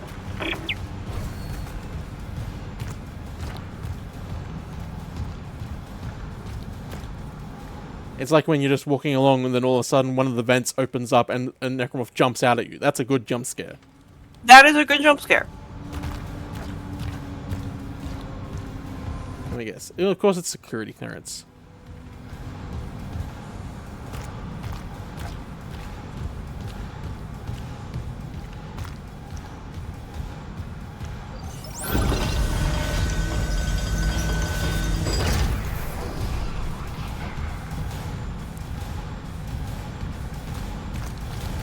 Yeah, I'm not sure if you're noticing, but he actually has a different walk cycle when he's on, like, unstable flooring. No, I hadn't turned. I turned up Yeah. my volume a little bit. I don't think I turned it up enough to hear that. So, see how he's walking normally? Yeah. Ooh, the Like, squishes. Yeah, and he's walking like it's actually sticky. Yeah, he does have a different gait. That's nifty. That's good. That's good attention to detail. Yes.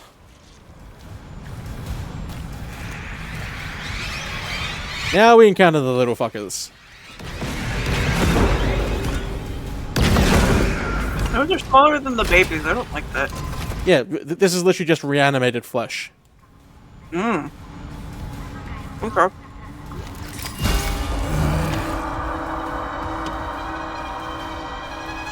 Hi.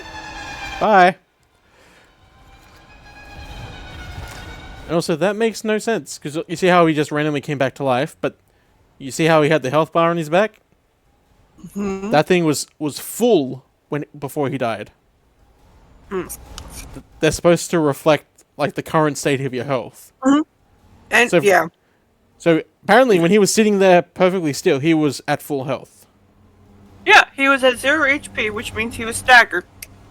But then he did something, and he immediately fell unconscious. No, he's dead. When that's at 0, it means it's either unplugged or you're dead. Rip. Because it's green means the aqua means you're healthy, orange means concern, red means see the doctor. Yep. And if it's black, Should you're have been dead. red the entire time because you didn't look good. Given the state of the corpse, I would have accepted yellow. Now I had ice cream. I feel better about the world. Ice cream fixes everything for you? Not everything that makes me feel better. If I can eat ice cream and fix my dad, hell yeah. You need so much ice cream to fix your dad.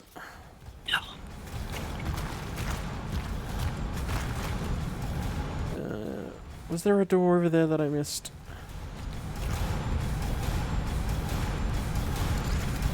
Doesn't look like it. Random necromorph skull.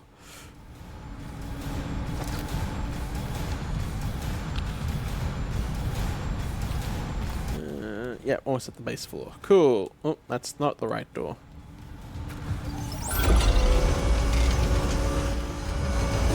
Hang on, where's the... I doubt it's gonna do the one of the funniest things I've seen in the original Dead Space. Let's see though. Do it. Do the thing. Do the thing. Do the thing. It didn't do the thing. Fuck you. You're not supposed to be here. Look left.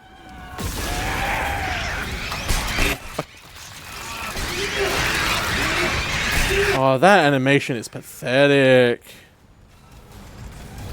Okay, so what's supposed to happen is when you come into this room, it does like the music to say, "Oh, there's enemies coming." But what happens is, assuming you haven't touched the door, one necromorph walks into the door for you. Perfect. I love it. Yeah. So it's a little great bit of unintentional comedy, and then you get attacked. But not by the pregnants. They're not supposed to be here. Because there's a room up ahead where you first encounter one, and it's a what the fuck is that moment.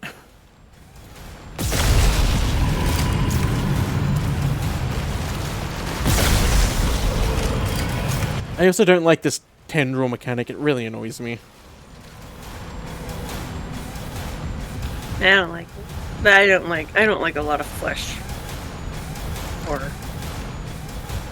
But the annoying thing about it is it's also justified because for the majority of the game, none of the enemies except for bosses have these large pulsating orange points that explode when they die until we encounter the suicide bomber enemy.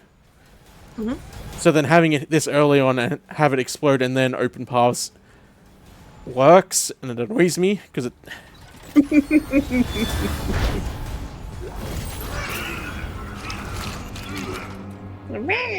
on the wall.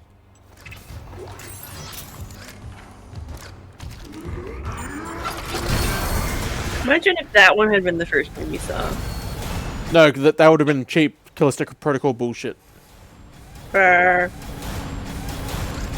that's another thing that's bugging me, because like in the original, like on every level out here, there's at least one of those ones forming. And when you get down here, there's like 2 on every corner. But there's no... There we go, there's 1. Did that door. Is there anything over here? Your butt. Nope. Well, yes, because I walked my butt over there. Stasis it? Mm-hmm. There he is. Just yelled at you to stasis it.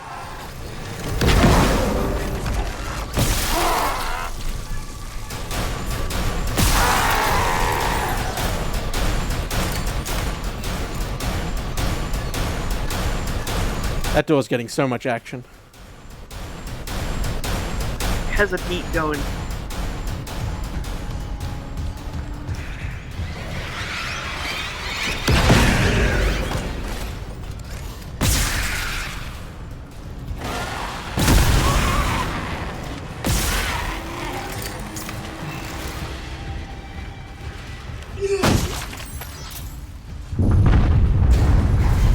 Warning. What's Planetfall imminent. Correct Oh, course planetfall. immediately. Yep. Yeah, because we haven't actually activated the engine. We've just activated the bit that allows the engine to start. Ah.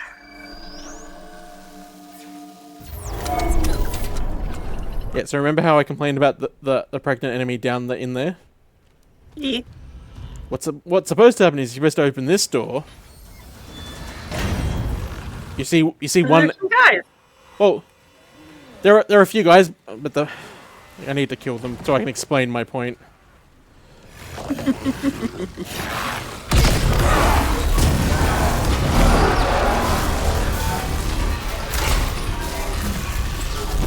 Bit excessive. Bit.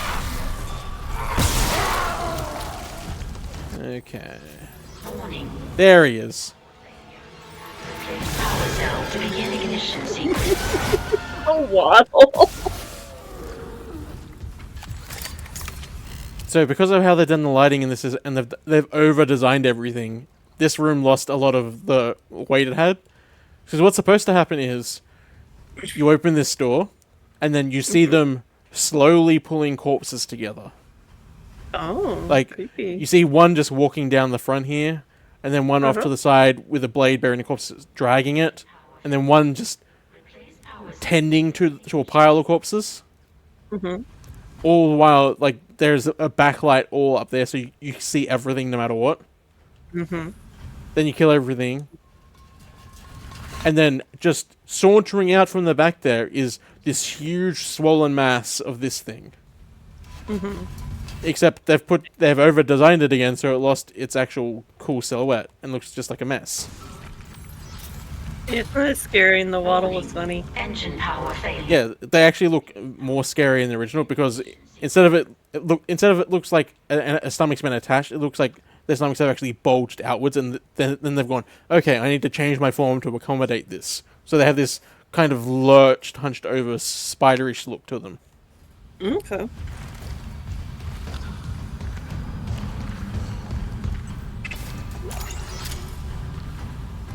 Yeah, 15 minutes. That's fine. We can do this encounter and then I can save. Replace power cell to begin ignition sequence. After I do the expected scavenging of everything. Of course. Can't have survival horror without your scavenging. Of course, yes. Let your tools do the talking. I let my tool do the talking all the time. Wink. Wait, that doesn't make sense. Because that's very obviously meant to be like a rivet gun, and yet it's shooting a laser. Don't worry about it. I have to worry about it, because that doesn't make... Because there is an actual weapon called the rivet gun in the prequel game to this that shoots rivets in like an actual gun and looks nothing like this. That irks me. there are plenty of actual laser weapons, or, you know, the plasma cutter. Engine power failure. Replace They weren't fun to make in a minimalist style like that. What do you mean that this thing is this is the most minimalist look for a weapon you can have? It's like perfect. No. For the style on the poster, minimalist. Yeah. It would look better than this. No, it wasn't in the right shape. Fuck you. No, I know for a fact it would look better because I'm pretty sure in the original they had a similar poster doing that sort of thing with the plasma cutter. Engine power failure. Replace power cell to be. Oh, shut up. Get fucked. Up your butt. Not everything's up my butt. I don't have that much space up there. Coward. Yes, I am.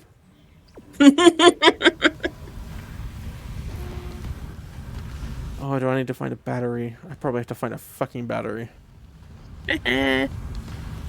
Warning. Engine power failure. Replace power cell to begin ignition sequence. Where?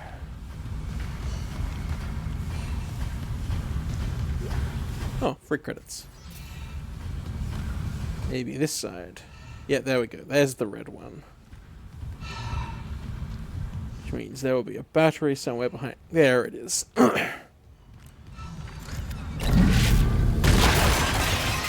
Warning. Engine power failure. Replace power cell to begin ignition sequence. Ignition sequence initiated. Please stand by.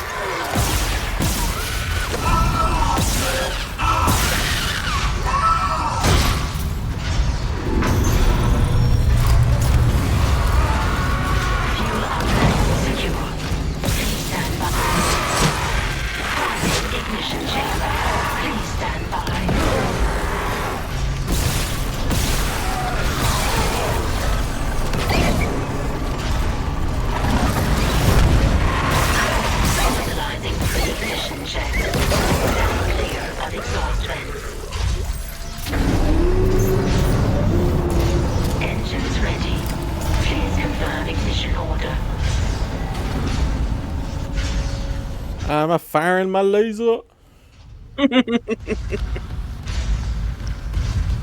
Womp.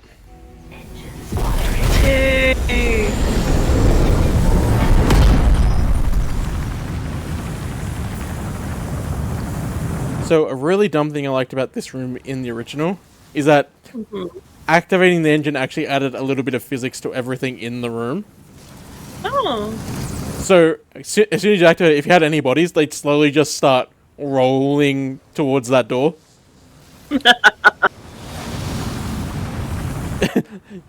What's wrong with my handlers? The handlers are great! Isaac, you did it. The Ishimura's moving again. No thanks to whoever sabotaged the fuck out of these engines. You bought us time to figure it out. Autopilot's taking us into geostationary orbit. Does the ship know it should stabilize its orbit and get the That's fuck what the out of asteroid it? defense system is for. But the ADS is off. As long as the engine's on, I think there's like basic subroutines that do. I think that's implied. Okay. A couple of bad strikes could finish her off. Shit. Oh, I have to save the asteroids for the next thing, which is everyone's favorite part of the first game. Isaac, you disable the tram lockdown from engineering. I'll open up the bridge station. Meet me there. We need to work on this together.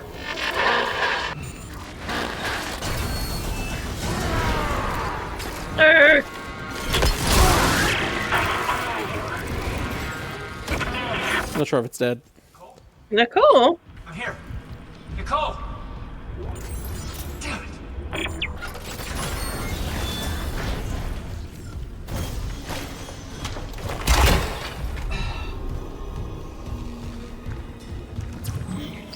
That way.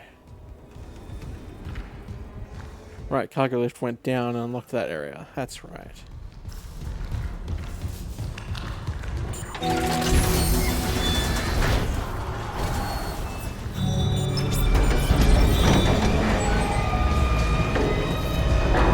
There we go. Obliteration Imminent. So that's N.I.C.O. N.I.C.O. That's 6. Yeah, and there's 6 more after Nicole. And there's 6 more after Nicole.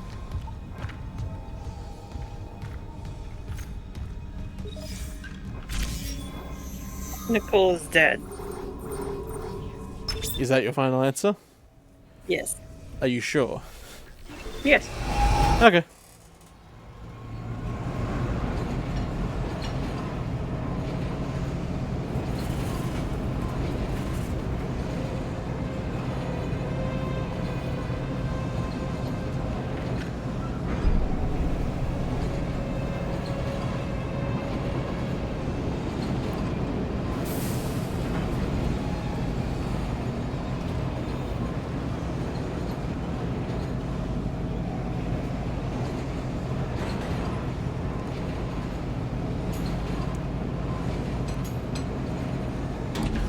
Such riveting gameplay.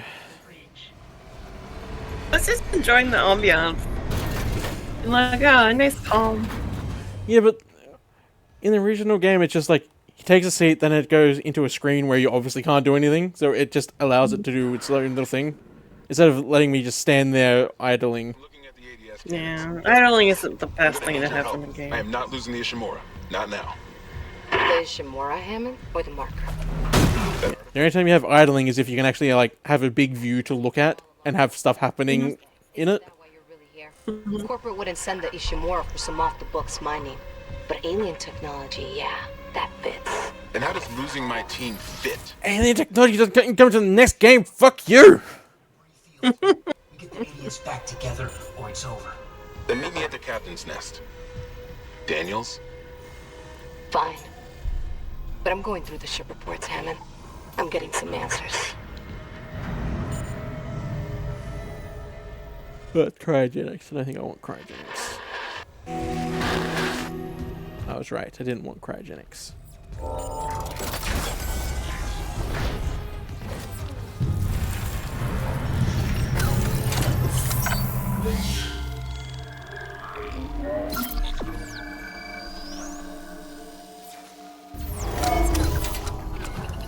This should be... no. It's around this side. Huh, I wonder why that particular area is lit up for. Fine. Go walk.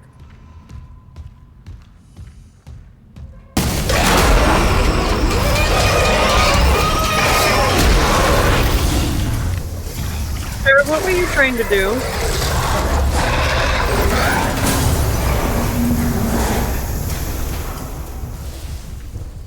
The funny thing is, that's a very small room.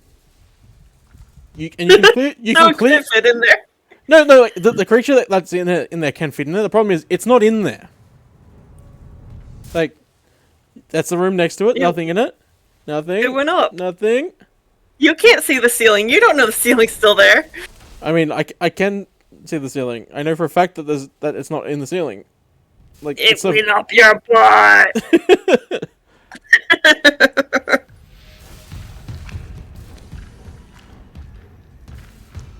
Oh. Yeah, that's going to be our first boss. Go on, do the big... There we go! Yeah. Oh, right, you have graph boots. What was that? You have graph boots. Yeah. Oh, it's not grab boots, it's magnetic boots. Yeah, mag boots. That's what I meant. My only problem with that is that they did a better job in the original with that scene.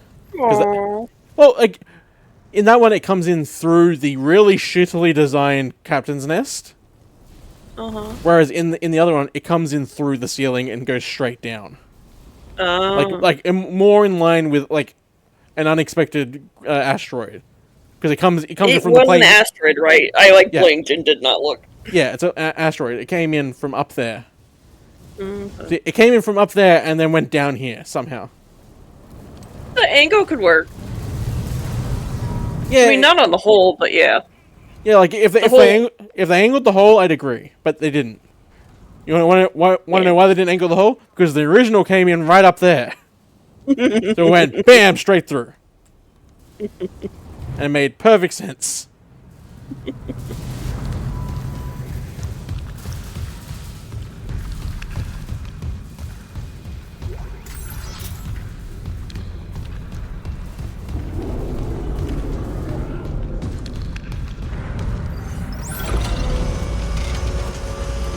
That's what I mean by they do a lot of weird, unnecessary changes for no reason. Other than to say, yeah, we changed stuff. Nice. Hello? Sorry. Shit. Hey, we have a head now. Oh no, keep the handler on. I managed to trap him. Aw, he looks normal. I thought he'd have like weird cult markings and shit. His face. I'm not seeing things right. That's Chen. You can't help him. Yeah, only Chen had that stupid haircut. You're right. I should. The hell with it. This won't come back to bite us in the ass. What are you doing? He launched an escape pod with an necromorph out, so that way he couldn't break free. That's not going to come back to bite us in the ass at all. We're gonna fix this, Hammett. For them. Yeah. Bro, you had it contained. The ADS cannons. And now you don't know where it is. No, it's not on the ship. That's all that matters. There's other places other than the ship. No, like it's an escape pod. It was properly jettisoned. That unless it gets help, that necromorph is not escaping that pod. There's a planet nearby. What if it falls towards the planet? I can guarantee you that's not the problem. It brings back. Okay. But still, like we had it contained. We knew where it was. What are the usual problems with jettisoning an escape pod full of something that you know will fuck you up if it got out? I'm too tired and my tummy is full of ice cream. Isaac. What sort of thing would find an escape pod? A rescue ship. Other ships. E. I don't know you or Daniels well enough to judge, but CEC It was a stupid decision. Yes. It made more sense in the original because he thought he'd killed it and had it contained, and then it came back alive and started like trying to break through, and it's just like, nah, fuck this. I'll upgrade your clearance. You upgraded yours already? Yeah, just in case. That's one fucked up planet. And Isaac? Very pretty light show. I heard something. Yeah. Something big. Watch your back. Look at your dumbass little gun. I am not paying attention to anything they're saying. It's not relevant. And the handlers are back on. Yay! Okay, we have a choice. We can save an end right now, or I can quickly fight the boss. Realistically, how long do you think it'll take you to fight the boss? Like, literally a handful of minutes, assuming he doesn't kill me. Handfuls of minutes because of your handler. Because it's literally go up there to the other side of the room and it spawns in. Alright, you go ahead and fight the boss. I'll let you. Oh, how magnanimous of you. I know. I give you permission to fight the boss. Yeah, I want to do the thing. It was my face eye coming out.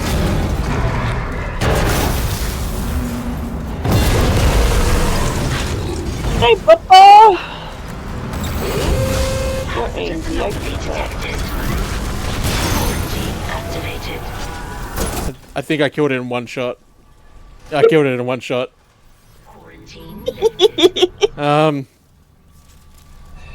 That was a boss.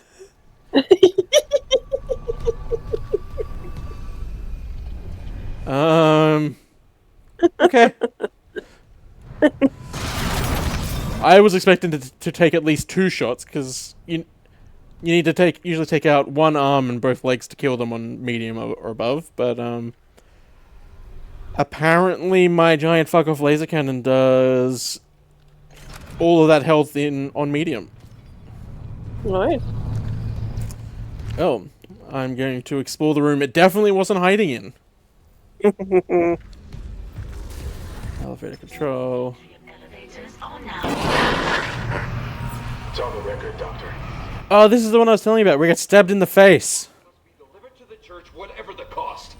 God's sakes, Ben, listen to yourself. The Ishimura's in crisis. You've cut us off.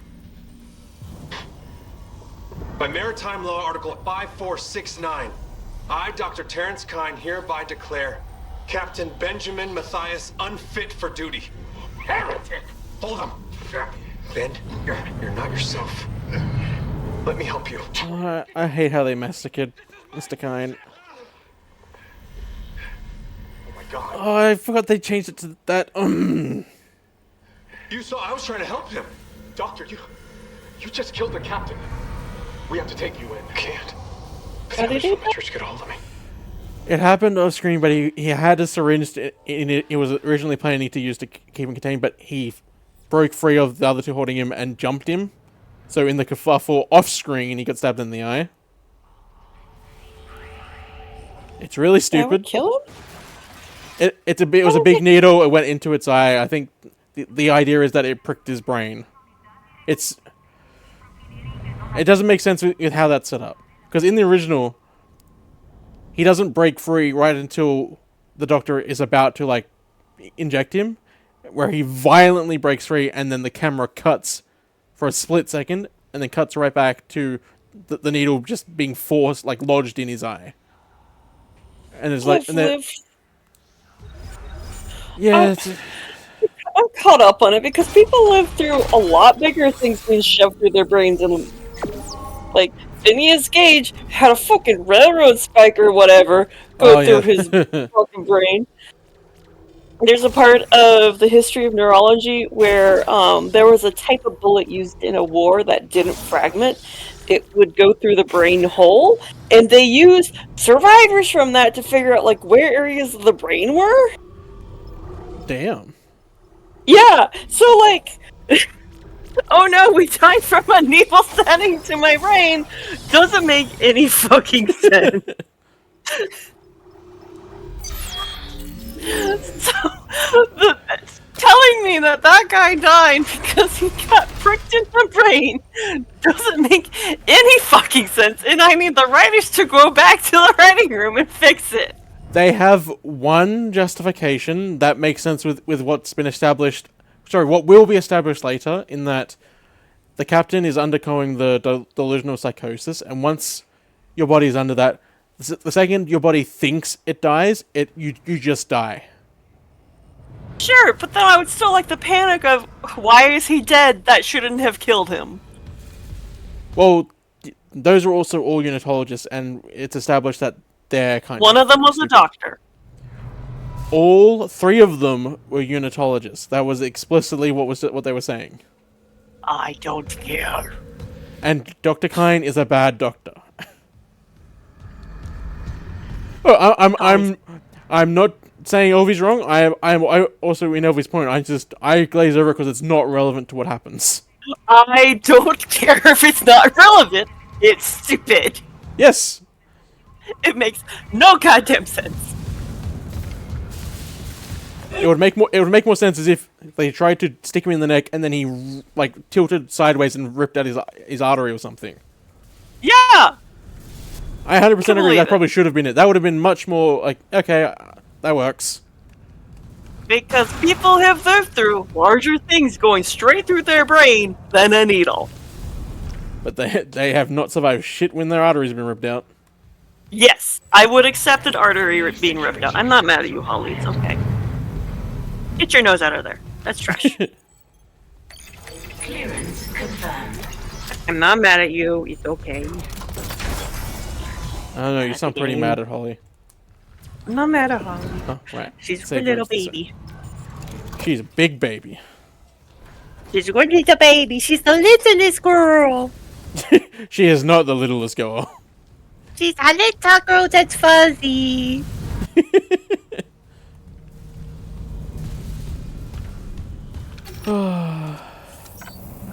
Well, that was the boss fight. That was the boss fight and some bullshit. Yeah. It's also placed in the weirdest fucking spot. I don't know why it was hidden back there of all reasons. We should have learned that before we discovered the corpse or after we discovered his corpse and had to steal from him. Yeah, it makes no goddamn sense. Just like the contents. Okay. Yay! So we got Pwn with Doom tomorrow. Are you streaming tomorrow as well? I'm streaming Bad End Theater. Bad End Theater? Either during, towards the end of Pwn's stream and after Pwn's stream, I'm pretty sure. Yeah, and VC will be open this time, unlike Liza P. Ooh. Means I can fuck with you. And then we're watching stuff. We're watching YouTube and movie. That should be fun. And a bit of a trial of both of our patiences. Yes. Then we have Shu on Monday. Back to her normal stream schedule, I assume.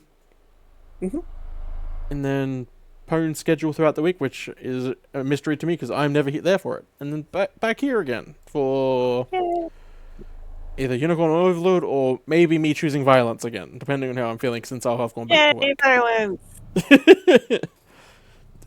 Gimme. See you online.